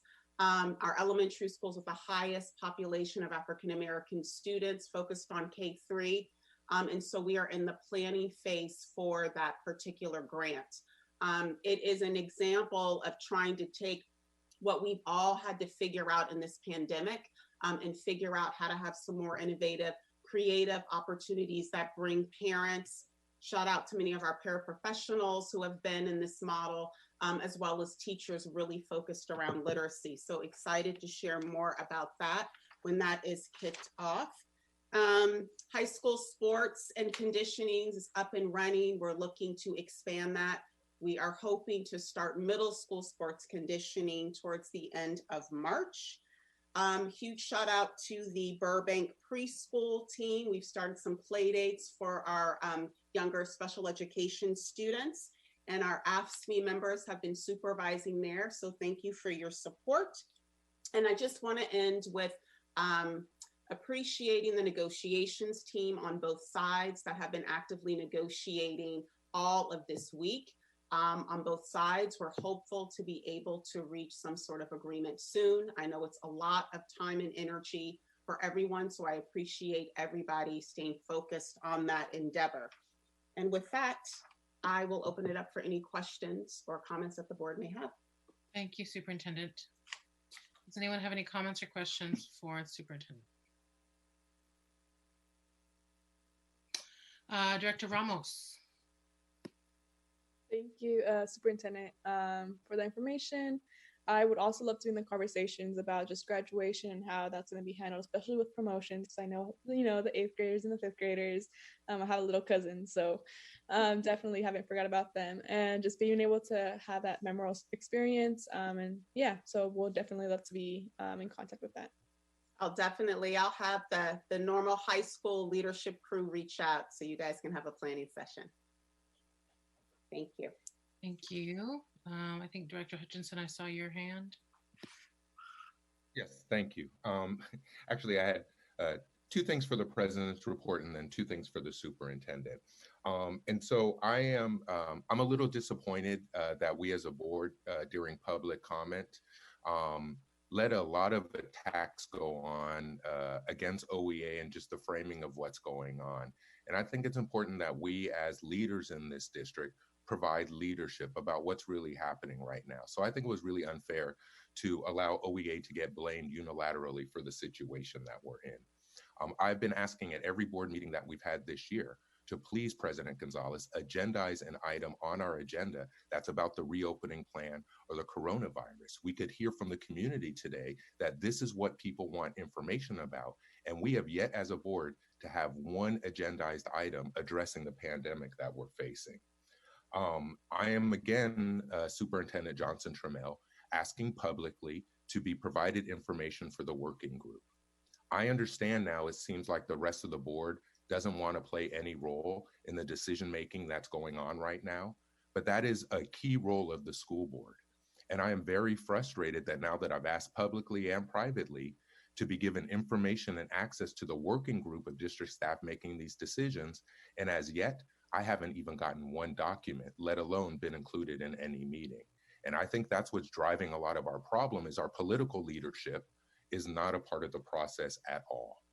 And lastly, for everyone, if we are going to start in-person instruction again, then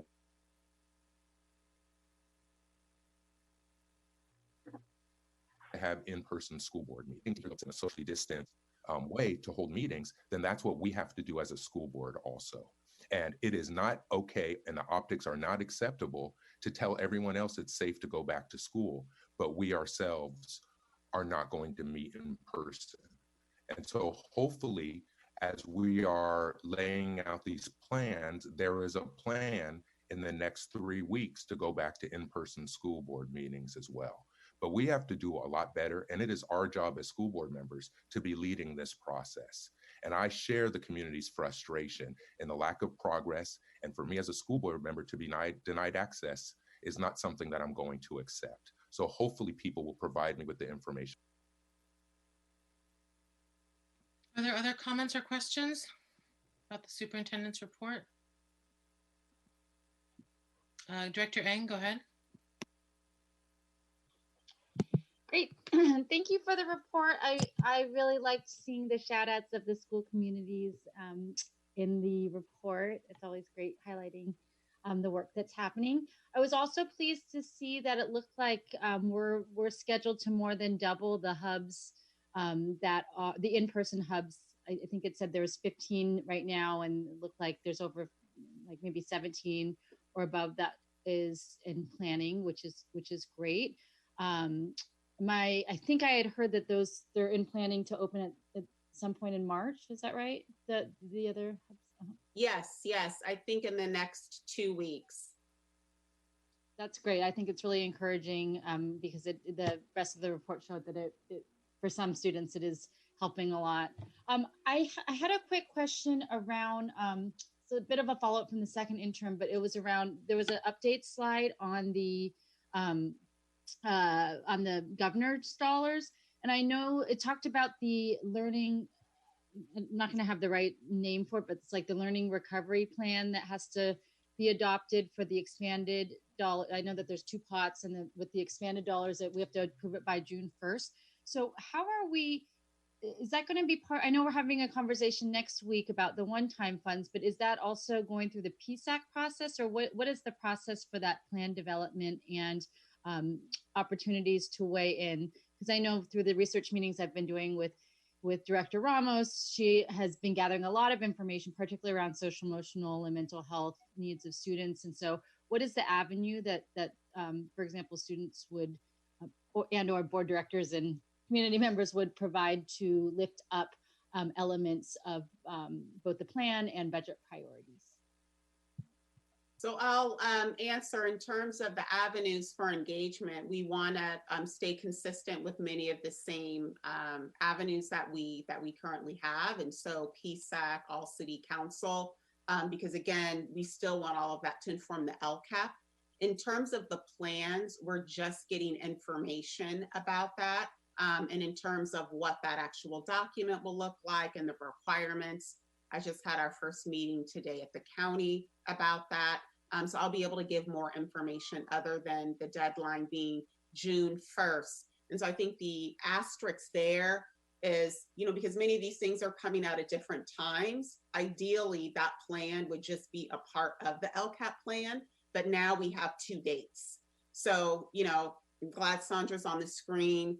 We're going to have to try to just figure out, so we're not having double meetings for board, double meetings for community, because really the investments we're weighing in on the same pieces. We're talking about what we need to safely reopen schools and all of the supports to support our schools and our students and families around all of the issues around learning loss. And then how we're funding that through all these different pots, right? Our ongoing funds, which is LCFF, our COVID funds, CARES Act that we have, whatever we would qualify from the governors. And then once we know our allocation and when it's going to hit from our portion of the 1.9 trillion. So it's a lot of different pots, but it all should be in service of many of the same things. So there's some work we're going to do so we're not all inundated with meetings. And then when we have more in terms of the requirements for that plan, we'll be sharing that. Great, thank you very much. Dr. Yee? Thank you. Superintendent, I know many parents are making summer plans now, and with the reopening of many businesses and so forth, people will be going back to work. So is there a strong plan for a strong summer school? You mentioned it the last, I believe the last report.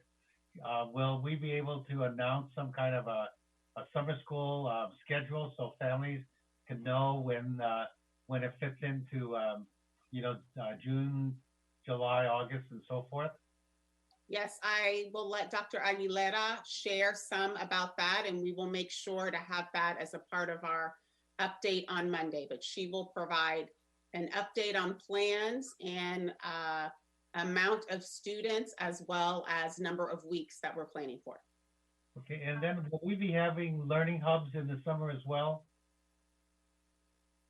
To be determined. Okay. Go ahead, Dr. Aguilera. All right. Okay. So yes, we're planning to serve 6,000 students, and we are beginning the outreach. There's a prioritized list that we're working through. It is based on data I've shared before. We're looking at attendance rates for current attendance and achievement rates.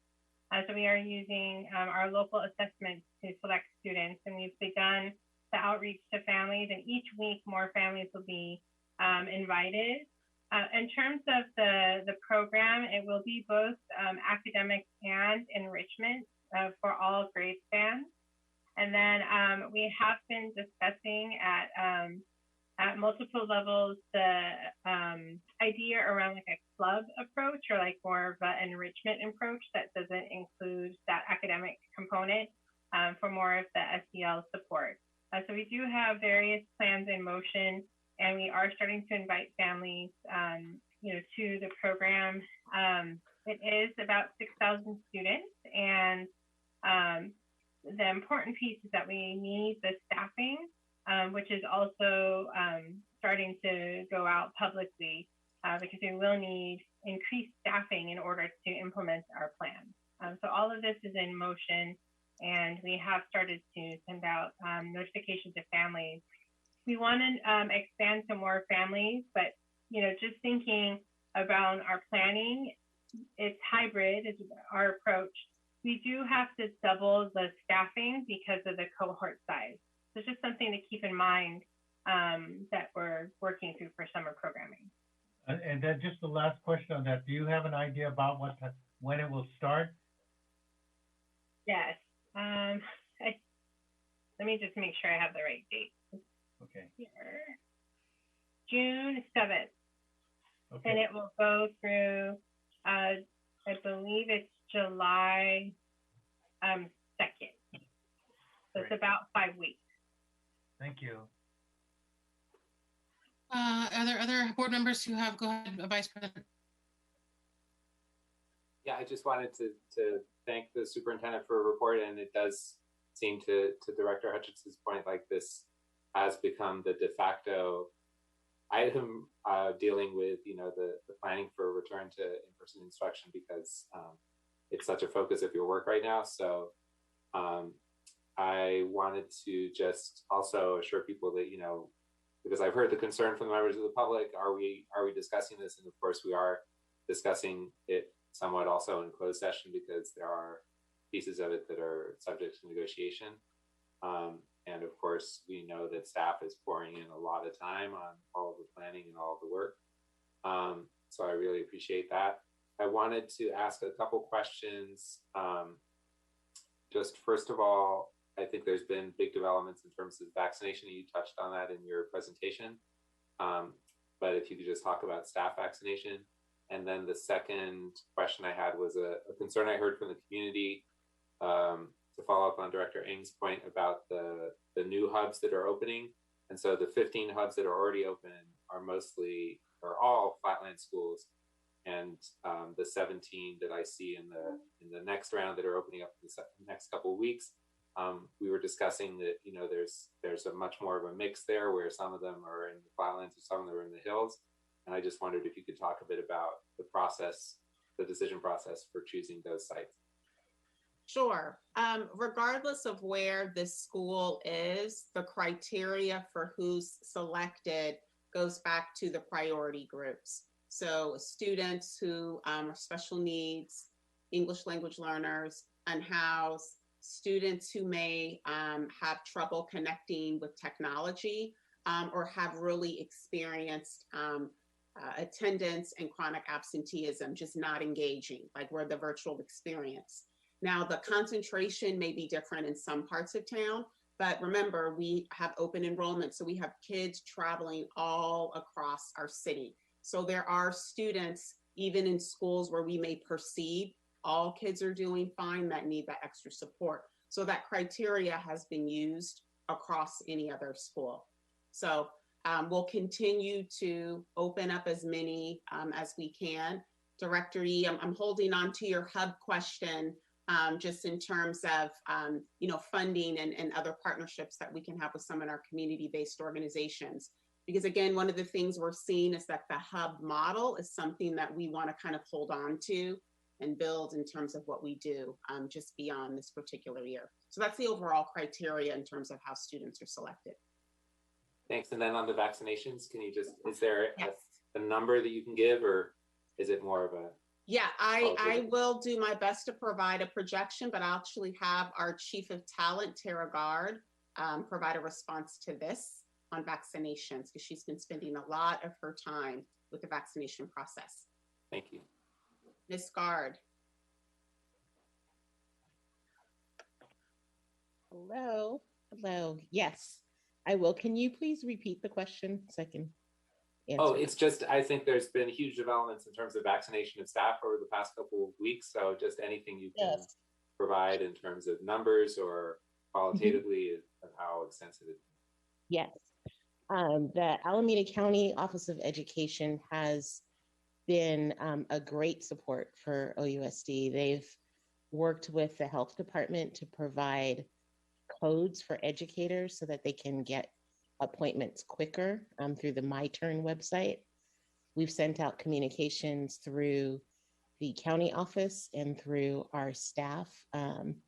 We have reached about, I want to say about 600 employees have received a code from us, and then probably another 800 or so have just let us know their status on their vaccines. But every day we have our survey up, so every day we're getting more and more employees that are asking for support, and we answer them every day. Kaiser also opened up for educators, so that's been helping to move that vaccine process forward. Can I ask real quick, just, a lot of our employees are not necessarily, they're swamped in email, and so they might not be checking. So are you also reaching out in other ways besides email? Oh, yes. Yes, we have some of our unions are reaching out to their members directly in their membership meetings as well. We've sent communication, we've done phone calls, we've figured out just any through department heads, who have their own meetings. We'll ask them to do reminders as well to their teams. Yep. Is there any other questions on that? That's it. Thank you so much. Really helpful. Sure. Was there anyone else who would like to make a comment or a question in response to the superintendent report? Superintendent, as you probably know, Director Hutchinson has asked several times about the work of the working group and wanting to be involved. We don't direct, how you direct your staff time, but maybe you guys can connect offline about, if he wants to weigh in, like what's the best way for him to do that? Happy to. Thank you. Great. We're going to move on to item Q, which is our labor partners public comment by collective bargaining units. Are there any of our collective bargaining units that would like to make a comment at this time? I see Mr. Brown from OEA. Ms. Floyd, can you call our labor partners? Okay, Keith Brown. Good evening, Superintendent. Good evening, directors. In March, we recognize Women's History Month and International Women's Day. I have the utmost respect for our Black mothers leading the Reparations for Black Students campaign. Thank you. Deep gratitude to our future leaders, courageous, intelligent young women. Thank you, Director Ramos and Director Powell and student organizer Luna Fife. The vote for Black reparations has been delayed, but the community will not let it be deferred. OUSD directors, trust Black women and pass the reparations for Black students on March 24th. And 1 year ago, a terrible storm descended on our world. COVID-19 has robbed us of our loved ones, jobs, businesses, dreams, and simple human connection to each other. Today, the storm clouds are still here, but they are parting, and I can see light on the horizon. Alameda County has entered the red tier, and we are working together, OEA and OUSD, to bring voluntary in-person instruction to all schools. OUSD has set up 85% of our classrooms for social distancing, and a coalition of teachers, parents, and community members have committed to joining me in site walks through this month to make sure that we have everything in place for a safe return for in-person instruction for our students. With a safe harbor in sight, we must not falter now. I urge everyone on this call, everyone listening to this meeting, to get vaccinated when you can and to keep wearing a mask. And let's work together to bring vaccine access directly to Black and Brown neighborhoods that are sorely underserved. Thank you, OUSD community, and be safe. Thank you, Mr. Brown. Are there any other labor partners who wish to speak at this time?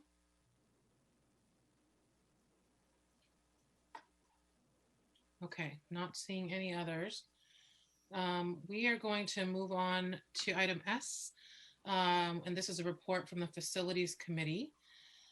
Chairperson Yee, is it you or is it Director Thompson or Director Davis who's going to make the report? I believe it's Director Thompson, and we did comment on it over at the Facilities Committee. So go ahead, Director Thompson. Thank you very much, Director Yee. And Madam President, yes, we are presenting, we're bringing forth the board policy for vision oversight on bonds. We're bringing forth that this evening, and we're actually bringing forth that, asking for a vote tonight that it be accepted. And let's see, General Counsel, could you please show the resolution, please?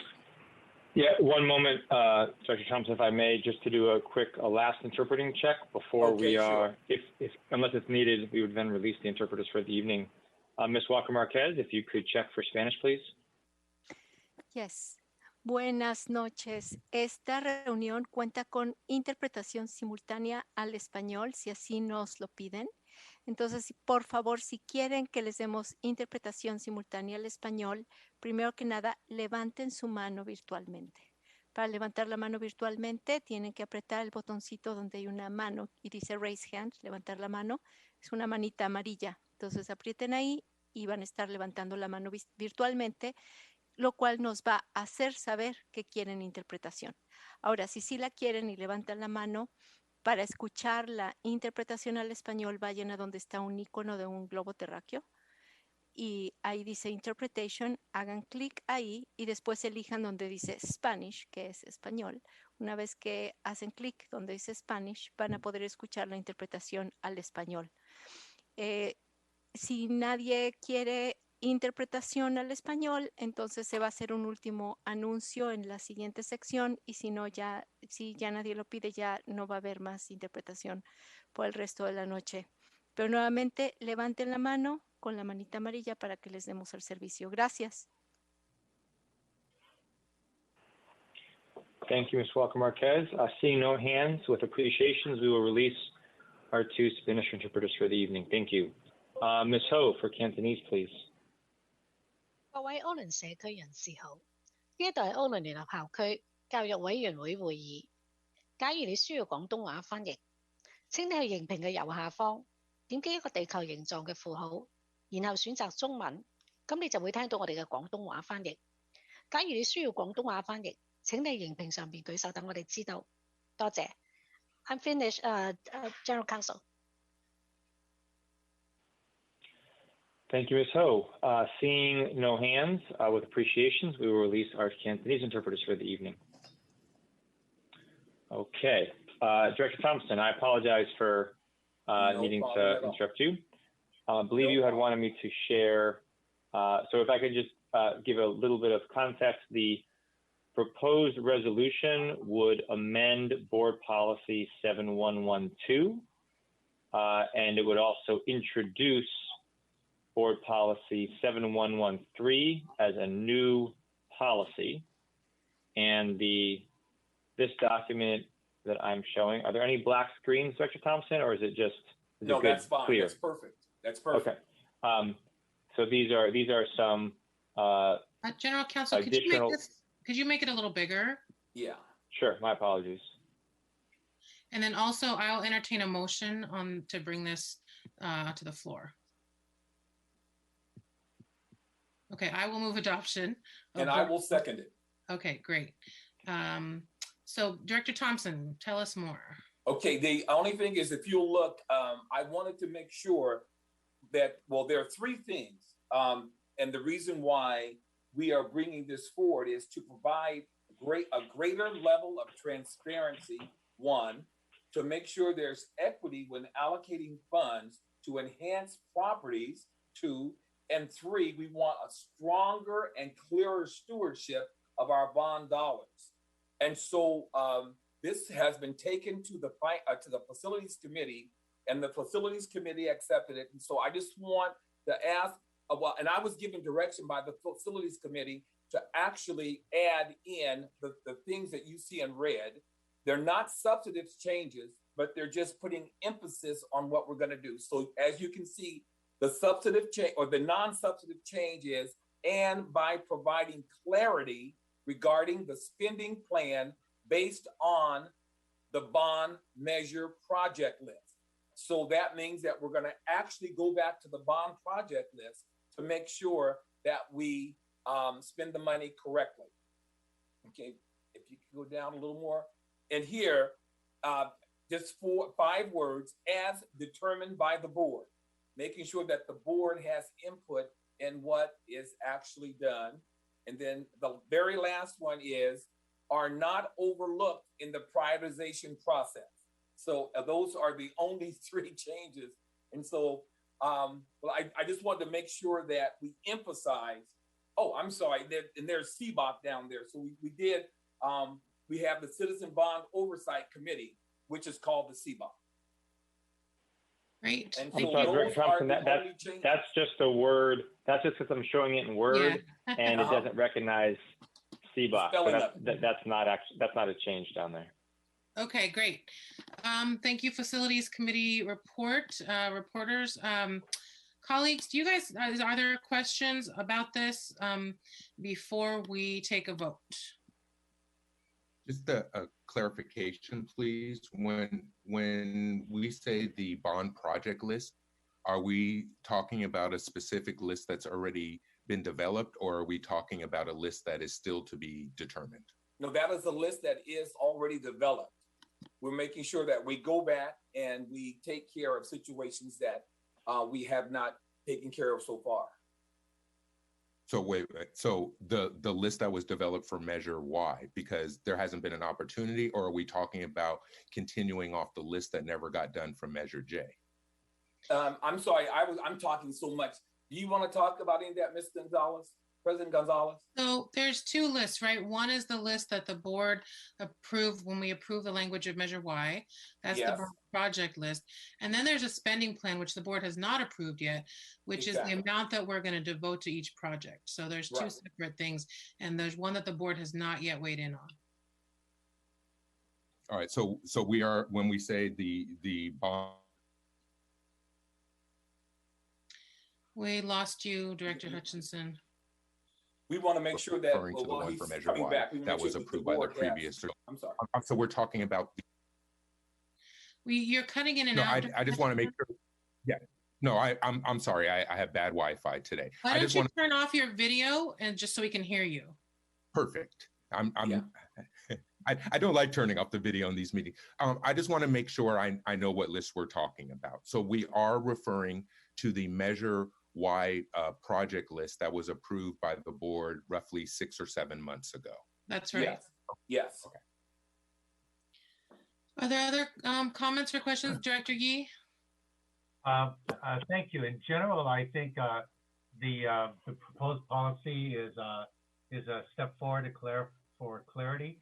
I wanted to just mention a discussion that I thought was worthwhile regarding the comment on educational uses, prioritizing educational uses over office space for employees.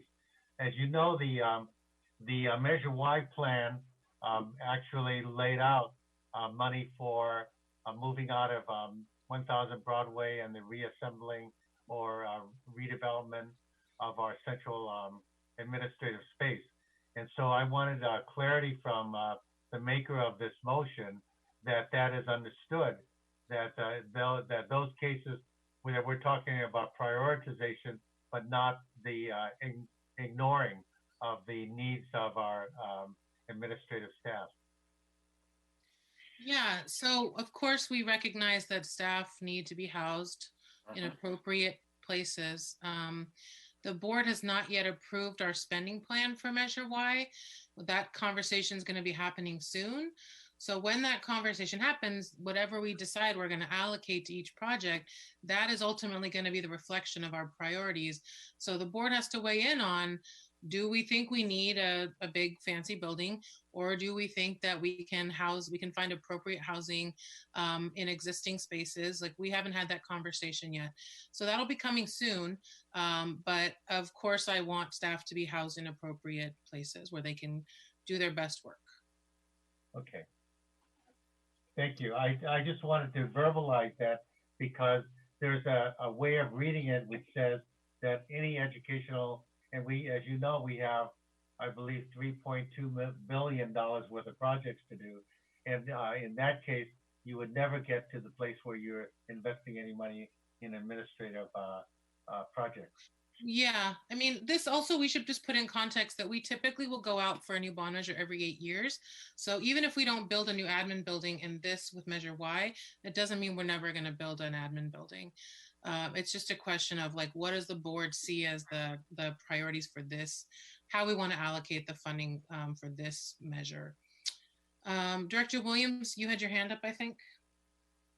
Thank you. Yes, I just wanted to get, well, first, I would like to see that we have an attachment to this that lists those particular schools that we've already prioritized, because my concern is I've read the following prioritization criteria will be considered in scoring all the potential bond projects. And then you give a list.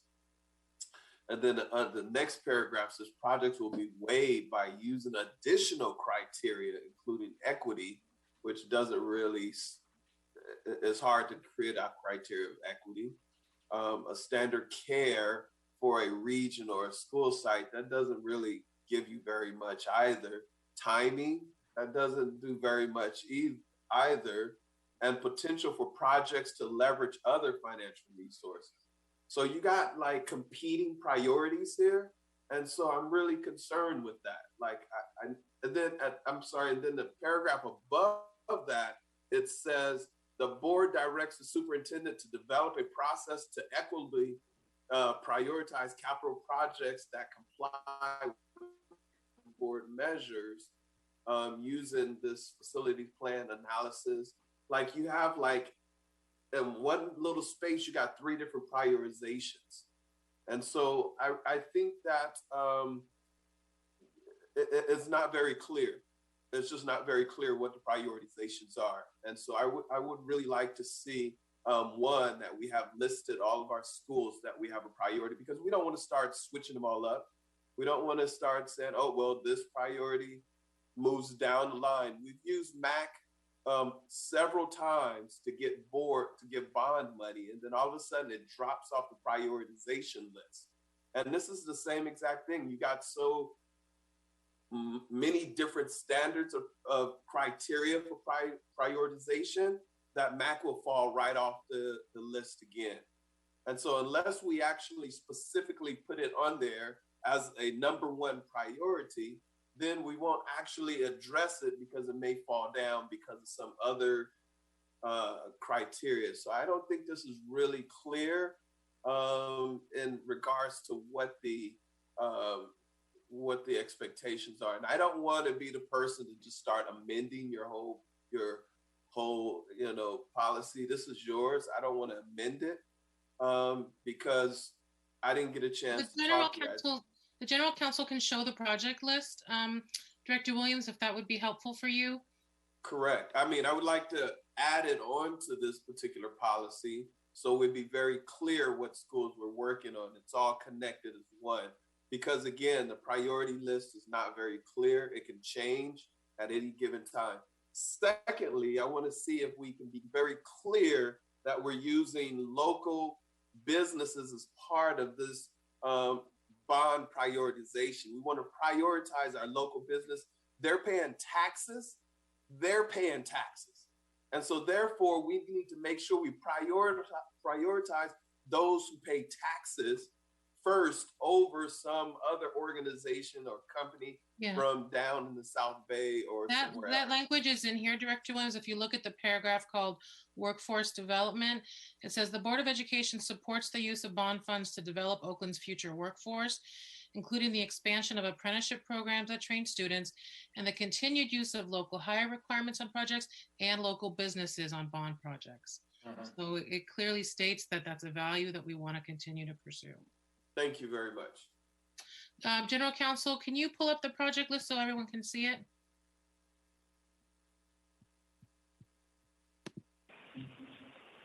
Yep. So this is the full language pulled from Measure Y. You're going to have to make that a lot bigger, General Counsel. Yep. But I want to, so there are specific site-specific projects that are listed, and the project list also includes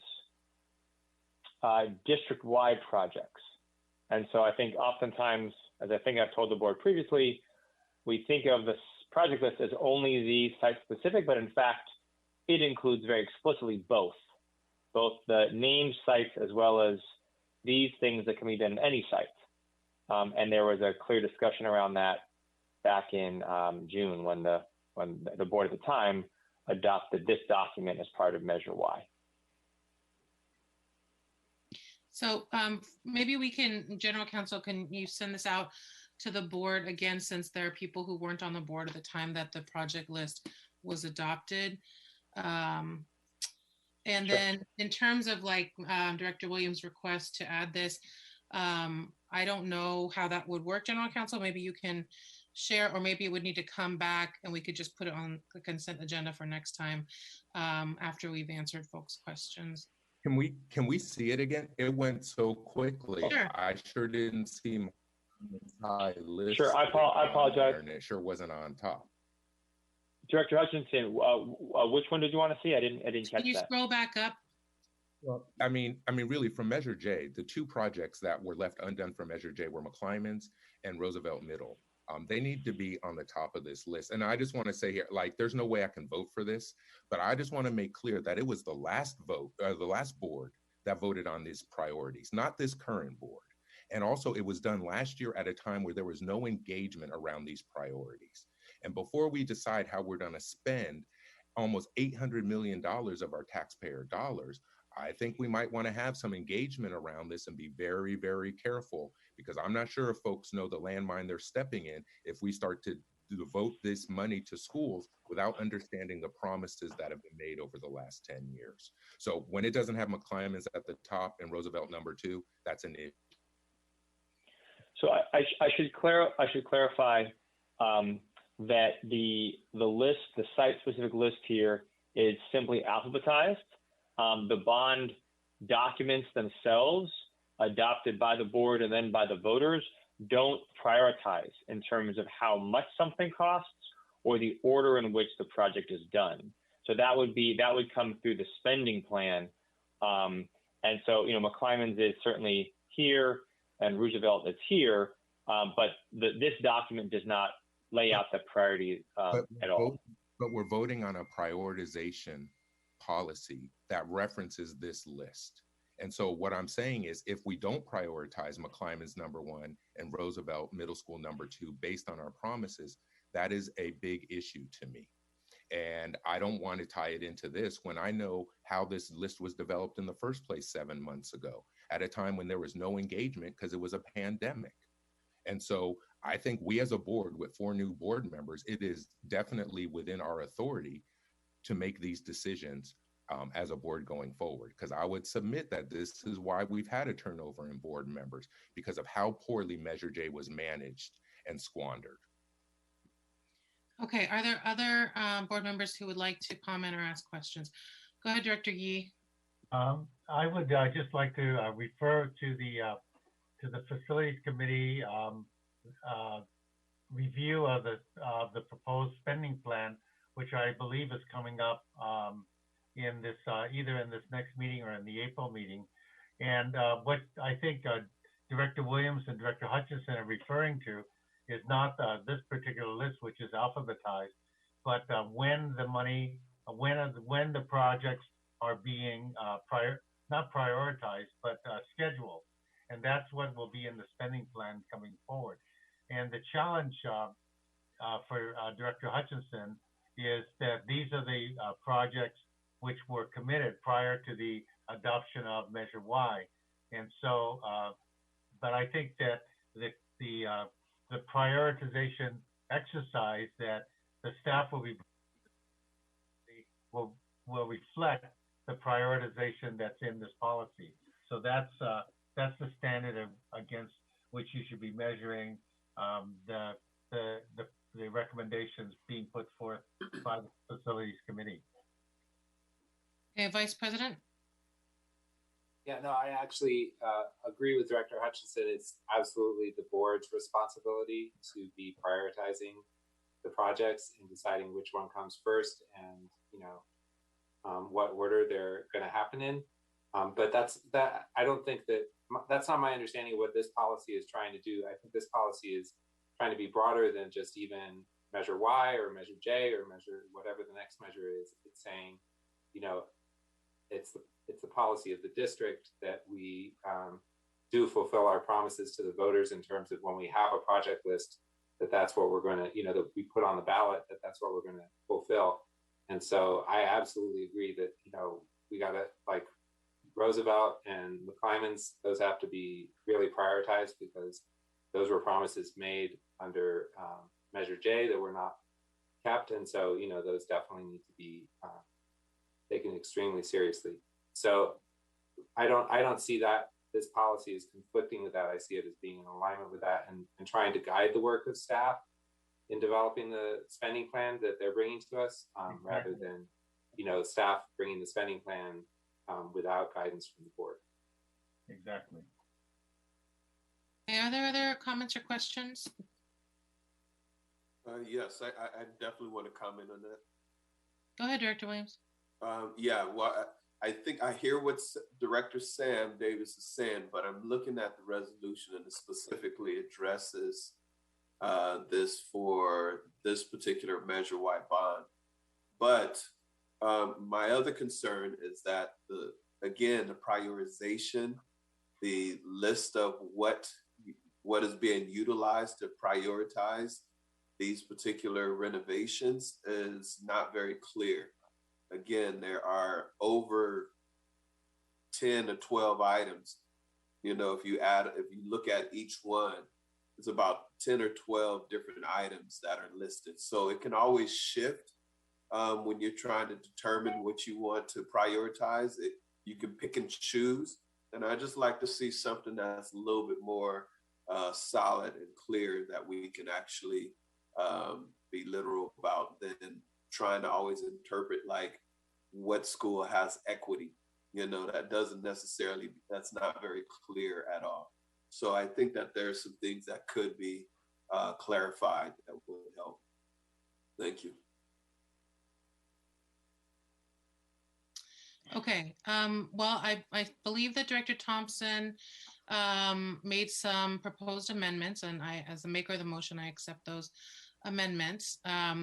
In terms of how we move forward, I hear that you have some concerns, Director Williams, and General Counsel. I don't see Mr. Nakatagawa, but maybe you can talk about why there are so many different criteria used in evaluating, bond priorities. And my understanding is that just that there are a lot of, different ways to assess need, right? Facility condition obviously is a big one, student need, all that kind of stuff. So General Counsel, can you speak to some, any thoughts you have on why there are so many different criteria there?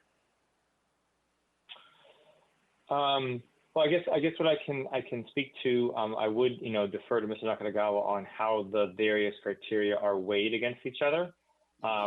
The 7112 is an existing policy that was amended via the resolution. So some of the pieces here have already been in place, although there are 4 bullets being added. And then, of course, 7113 is a new policy. I would add, and perhaps this is repetitive, so if it is, forgive me, that the spending plan document is the document that the board would adopt and discuss that would lay out which projects are done first and how much is spent on each project. So whether it's Roosevelt or whether it's CCPA or whatever it is, that the policy, any policy, would set broad parameters that may or may not influence. It may not change what staff would normally bring forward because it would need to be consistent with the policy, but that ultimately it would be the board, regardless, that would adopt the actual spending plan that includes that level of detail. So I'm not sure if that was a direct response to your question, Madam President, but hopefully that gives some context into how this fits, how this would potentially fit together. Yeah. So basically, Director Williams, no matter how many criteria are listed in this policy, it's ultimately the board that approves the spending plan for each bond measure. Does that make sense? It does make sense, but what we do have is these 2x2 meetings that tend to tell us what is our choices, right? And so, we give a bit of a response, but we've already know that they're bringing us a list of choices. I was just in the other 2x2, and it's like, just you have these limited choices. And so it doesn't actually give us an opportunity to say, oh, well, let's look at what the priorities are. Because right now we have 20 of them, and they are all kind of just open to interpretation. Actually, this one statement says, each project will be approached in a manner that meets the vision of the educational program at the site in a way that deepens the relationship between the school and the community. Who decides on that? Like, do we have community? Like, it's not really clear, in regards to community input would be one measure of developing the program, the bond measure that we need. Like, as I'm reading it, I'm like, it's very, open to interpretation. And then we're the final ones to make the determination. But actually, we only get the information that the staff gives us. And if the staff says it is what it is, then we have no choice than almost just to vote on it. So that's just my concern. I just want to put that out there. I don't want to make a second amendment and move Thompson's. There's 2 amendments on the floor, or there's 1 amendment on the floor now. I don't want to create a second amendment to move his somewhere else, because I just want to see if we can work this out somehow, have a conversation to work it out, than trying to add 50 amendments on this particular measure. Well, it's a new policy, Director Williams, so I wonder if you'd be willing to try it on. And it's basically just intended to give some more direction than we've given in the past. Like, we've never said that we value student spaces over adult office spaces. And part of the effort here is to be really clear as we go into the process of allocating funds for each of these different projects, that the value of the board is on the educational spaces over the office spaces. So that's the gist of it. There's some other stuff in here, obviously. We also added making sure that we are maximizing the number of school upgrades that we can do. Because historically we've done, 2 or 3 really big projects, and as opposed to the style you've probably seen in San Francisco Unified, which is where you upgrade schools in phases, so that more schools get touched with every bond measure. So there's a couple new things in here, but would you be comfortable just trying it out? And we can always revise it if we don't feel like it's working the way that we want it to.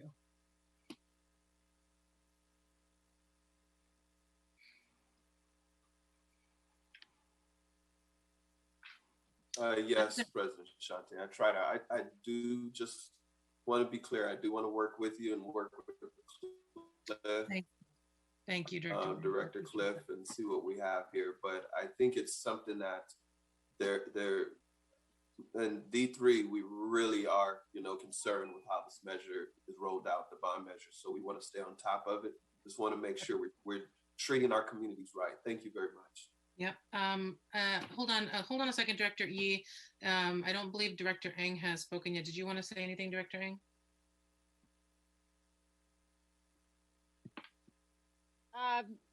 No, I don't have anything to add. Okay. I'm Director fine Yi. with the language as is. Thank you. Yeah, Director Yi, go ahead. Yeah, I just wanted to say that I understand Director Williams' frustration with it, because it is a very broad set of variables in this. And so to me, the proof is in the pudding that what we see in the spending plan that's going to be presented, we as the Facilities Committee, myself, Director Thompson, Vice President Davis, will be applying these variables in terms of affirming the staff proposal on this. We're not going to be making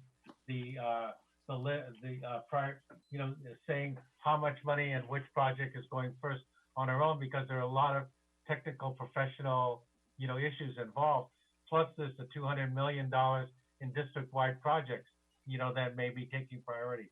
So those are the kinds of things we're just kind of sort through on behalf of the board as a whole, but we're going to bring it to the board for that larger discussion. But we'll have had that bite of the apple in the Facilities Committee. Maybe it'll be a meeting, maybe it'll be 2 meetings, but we'll do our best to take the concerns that you and my board colleagues have represented in this particular meeting to that discussion with our staff. So, but as President Gonzalez said, it will come back, and you could say McClimas is not high enough, and then that's for you to persuade 3 of us to agree with you on moving that around. But we wanted to bring you something as a first cut of the apple. Go ahead, Director Hutchinson. Yeah, I just want to point out that this resolution says, or policy says, at one point, we're going to use the bond project list, which there's an identified list. And then on the other hand, you're trying to tell us this is how there's going to be a prioritization process to decide which projects. The 2 of them can't be true. And I wish people were more willing to work with me. I mean, I made it really clear, if McClimas is 1 and Roosevelt is number 2 on our project priority list, then we're talking. But what you're talking around is the fact that McClimas and Roosevelt got taken off the list that was developed in 2012. I watched Measure J spending plan get reprioritized 4 different times. And we have grand jury reports about how Measure J was managed. If we're not clear now at the front end and we've had no engagement, this is opening up a recipe for disaster. So a way that I would be really happy is if this was amended to prioritize McCliman's number 1 and Roosevelt number 2, because we promised those schools new facilities 9 years ago. And so when I see something that is coming up with a different formula, that sure feels like justification to again move those 2 schools off the list. Yeah, we will talk about the order of projects when we get to the spending plan. That does not go in a board policy, which is providing more broad guidance and our values around our facilities program. So I'd like to call the question on this item. Are there any further comments or questions before we vote? Okay, Mr. Rakestraw, can we have a roll call on the motion? It's on the adoption of the item S.-1 and the resolution attached thereto. I'm sorry. Public comment. I'm sorry. Let's take 5 minutes of public comments, and we'll do 1 minute each. And Miss Floyd, can we call the first speaker? Our first speaker is Jim Mordecai. Okay, Jim Mordecai speaking as an individual. I'd like to speak up for democracy. So the idea is that you tell the public you're going to build, and there's this propaganda about you're going to build these, your school is going to be improved. And then they don't tell you that part B, there's going to be a priority list that you, the voters that have already voted, so it's over. So to hell with you.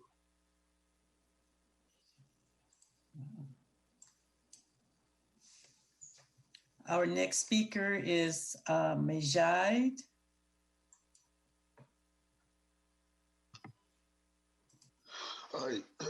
Yes, can you guys hear me? Perfect. My name is Majid Bey. I'm with Eclipse Electric.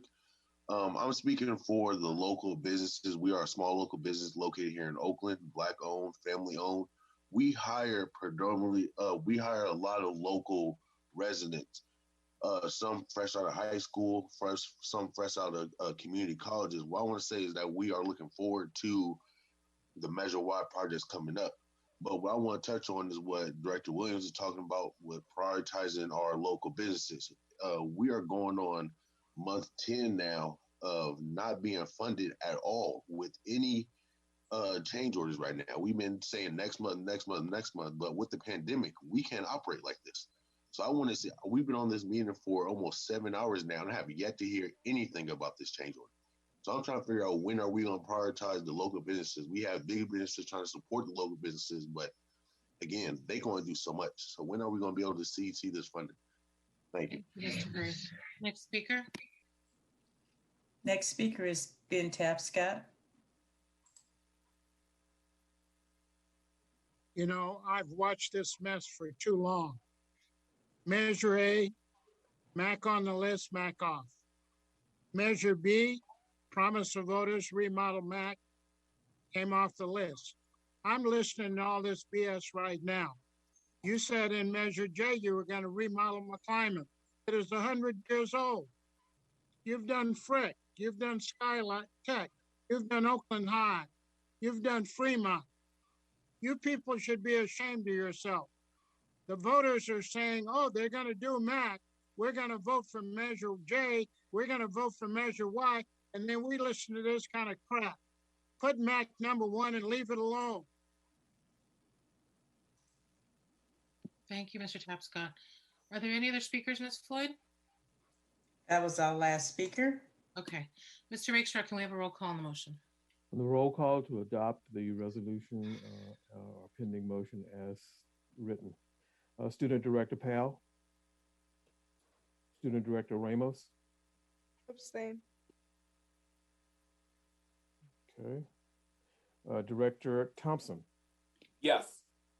Director Ng. Yes. Director Yee. Yes.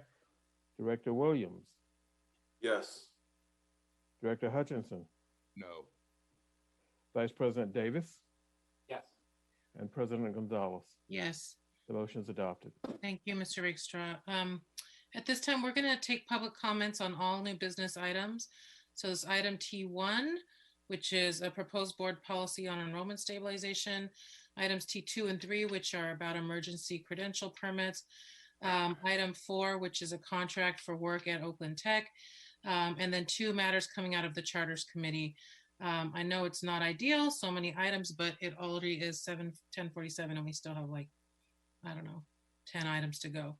So please raise your hand if you would like to make a public comment on any new business item tonight, anything under item T. Okay, please raise your hand if you would like to speak at this time on any item, any new business item. Okay, Ms. Floyd, we'll do 10 minutes of public comment. It's 10:48, so we'll stop at 10:58, and you can call the first speaker. Our first speaker is Jim Mordecai.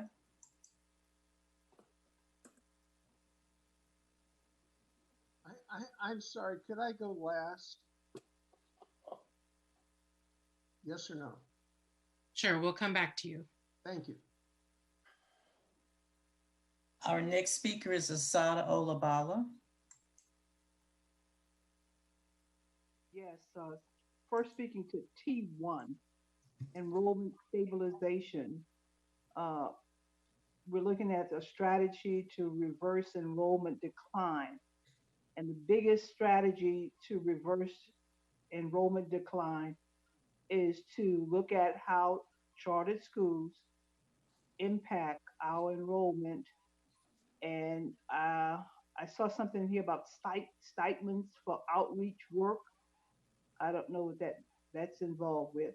T5, changing process with charter school petitions. I don't agree with the fact that we need to hear from our charter school board for the simple reason it presents accountability on the effectiveness of their responsibility to do the work that they need to do to look at charter schools. And T6, waiver of certain 39, Proposition 39, and I say this again, if students are going to be able to have space in the school district, which we need for all schools, we have to prioritize our students, OUSD students. Thank you, Ms. Olabala. That's your time. Next speaker. Our next speaker is Ben Tapscott.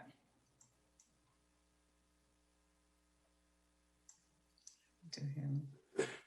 Seem to have lost Mr. Tapscott. Our next speaker is Rich Harrison. Hi, good evening. Rich Harrison, CEO of Lighthouse Community Public Schools. First, I know it's a long night, and I just want to thank you all for your leadership and your patience going through the agenda. Thank you so much. I just want to speak to the resolution on the charter petition.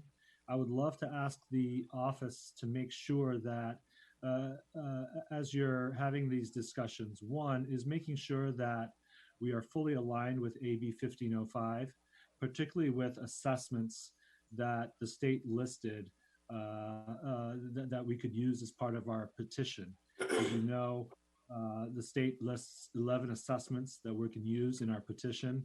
And given the impact that COVID has had on the way we do school, it's just important that there's an opportunity to tell a story about what we have been doing well in distance learning and what are the gaps that we need to have.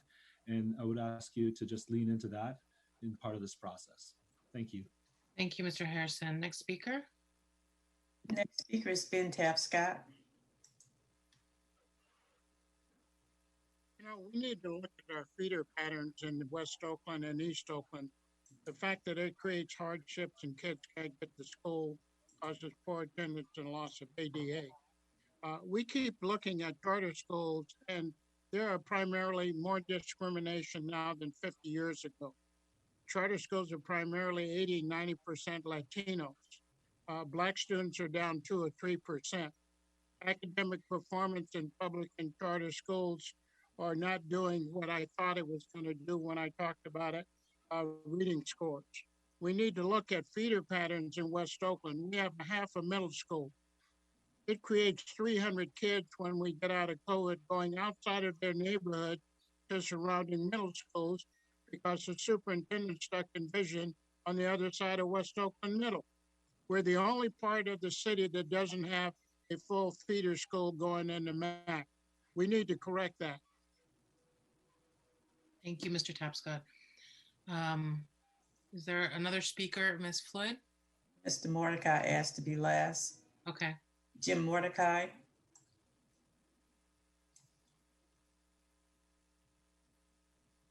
Mr. Mordecai, you need to unmute yourself.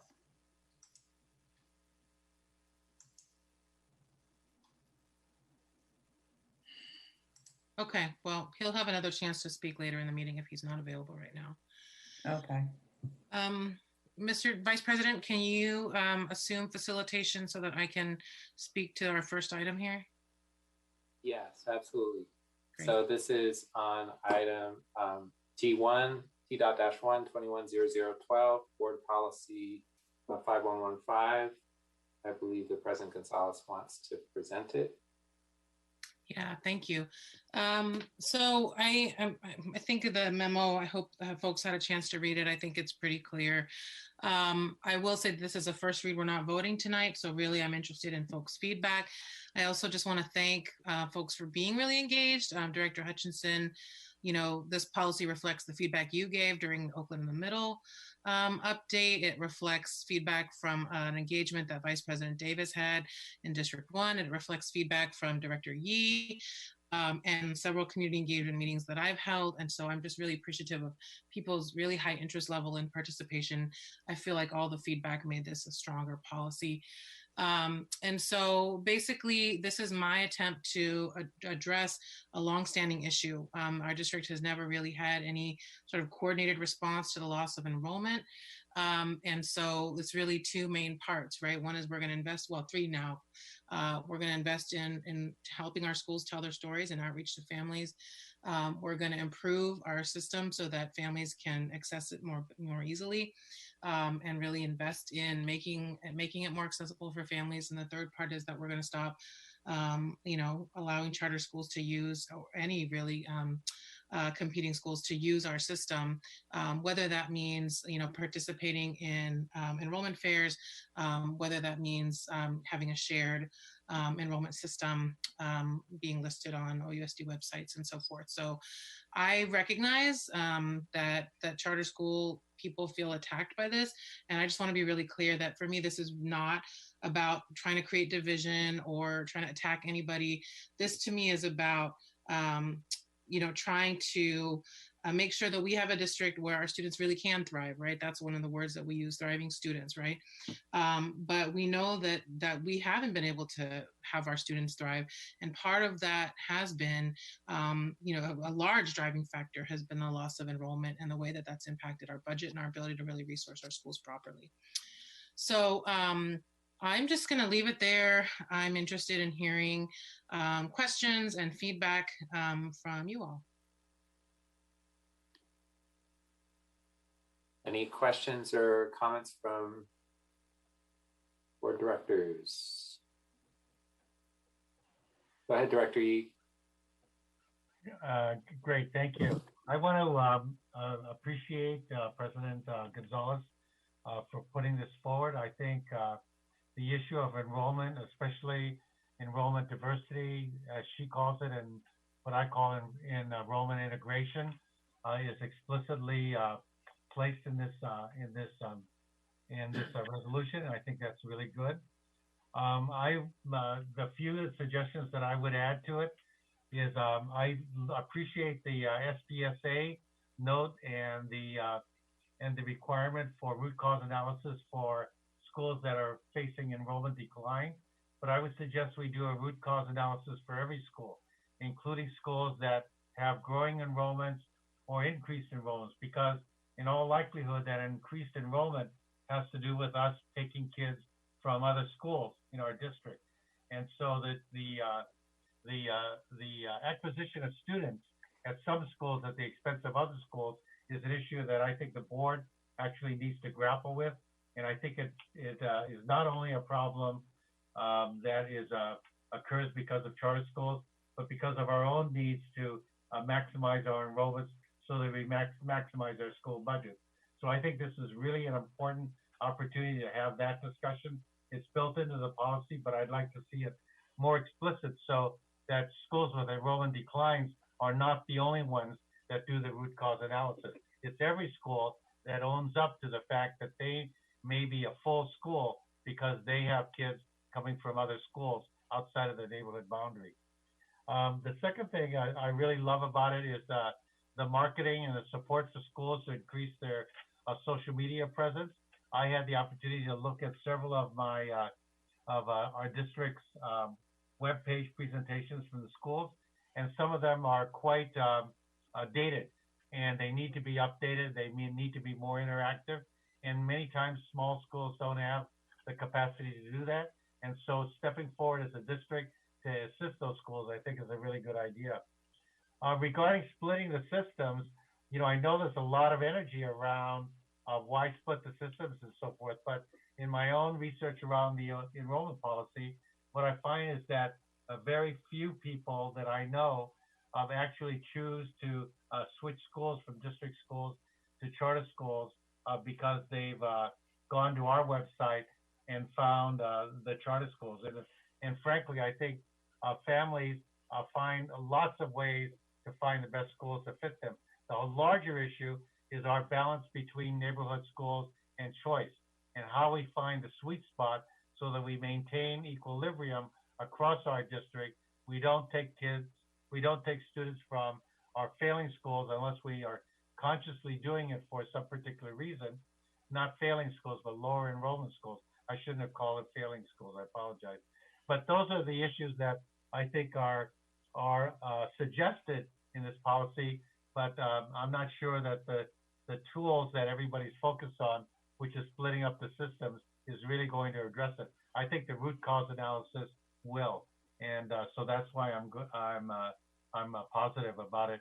But I'm less excited about the splitting of the systems, at least until we understand what the benefits are of each one. I believe that we can tweak the system that we have, and I believe that Oakland Enrolls is interested in doing that, and I have some suggestions to do that. So I would prefer to have, by the next meeting, before we make the decision, a presentation from staff doing the analysis for us and helping us to understand the potential benefits and the potential costs. And I think that requires about that before I make a final decision. Thanks, Director Yee. Okay, other comments? Oh, did you want to respond, President Gonzalez? I'm fine with the SPSA for every school. I am not interested in not removing charter schools from I'm not interested in not having a shared enrollment system. So I hear that that's a big issue for you, Director Yee, and I think it's the place where we're just going to have to agree to disagree. It's not a big issue for me, but it's a big issue for many of the parents seeking a For sure, for sure. Okay, other comments, Dr. Ng? Thank you. Thank you for the work on this, President Gonzalez. I know this is a topic that you've been championing for pretty much the whole time you've been on the board in terms of enrollment impact and wanting to make sure that we were focused and targeted, having a comprehensive plan. So I do appreciate that and appreciate your due diligence in trying to get additional feedback. I think the majority of the resolution, I think, coming up with the concerted plan, identifying, marketing strategies, and really being intentional, I think I wholeheartability agree with all of that. I think the one, just going off of Director Yee's point around family access and navigatability, or the ability for families to navigate this system. I worry about especially in this pandemic year and the timing, I wonder if there are opportunities around tweaking the system versus completely separating it.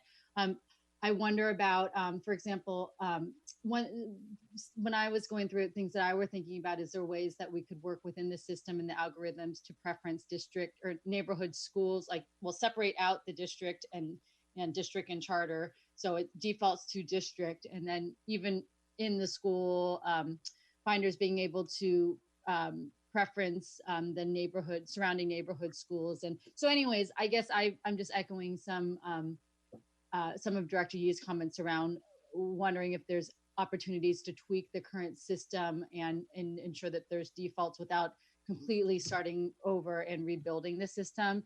I don't know. I didn't see costs associated with just that aspect. I saw the total cost, the 1.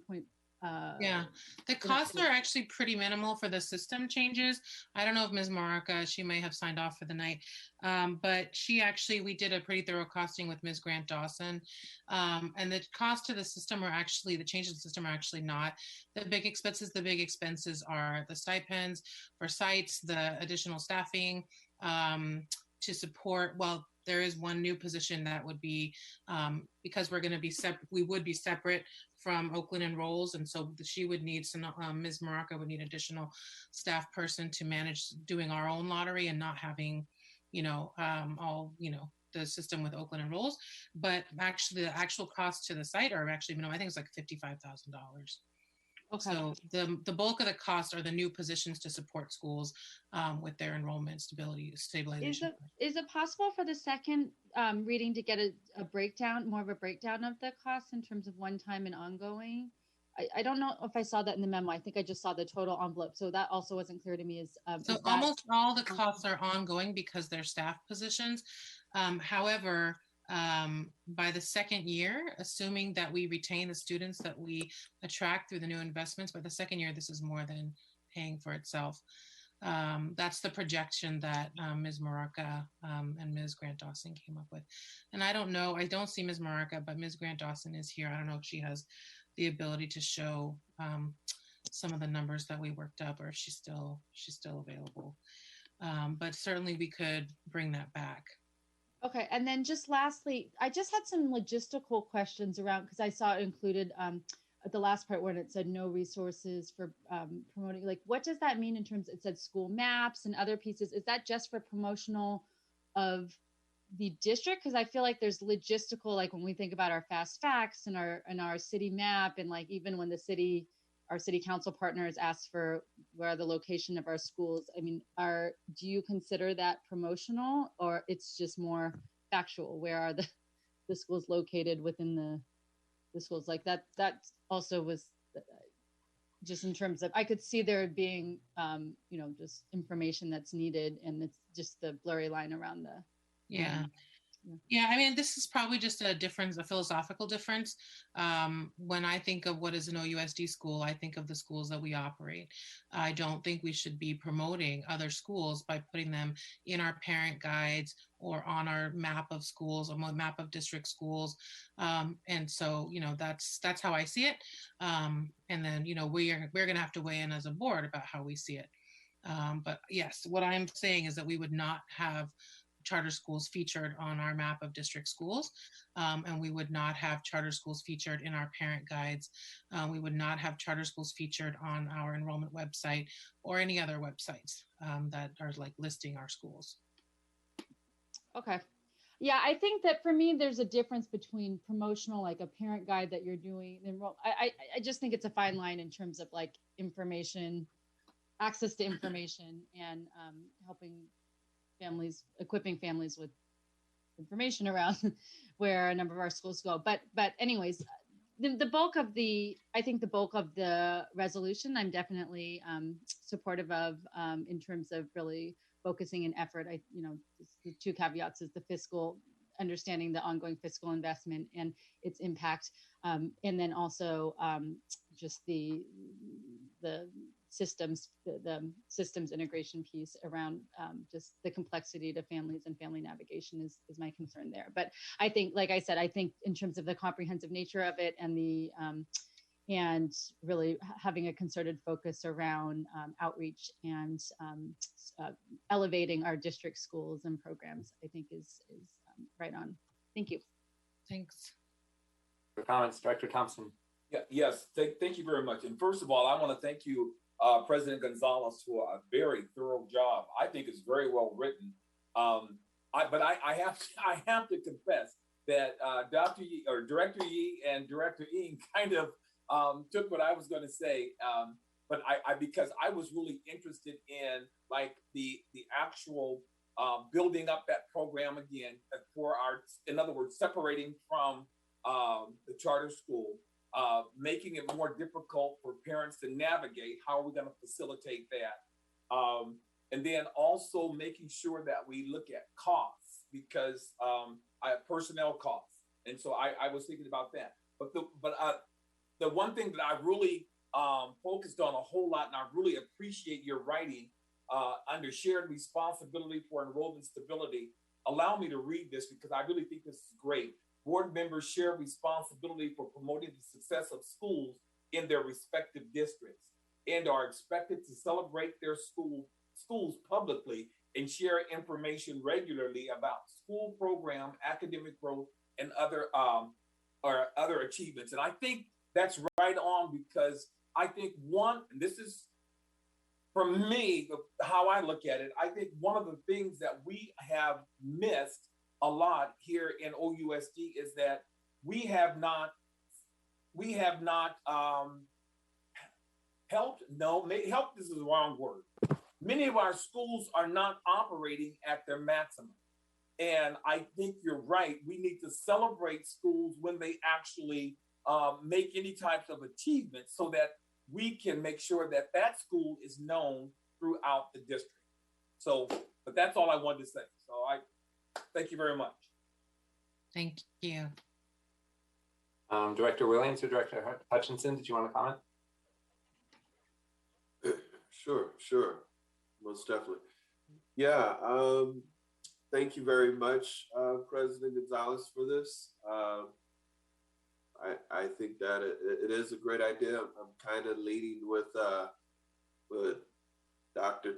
Thompson and Gary Yee and Amy in regards to how we move this forward. I think there are some decisions. I did look up Oakland Enrolled, and I looked at their board, about us. You look up the board, and it's all charter folks on there. It doesn't have has no public OUSD folks on that board. So it's really ran by the charter community. And, so that's my concern. It's been run by the charter community. They're going to be all right. They will just market themselves even better.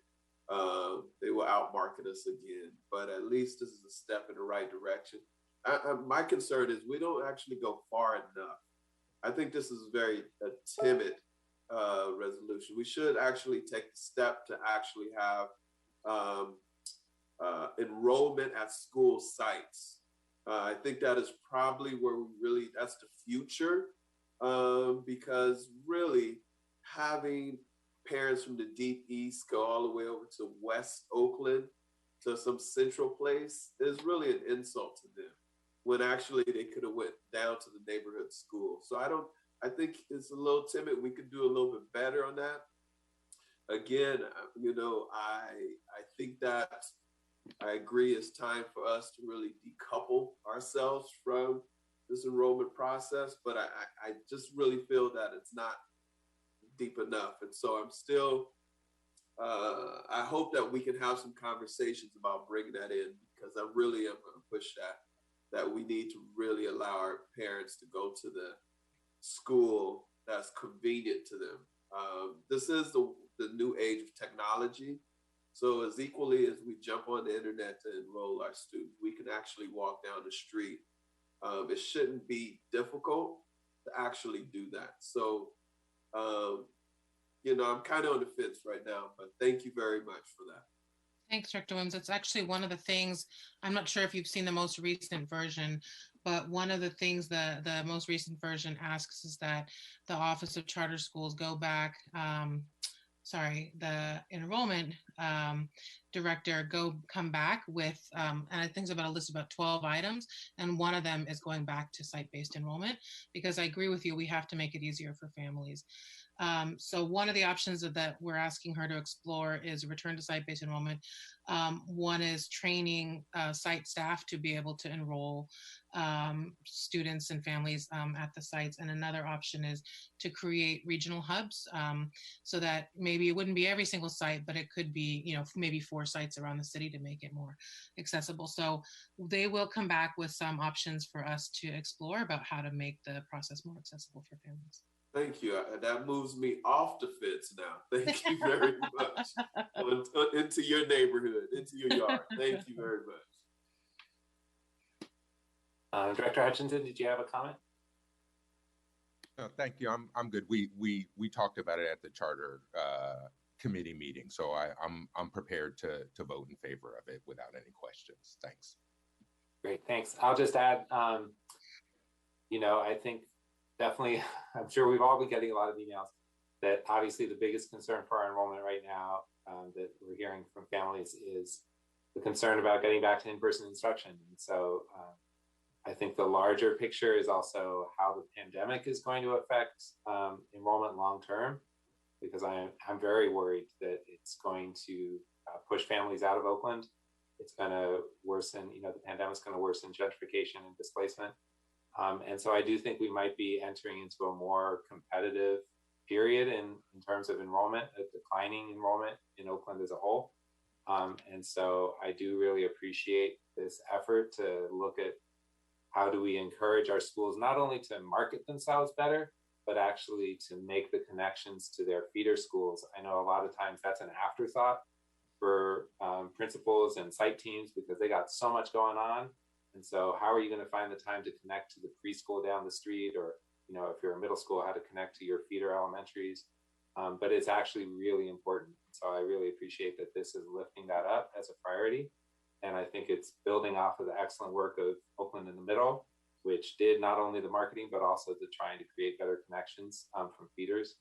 And so I think it's a model that we've seen succeed. And so let's grow it to our elementaries and our high schools. As far as there's been I've heard a lot of frustration and comment about the website issue. It is a website, and I think our core business is not websites; it's schools. And so I think that everyone, in terms of the enrollment process, I also heard a lot of interest from residents in my district saying, please do divorce the websites, please do separate them. So I think some of the critiques I heard was, we don't do anything else in common with, charter organizations have chosen to separate themselves off from the district, and we don't do special ed in common, we don't do curriculum in common, we don't do, HR in common. So why would the only thing that we do in common be the enrollment website? That seems, a particular decision. So I don't have any concerns with the policy. I think I'm definitely ready to support it. And I don't know if there's any other comments, or since it's just a first read, I believe this would come back to the board for a vote at the next meeting. All right. That's right. Thank you, Vice President Davis. I did just want to speak to, one thing I heard from, I believe, Director Thompson and Director Yee. I really am not trying to make life harder for charter families or prevent families from getting information about schools. I believe that, we've been doing this for about 4 years, and charter schools existed before there was Oakland Enrolls, and they found charter families were able to find information about enrolling in charter schools before, and I think they'll be able to find that information after. So, I care that people are feeling attacked, and I'm not sure that there's a lot that I can do about that, because the way that I see it is that I'm on the board of OUSD, and my job is to make sure that our district is, fiscally sound, and that we have the resources we need to provide for our students. And so I really hear, how people are feeling, feel bad about that. But I feel like this is what we have to do to make sure that our district continues to survive and thrive. So that's where it's coming from. President Gonzalez? Yeah, go ahead, Director. I mean, I think we'll take one last comment, and then I think we should move on. I just wanted to affirm, President Gonzalez, I do not consider negative or hostile intent on your part.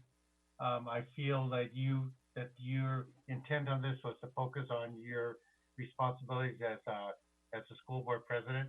I am slightly more worried about the passing comment of that you made about neighborhood or school-based registration, because if I'm a parent interested in looking at my choices around district schools, but I know that I'm going to my neighborhood school to enroll, but I want to know about a school across town, how do I find out that information? That has been the historical problem in the past. It's actually the secrets of how you move from one school to another school in the district before we ever had charters. And that was the fundamental problem that I confronted, and maybe Director Thompson recalls in the 80s, that there was a secret way to get to a school that you wanted to go to. And I think that's the part that I would be more concerned about if you go too far into neighborhood registration, that parents will feel like they don't have any information about other district schools. So that's my only comment. But I wanted to let you know that I do not consider this initiative hostile. Thanks, Director Yee. Yeah, so we'll look at our options. Maybe it's not every single school site. Maybe it's a regional hub system so that you don't have to go all the way to Lakeview if you live in District 7, but there would be a hub somewhere in District 7, perhaps. Yeah. Okay, well, I believe that ends discussion on this item. And so I will hand the reins back over to you, President Gonzalez. Well, let's take a vote first, Vice President. Oh, I thought this was the first read. Sorry. You're right. This is a first read. Thank you. We will move on Getting to. late. Yes, it is getting late. So let's. Uh-oh. I'm having trouble with technology right now. Let's move on to item T2. This is approval by the Board of Education, application for a provisional internship permit. Is there any discussion? Okay, can we get a roll call on the motion? I will move adoption. Is there a second? I second. Great, thank you, Director Thompson. Can we get a roll call, Mr. Rakestraw? Yes. On the motion to adopt T.-2, Director Yee, Yes. Director Thompson, Yes. Director Ng, Yes. Director Hutchinson, Yes. Director Williams, Yes. Student Director Ramos, Yes. Director Powell, Vice President Davis, Yes. and President Gonzalez. Yes. Motion's adopted. Thank you. We'll take up item T3 now. This is the application for a variable term program waiver. I will move adoption. Is there a second? I second. Great. Can we get a roll call? Is there any discussion? I'm sorry, who was the seconder? Director Thompson. Is there any discussion? Okay. Can we get a roll call on the motion? Yes, on the motion to adopt T.-3, Student Director Powell, Student Director Ramos, Yes. Director Ng, Yes. Director Thompson, Yes. Director Williams, Yes. Director Yee, Yes. Director Hutchinson, Yes. Vice President Davis, Yes. and President Gonzalez. Yes. Motion is adopted. Thank you, Mr. Rakestraw. We'll move to item T4. This is an emergency resolution declaration for emergency construction work at Oakland Technical High School. We require a 4/5 vote on this item. Which means Is there? six members. Okay, so 6 members. So is there a motion to adopt the contract? So moved. Okay, I will second. Is there any discussion from the board? Yes. I'm kind of confused because I don't know where ER Plumbing is located. Number one, is it located in Oakland, in our district, in our area? That's the first thing. And the second thing, I'm just wondering if they're located outside of our district, could we not find someone in our district? And my third question is, and these don't have to be answered, these are things that I want us to think about. What is the demographic of the employee that's actually been employed to do this work? And I'm wondering, I am wondering this, though. I do want to answer to this if somebody knows it. What is the length of time for the repair?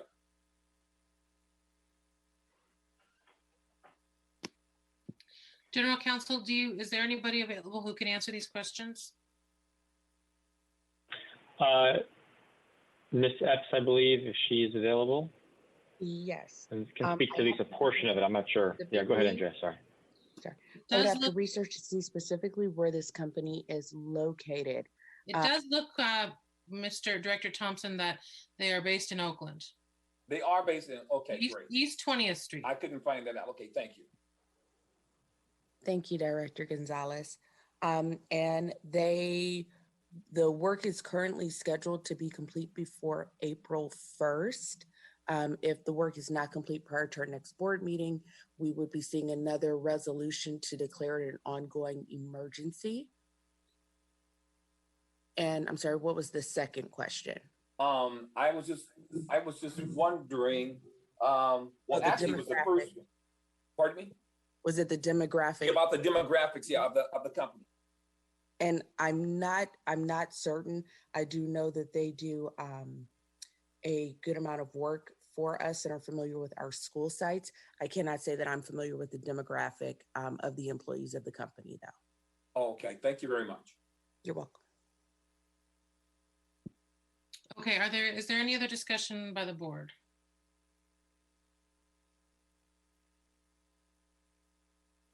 Okay, can we have a roll call on the motion? Yes, on the motion to adopt the emergency resolution, which is T.-5. I'm sorry, that's not T.-5, it's T.-4. Student Director Powell, Student Director Ramos. Yes. Okay. Director Ng. Yes. Director Williams. Yes. Director Yee. Did you say yes, sir? Director Williams? I mean, Director Yee? I didn't hear your answer. I've lost it. Did you say yes? Yes. Okay, all right. Director Hutchinson? Yes. Director Thompson? Yes. Director Vice President Davis? Yes. And President Gonzalez? Yes. Motion's adopted. Great, thank as you. As required. Yes, thank you, Mr. Rakestraw. So we're going to take up 2 items from the Charters Committee. I have a feeling, Mr. Director Hutchinson, there's going to be more comments or questions about your item. So why don't we take up T6 first and then come back to T5. Do you want to speak to your item? Oh, is Director Hutchinson? There he is. Yes, you caught me in transit here. You switched it up. So let me just get back sitting down and yes, thank you. So this was an idea and a resolution put together in consultation with General Counsel Daniels. And in general, I'm real worried about this year. And you know, as a school district, we have yearly commits across the board, everything from our budget process to standardized testing to this Prop 39 cycle. I think with these yearly commitments, we're really being put in a box now in terms of not having the freedom to decide how to manage our district going forward in 21-22.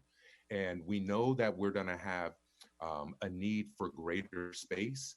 We actually know that charter schools are probably not having for greater space since our classes are going to be greatly limited to their numbers because of the social distancing requirement. We are compelled under Prop 39 to, in 2 weeks, vote on leases. These leases were written before the pandemic, and I don't think the terms of the lease necessarily apply. This resolution in particular was to ask for a waiver to be able to delay this decision until we can first decide as a district how we plan on using our facilities for next year.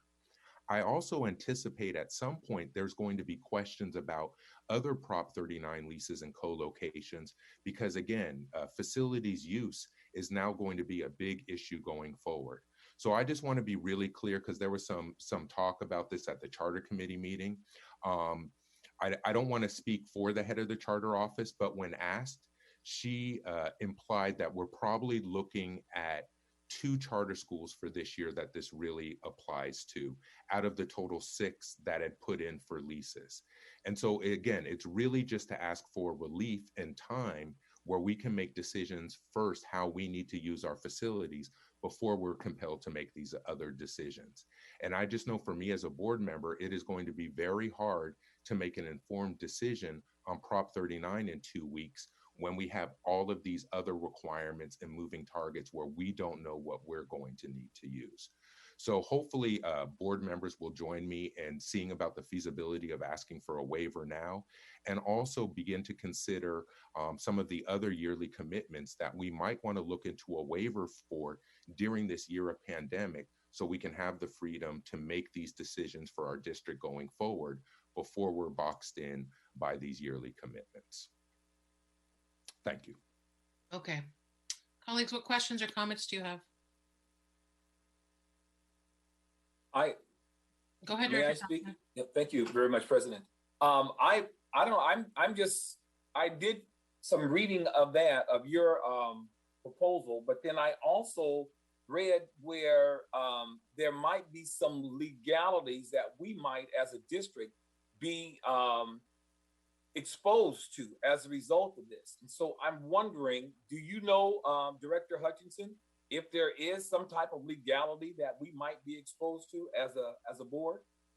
I don't think so for asking for a waiver and seeing that feasibility, but I would like to defer to General Counsel on this question in particular, especially since he helped me write the resolution. Okay. Thank you, Director Thompson, Director Hutchinson. I'll just mention that in the resolution itself, it says to the extent legally feasible or something that effect. So by definition, it wouldn't allow us to do anything that would violate the law. Okay, great. I just don't want to wear orange.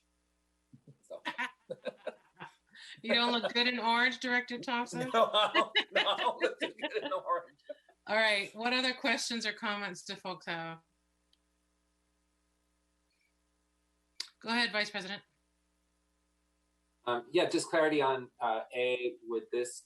So is this just for this is just for the current year, correct? And then are there any schools that are currently or that already have leases under Prop 39? I know there's in lieu of Prop 39 leases, and so I'm wondering if this affects those schools.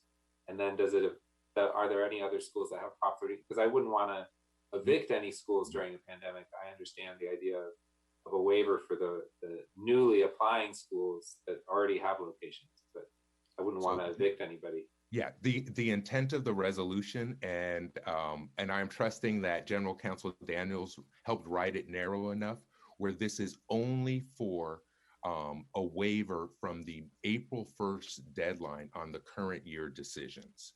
So what it really is trying to buy us at least a little more time before we have to make the current year decisions. So this does not apply to any in lieu of offers or any existing leases. This is just for the ones that we will be voting on at the next board meeting.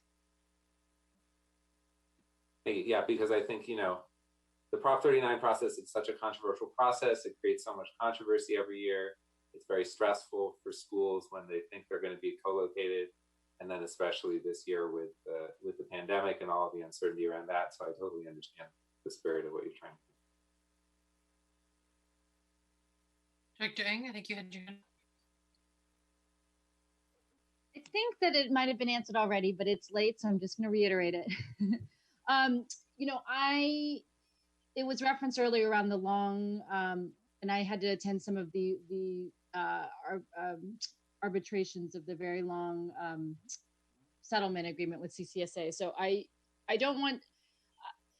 My assumption is it's written in a way that we are not going to increase our legal exposure and have to risk opening up additional legal challenges, because that I do not think would be in the best interest of the district, because lawsuits, it was a number of years that took to settle that and finally come to an agreement. But General Counsel, when you're saying it talks about legal permissibility, then is that language that would speak to that? Oh, Director Hutchinson, I'm seeing you nod your head as well. I want to defer to General Counsel on legal question, but my understanding is this is asking or directing us to see about the feasibility and asking for a waiver from the April 1st deadline that we're going to have to make current year decisions. And so I would agree with what General Counsel Daniels said before. There is nothing in here that compels us to take action. This is seeing the feasibility of a waiver, and I would agree. At least my impression was this was intentionally written to be narrow and to not open us up to more exposure, and is just specifically about this April 1st deadline coming up in a couple of weeks. Got it. And what is our sense of what the timeline would be in terms of hearing back from the state about the waiver process, because to Vice President Davis's point around the not necessarily wanting to draw out more timelines and uncertainty for school sites, just wanting to understand what the potential impact for school communities, both charter and district schools who may be being co-located. What do we have an anticipation of what the turnaround time might be for us Well, to hear back? I would say, so honestly, this is something that is uncharted territory. And I think during a pandemic, we need to look in some uncharted territory. So there is no established process that we've been able to find for a waiver from Prop 39. And so I don't know the feasibility or the turnaround, but I think it's something that as stewards of the district, we should really be looking into, is the freedom to make the best decisions that we can going forward. And again, there are 6 Prop 39 offers for this year. At the charter committee meeting, the head of the charter office implied that there will probably be 2 leases at the end that we will be asked to vote on. And so it's really just trying to buy a little extra time and freedom so we can make our plan for 21-22 without being boxed in by these other things first. And honestly, I'm also hopeful that this will encourage the board to have a further conversation about how we can be free of some of these yearly decisions that we have to make, so we can be free enough to make the best decision we can for OUSD first. Okay. And then, sorry, last question is, so if we do not hear back by the April 1st deadline, what is the process and timeline? Is the default that we would go ahead and move forward, or?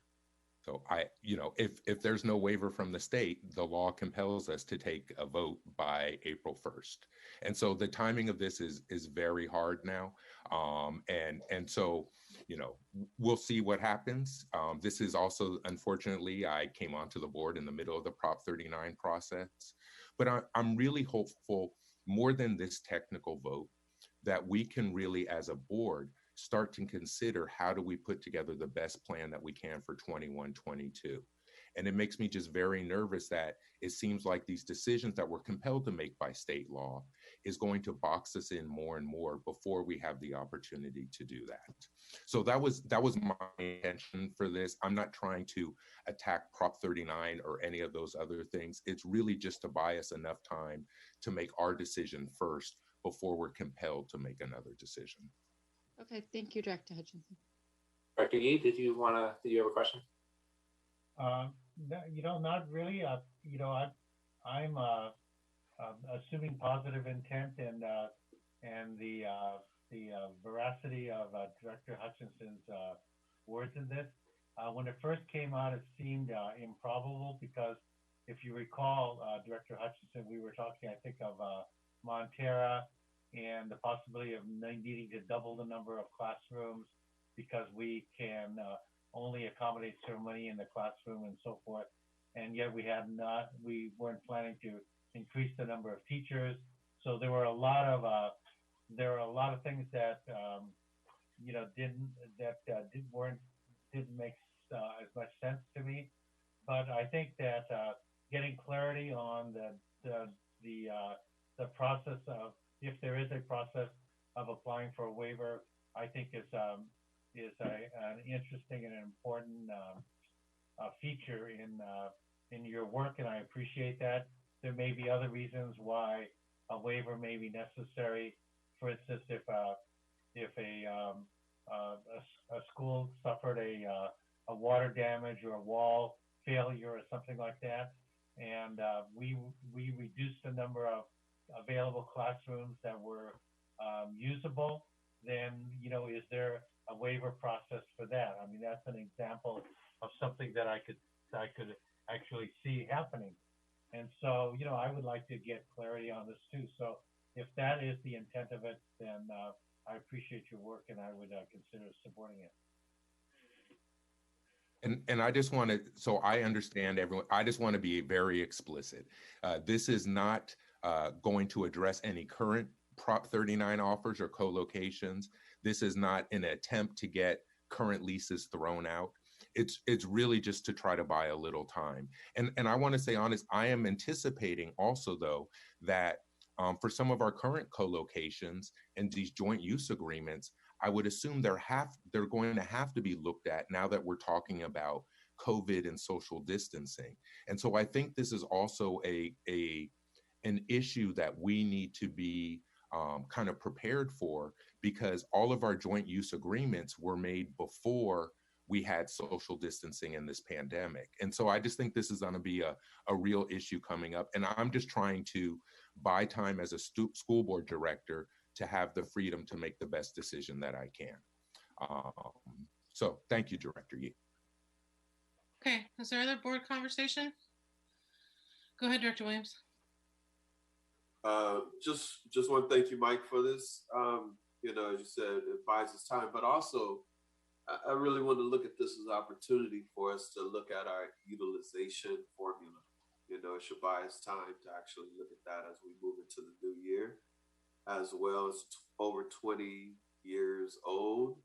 And we just need to really revamp that as well. And you did bring out a good point in regards to the COVID capacity at school sites. If we're talking about returning to schools, what does the COVID capacity look like? And, you know, you're going to need twice as many classes if it's the guidelines from Alameda County at 6 feet apiece. So that conversation, I guess, is still to be had within negotiations with OEA as we move forth. So that's a really good point. But also, as we come back to revisit this, we really have to, again, I'm really hoping that our district moves.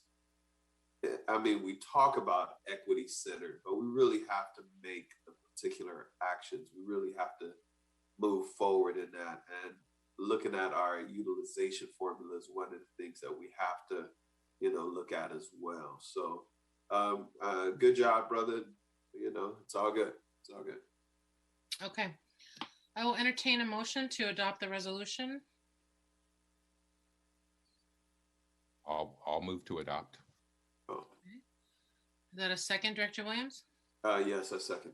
Great. Is there any additional discussion?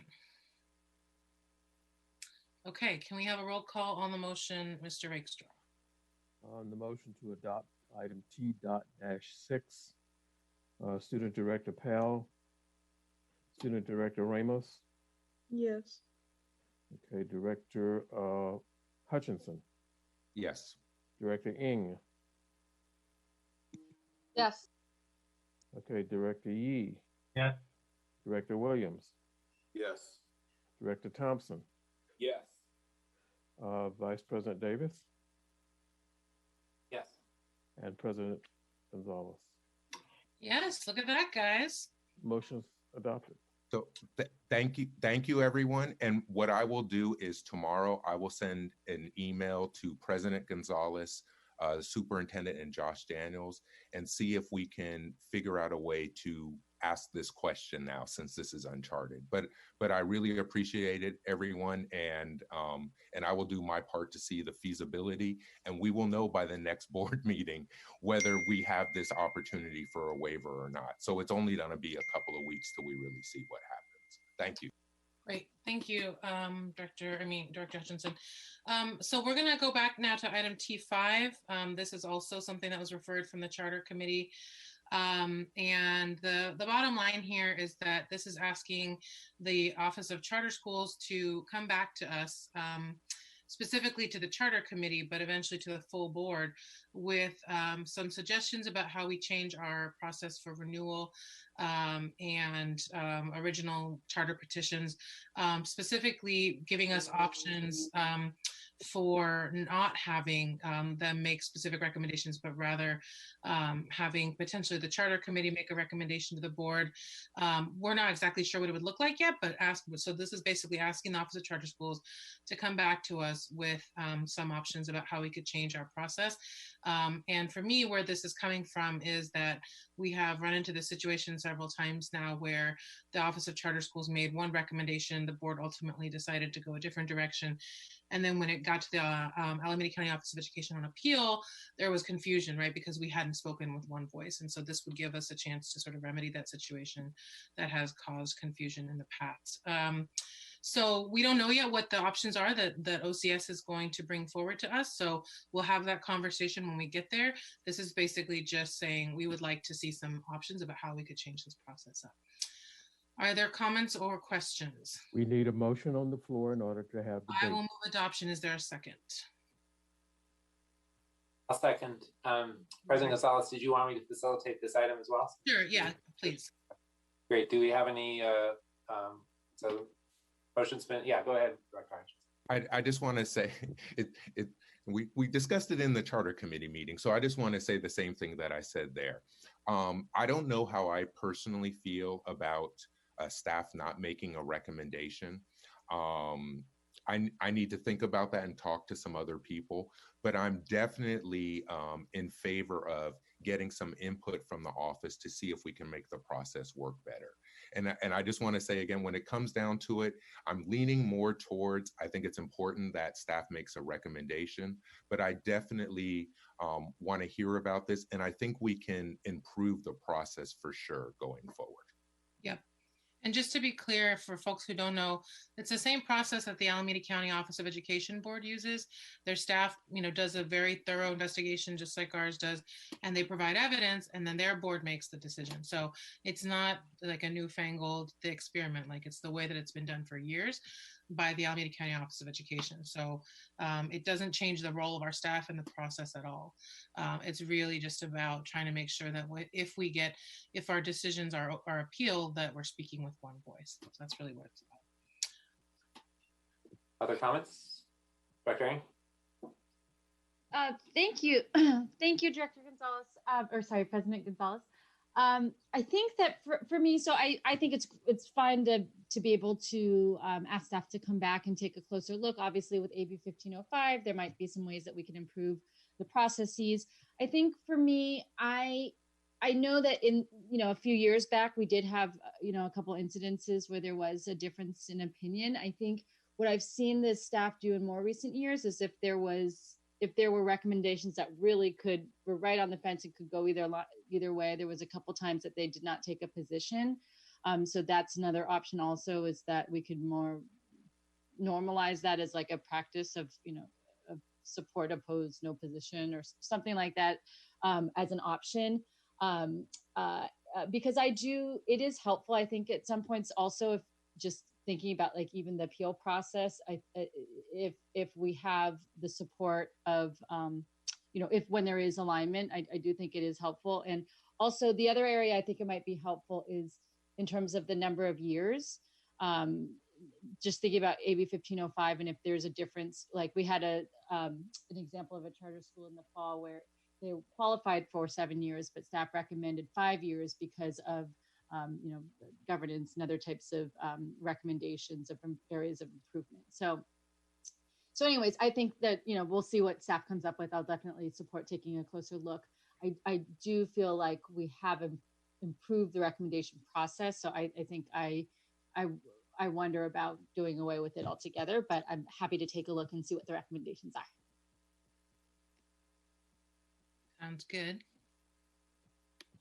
Other comments? Seeing none. I'll just add that, yeah, I'm always glad to hear from the charter office what they think of a changed process. So it just seems like a good step to take. And so I think with that, we could move to a vote. Mr. Rakestraw, can we get a roll call on the motion? On the motion to adopt T.-5, Student Director Powell, Student Director Ramos. Yes. Okay. Director Thompson. Abstain. Director Hutchinson. Yes. Director Williams. Yes. Director Yee. No. Director Ng, Yes. Vice President Davis, Yes. and President Gonzalez. Yes. Motion's adopted. Thank you, Mr. Rakestraw. We do not have an adoption of the pupil discipline consent report tonight, so we're going to skip item U. We're going to go to item V, but we are minus the items that were pulled from the agenda, so V15 and V16, which we will take up after we approve the general consent agenda. Is there any discussion about the consent agenda minus items V15 and V16? Madam President, sorry to interrupt. Those two items are on a different consent calendar than V. Got it. So just to clarify. Is there discussion on item V? Go ahead, Director Hutchinson. Yeah, and again, I didn't want to pull it today, but I am concerned that we continue to set up learning pods at our schools, and I'm concerned because we're using after-school providers or non-teachers to run these pods, and it really feels like it's a workaround to the fact that we don't have an agreement with our teachers union right now. So going forward, I would like for us to commit to the learning pods that we're setting up to be staffed by a credentialed teacher and to start to make that move. I'm not going to pull any of the contracts for this year and getting through the end of this year. But I told General Counsel Daniels in our last meeting, I really don't expect to see those kinds of contracts going forward into the next school year.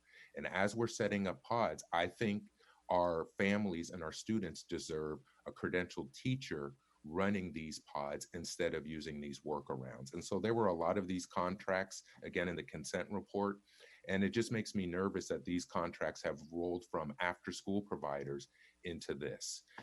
And I think we need to set a higher standard for the in-person instruction that we're going to give to our families. Thank you. Thanks, Director Hutchinson. Any other discussion on item V, the general consent report? Go ahead, Director Williams. Yeah, so my thing actually is with all these after school programs, I think we actually have been talking about it. I need to see some type of performance measurements.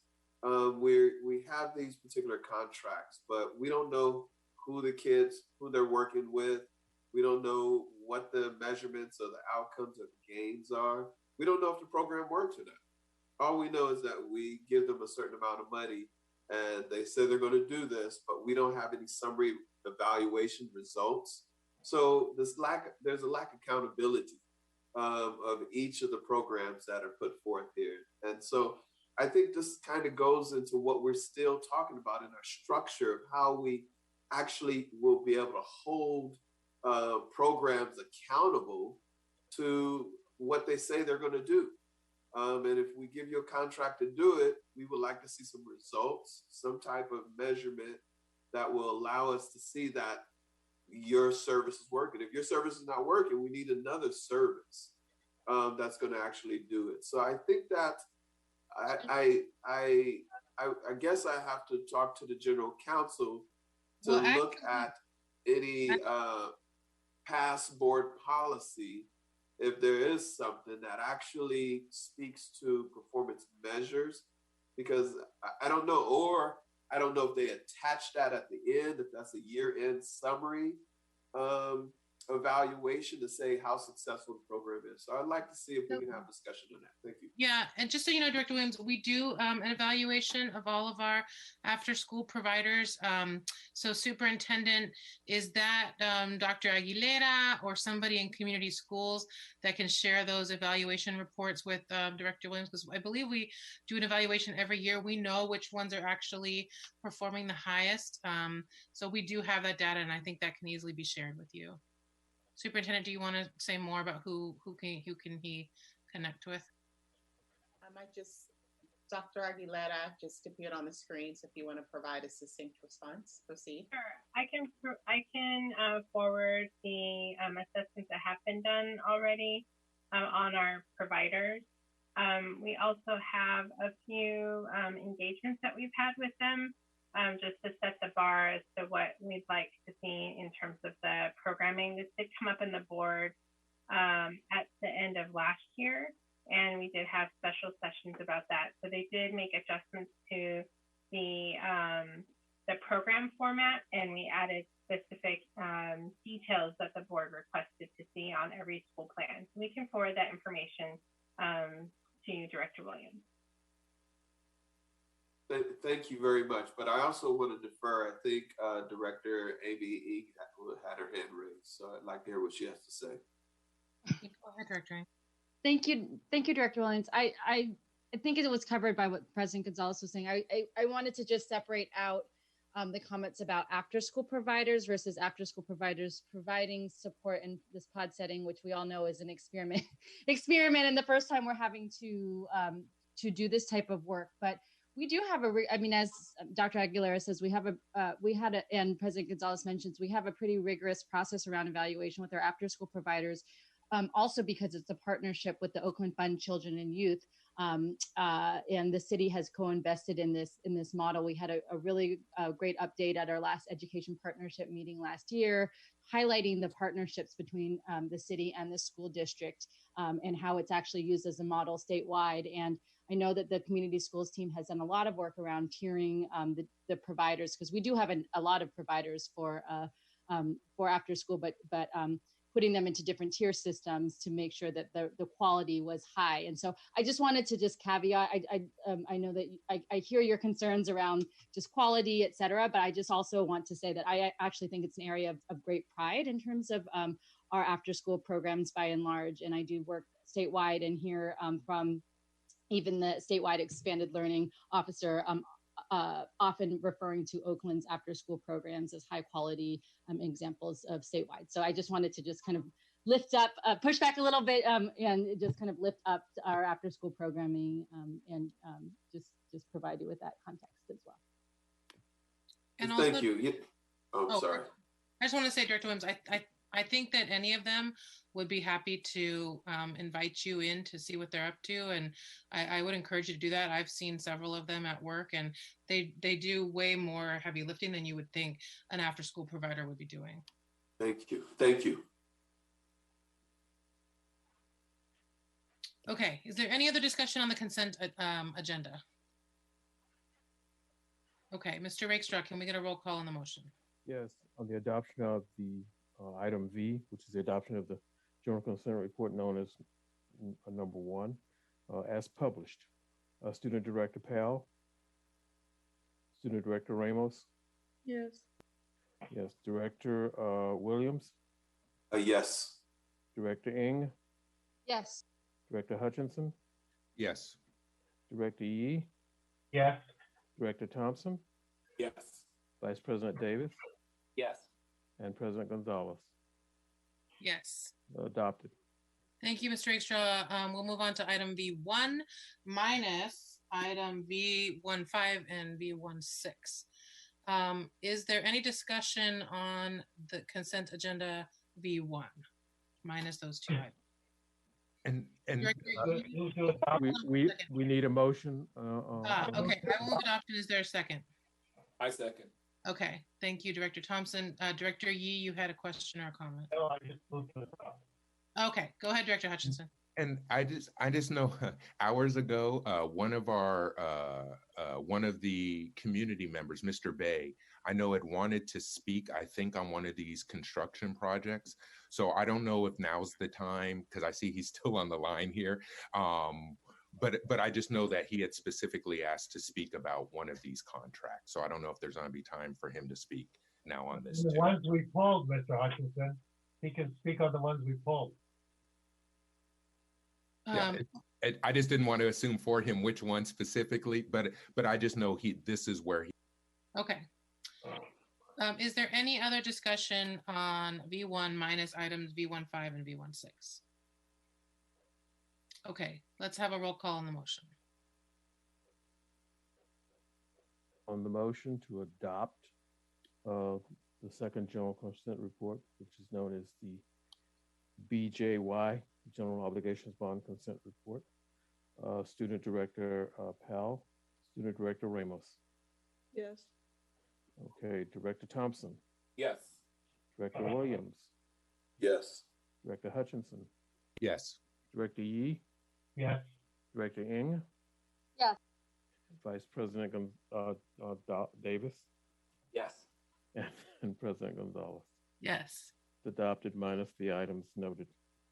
Okay, I can't remember who pulled V15. I think it was you, Director Williams.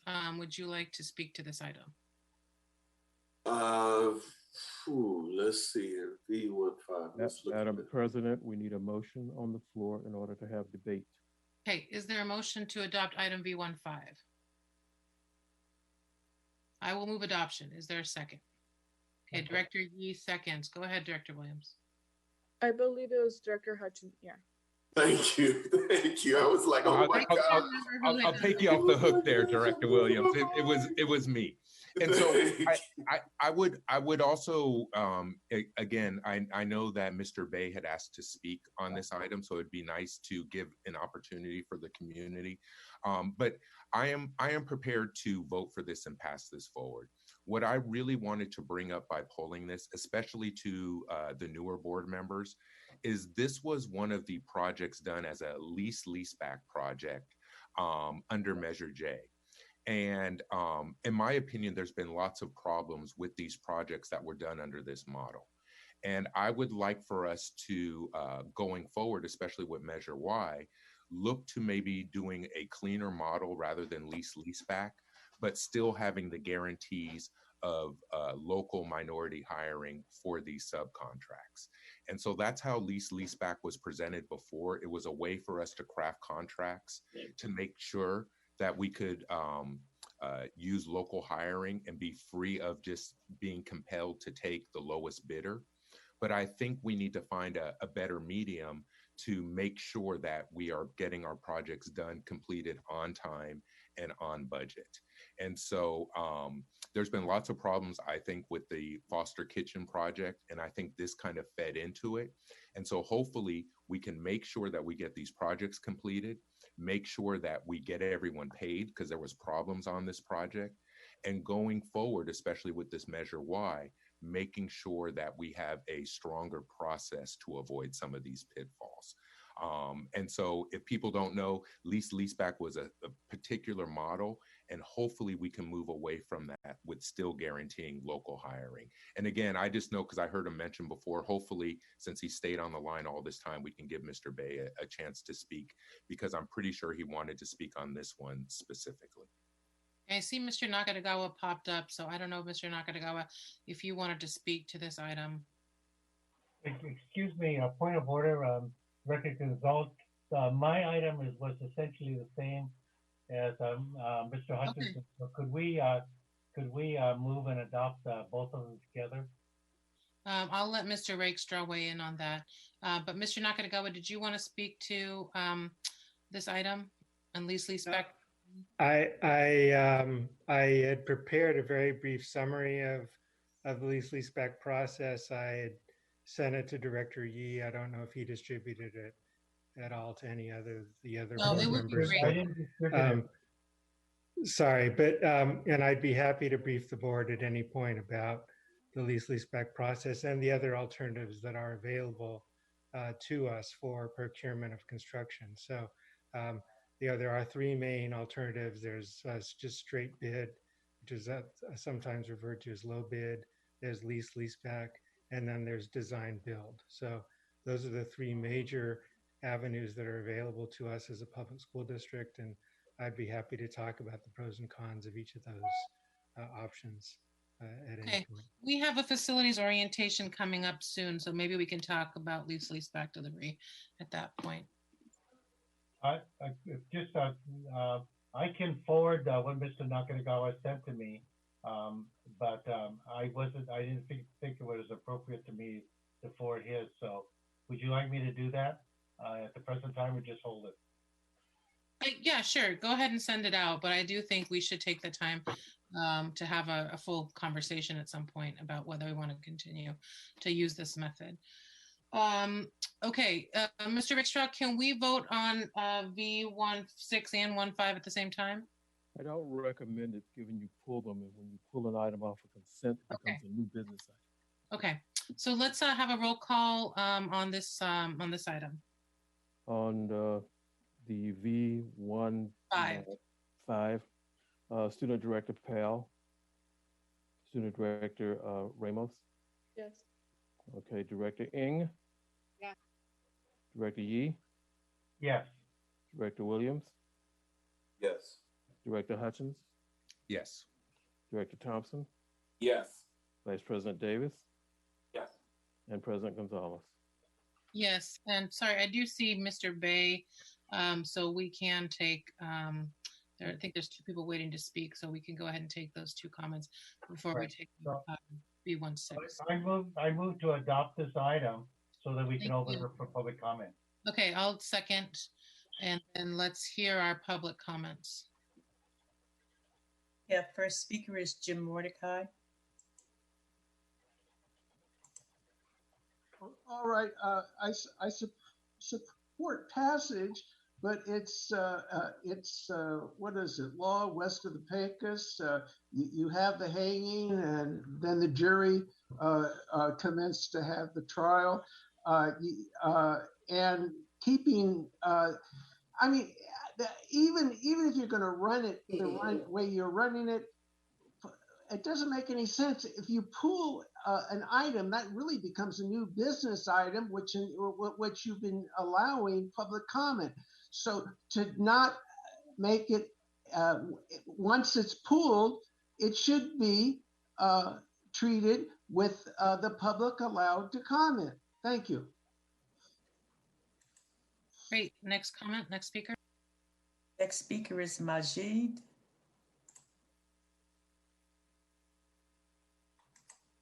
Yes, thank you. Wanted to say thank you for discussing this item. As Mr. Hudson was saying, I did want to speak a little bit more on this. Yeah, as I said, this is something that we've been waiting a long time for. As I said again, we're a local business, small owned. So we've been working with OUSD for 10 years now. So we kind of set an example and let the youth know that this is something that you guys could do as well. This is just a good moment right here and just seeing what we could do moving forward. But we'll definitely like to see more lease back. Mr.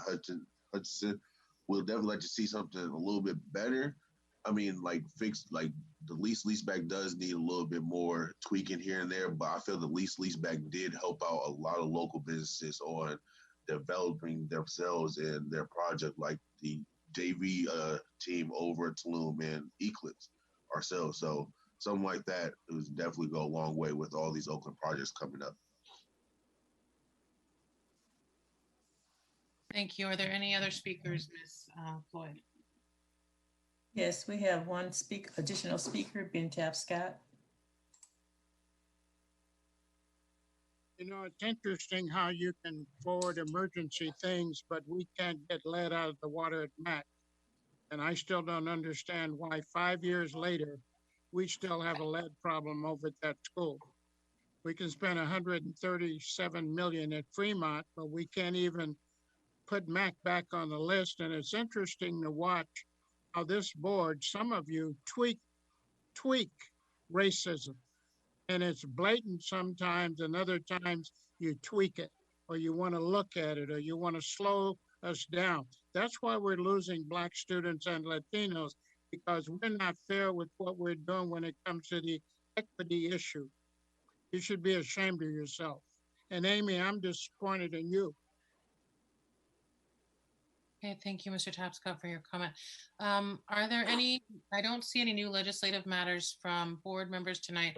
Are there any from the public? Madam President, we need to take a vote on this last item. Sorry. But I had one more comment on this item. Okay, go ahead, Director Yee.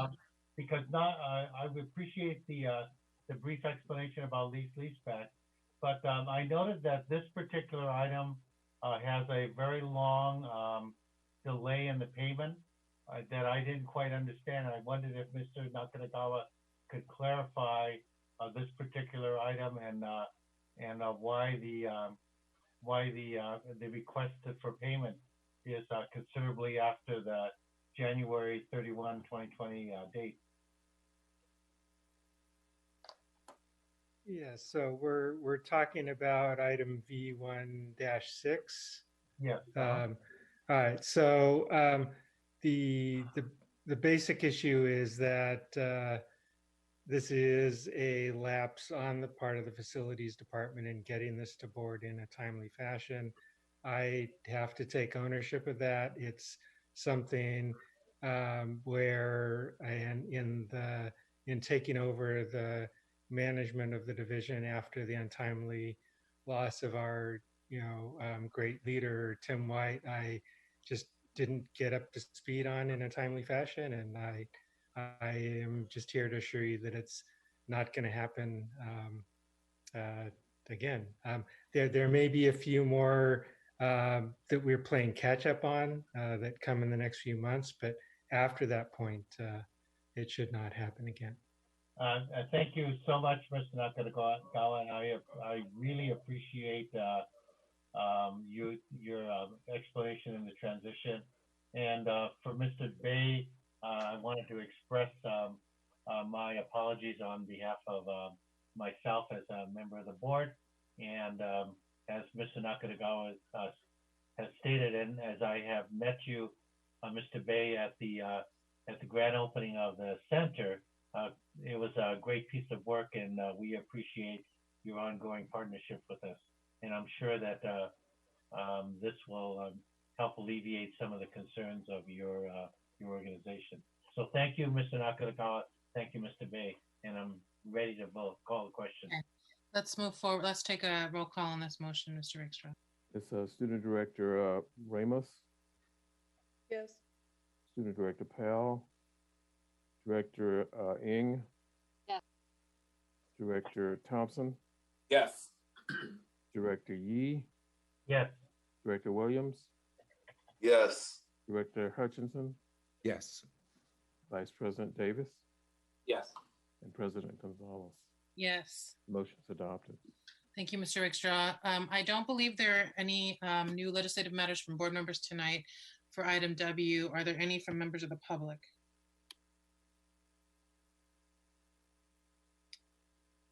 Okay, I do see I see some hands.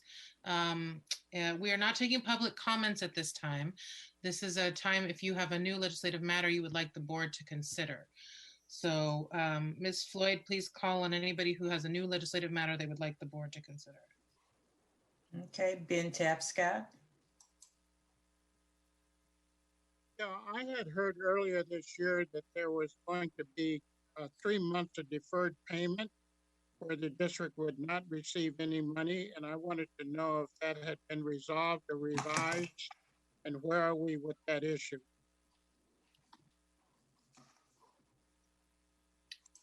Okay, I'm not sure if Ms. Grant Dawson is still on to speak to that, Mr. Tapscott. If she pops on, we can take the question. Otherwise, we will move on to any other new legislative matters.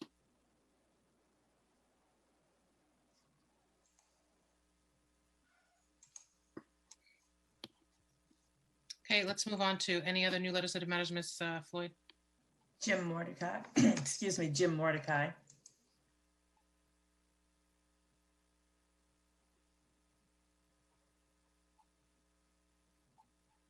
Mr. Mordecai, if you're speaking, you're on mute. Okay, that's what I wanted to get the unmute signal. Okay, so now that I've been unmuted, I want a new legislation for the board to appoint up to 3 members to the superintendent's committee on the opening of schools. Thank you. Okay, thank you, Mr. Mordecai. Ms. Grant Dawson, did you have a moment to speak to the cash deferrals? I believe that's what Mr. Tapscott is referring to. Yes, I just went up into the next room, so I heard part of the question. If you can repeat it, I would be happy to answer. Mr. Tapscott, do you want to repeat your question?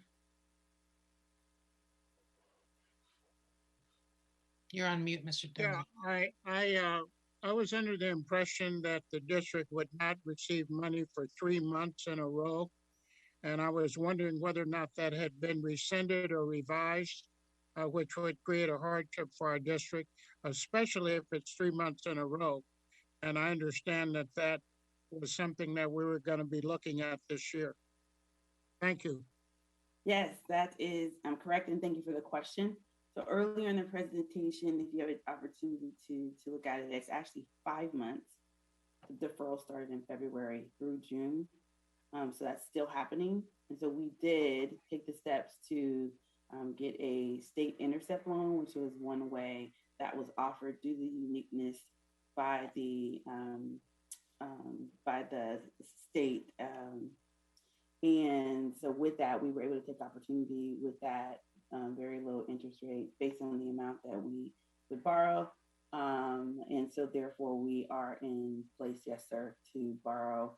Our projection was 50 as of last month. Based on our cash flow report, we're going to be short 34 million. So you are correct, that did happen 5 months, and we're getting closer to drawing down the amount that we'll need. And that is, yes, definitely creating a hardship for us. Thank you, Ms. Grant Dawson.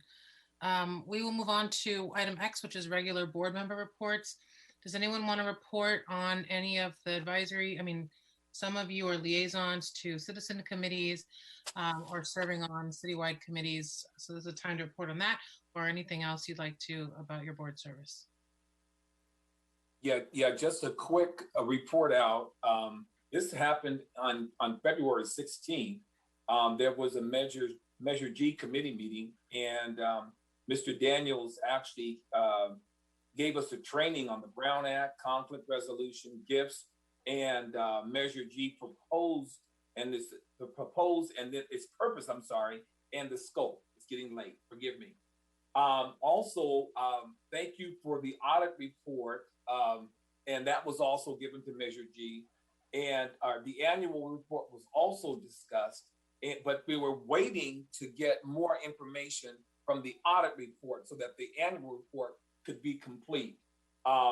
There was new business that was discussed, and Ms. Gard from the talent department, she actually discussed the concept and the idea of recruitment and retention. And so those were the only things that we discussed, and I wanted to inform you of those things. Thanks, Director Thompson. Yes. Any other board member reports? Go ahead, Vice President Davis. Yeah, real quick.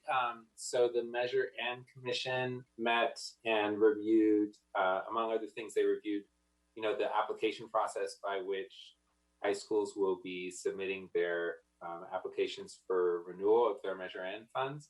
And so in April, the commission's going to meet kind of pretty intensively for 6 mornings in over 2 weeks in April to review all of those different high school presentations on their Measure N plans for college and career, linked learning for next year.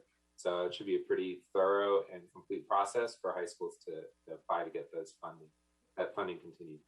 And then for the Citizen Bond Oversight Commission committee, they met last Monday, and it's very much a preview of what we're going to be looking at, some of what we're going to be looking at in the Facilities Committee. So basically looking at the plans for central office housing, as well as the Measure Y spending plan. And they also had some other items, but I just wanted to highlight those two because I know we're going to be discussing them in the Facilities Committee as well on Friday. Thank you, Vice President Davis. I think I saw a couple other hands. Director Yee, go ahead. I'm the board's representative to the Council of Great City Schools, and we meet every Friday. And at the last one, we had a preview of the COVID relief bill and its impact on education funding. And I sent my board colleagues and members of the staff, and if any of the public wishes to get a copy of that summary, they can email me. But it's quite insightful in terms of the total amount of money that's coming to us from the feds. And the big notice of the Council of Great City Schools is to be sure that the state does not peel off some of that money as an effort to avoid their obligation to make good on the money that the state is supposed to provide us. So, Ms. Grant Dawson, you keep an eye on that maintenance of effort for us. Thanks, Director Yee. Are there any other board member reports? Go ahead, Director. Madam President, before someone else speaks, given that Director Yee has mentioned that document at a board meeting, if he will send it to us, we will post it under board member reports so the Thank public will you. have easy access to it. Thank you, Great, Mr. thank Gonzalez. you. Go ahead, Director Hutchinson. Great, thank you. I guess I've had a load of meetings this week, so I'm the board liaison to the Measure G1 committee. We met yesterday, and they're doing a lot of good work. They had to deal with this year a lot of carryover dollars, partly because of the pandemic. And I really appreciate that Lisa Grant Dawson has been attending those meetings, and it feels like G1 is coming more under the overall budget and finance committee and getting everything more aligned. So it's exciting to see it kind of coming together. And on Monday, I was the liaison to the CAC committee. And the CAC over the last 2 months has been taking a deep dive into the disproportional amount of suspensions, not just for African American students, but particularly African American students with IEPs. And in the information that we went over on Monday, it was shown that African American students with IEPs are suspended 9 times more, or at a rate of 9 times the average in our district. And so hopefully, as that work gets fleshed out, there's really a lot of alignment and synergy with the work for reparations for Black students. And once the CAC is finalized, I'm sure they will want to bring something to the board. And I was very troubled to see those suspension rates. And it looks like for African American students, it's as bad as it ever was, even though we've had this voluntary resolution. So there's a lot of good work going on in our committees. And hopefully, as a board, we can figure out a way to really start incorporating this committee work more in these meetings without these meetings getting longer. But it just feels like things are still just a little bit disjointed. So however we can bring all of this together centrally so it just kind of makes more sense for everyone. And colleagues, I believe we're going to have vacancies on the G1 committee. Yes, and thank so you. If Yes. you know somebody who knows middle school, please have them submit an application on the district's website so that we can consider them for appointment. Thank you, President Gonzalez. And the specific ask for the committee was especially they are worried about April. There's going to be a turnover, and they're worried about having enough even for a quorum for some of those meetings. So please send us your good people and have them apply. Are there any other board member reports? Director Williams? Yeah, I just want to report out the audit committee. So we actually, as a district, we've completed our financial audit, and actually it went pretty well. We have about 13 items that we really wanted to focus on, but those items have come in at a little bit better result than we expected. Our district has hired a few people, and we've had some continuity in the internal business department. So that's actually been securing some positive recommendations from our auditor. There are a few things though that we still need to kind of move, which is having an oversight person to make sure that our audits, our recommendations are actually followed through on. We've had challenges in the past actually following through on some of the recommendations. So we're going to move forth to try to have a identified oversight individual manager to move that audit. And also committee is working on a presentation to the board. So we should be bringing a presentation hopefully next month to the board to review how far we've come with our reviews of audits. Thank you. That's great. Any other board member reports? All right. Well, I think we got to shout out Director Ramos, still here. It's after midnight. Okay, so that's item X, regular board member reports. Is there anything under agenda building and work plan review that folks, because just to preview, because I know that we have new people on the board. Pretty soon we will be sharing out the evaluation tools for the superintendent and general counsel reviews, which happen usually we talk in May. And so we just want to share the tools so folks will get a sense of what the process is going to look like. So I would get with, I'll get soon with the superintendent and her staff to get those tools out so that folks can just take a look at them, and then we'll meet in May and to discuss the performance review process. So that will be coming up. And is there anything else that that folks want to preview or have questions about what's coming up? Vice President, you have a question, right? Yeah, I just wanted to ask, tonight's meeting went fairly efficiently, but I was wondering if we as a board want to set time limits on items or approximate times for items so that we can have a way to get through the meetings in an efficient way to actually try and finish, as we are finishing tonight, half hour before 1 o'clock. So that's good news. I would be very interested in a conversation of how we can make the meetings more efficient. I don't know if setting a time limit per item is the way, but I would, yes, I would love to have that conversation, because we should not have 8-hour meetings every meeting. So I'd be very interested in seeing what we could come up with to streamline this. Okay, well, we'll figure out when we could have that conversation. And then lastly is item Z, which is public comments on all agenda items. So this is a time to raise your hand if you want to comment on any topics that we've discussed tonight. Ms. Floyd, when you're ready, we'll do 10 minutes max of public comment and 1 minute each. Our first speaker is Ben Tapscott. I'd like to know when we're going to have 3.5 hours talking about educating Black students, and also 3.5 hours talking about Latinos. The other item I had down is, why don't we have honor students at Fremont, Castlemont, and McClymonds? They have very few electives. They also have very few advanced placement classes. When we look at the top 3 schools, they're up in the 80s and 90s. And you look at the 3 schools that I mentioned, we're down around 30. So we need to address the inequities in our schools in terms of curriculum. You look at Mac in the middle with something like 40 classes, and on each side of us, each campus has any 80 or 90. So those students should have some honor classes.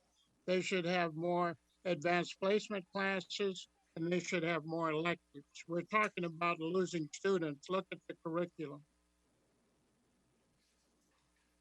Thank you, Mr. Tapscott. Next speaker. Our next speaker is Asada Olabala. Yes, I find it extremely difficult to weigh in on the charter school board of director meetings. Oakland Unite High School had a meeting tonight. The ID was given, but the passcode wasn't. I called and asked for the passcode. They told me they'd call me back. I never got a call back. Out of the 4 meetings I've been able to attend, I've been the only person in those meetings. The only person.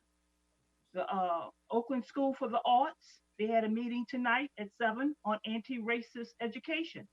I couldn't get into the meeting because you had to be a parent at the school to discuss anti-racist education. Okay, so we can't. What is the school called? There was one school I called. They called me back, and they said the meeting would be in April, but they couldn't tell me what time, and they couldn't tell me what the.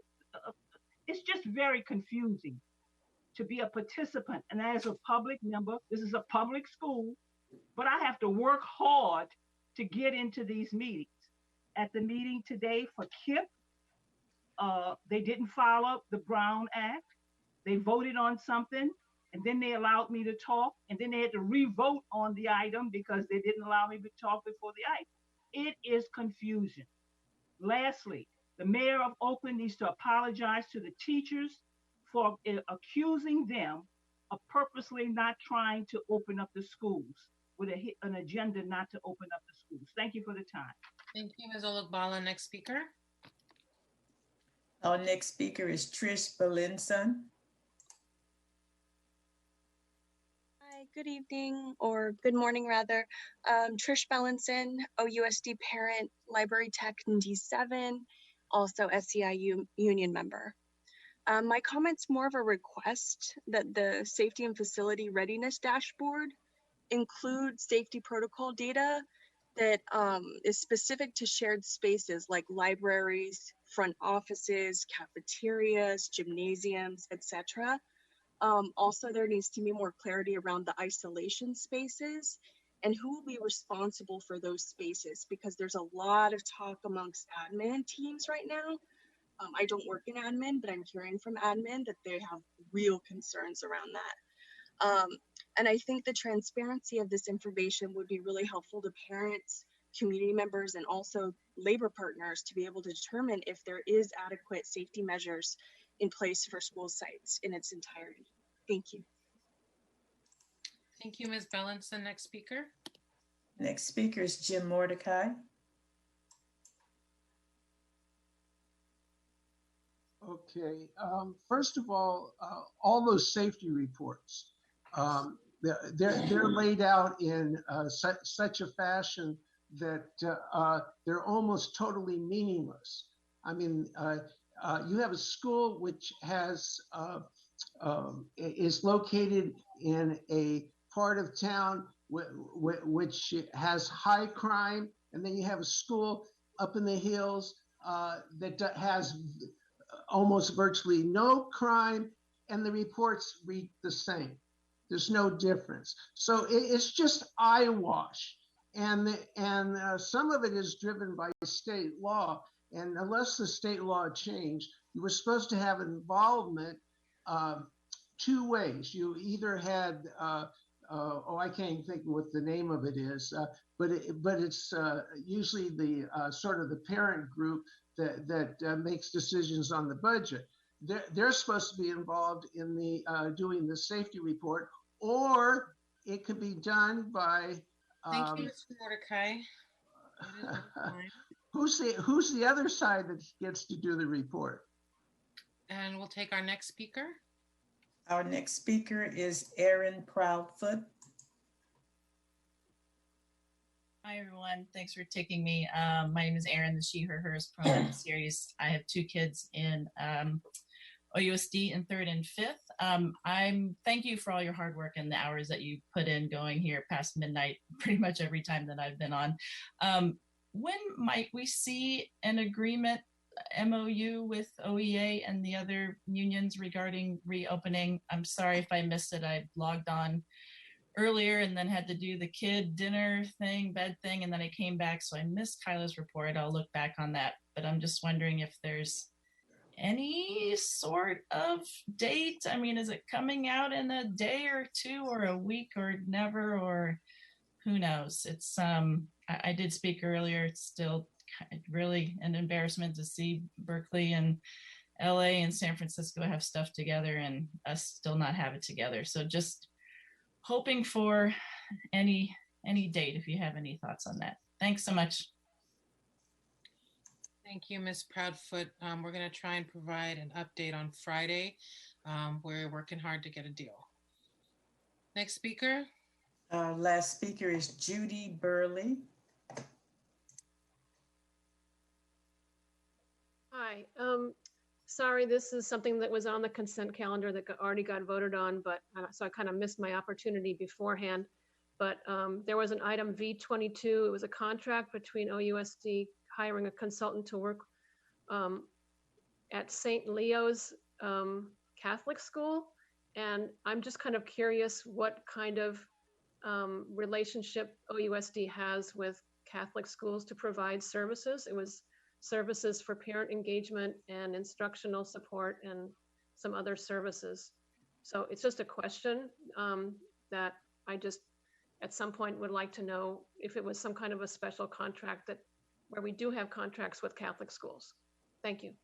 Thank you, Ms. Burrow. I don't know if Dr. Aguilera is still on. My understanding is that some of our federal funds we are required to pass through. I'm not sure why they can't go directly to Catholic schools, but there are some funds that if they have students who are eligible, then we are kind of required to pass through. But I don't know, Dr. Aguilera, if you want to add more. That is accurate, President Gonzalez. We do have to approve the expenditures from our private schools when they are requesting the use of our restricted funds. So just as our schools, our Oakland Unified schools, have to do the right steps, our private schools also must do the right steps. And that includes our parochial schools. Great. With that, I think we will adjourn. Everyone have a great night. And well, I guess a great morning, and we'll see each other soon.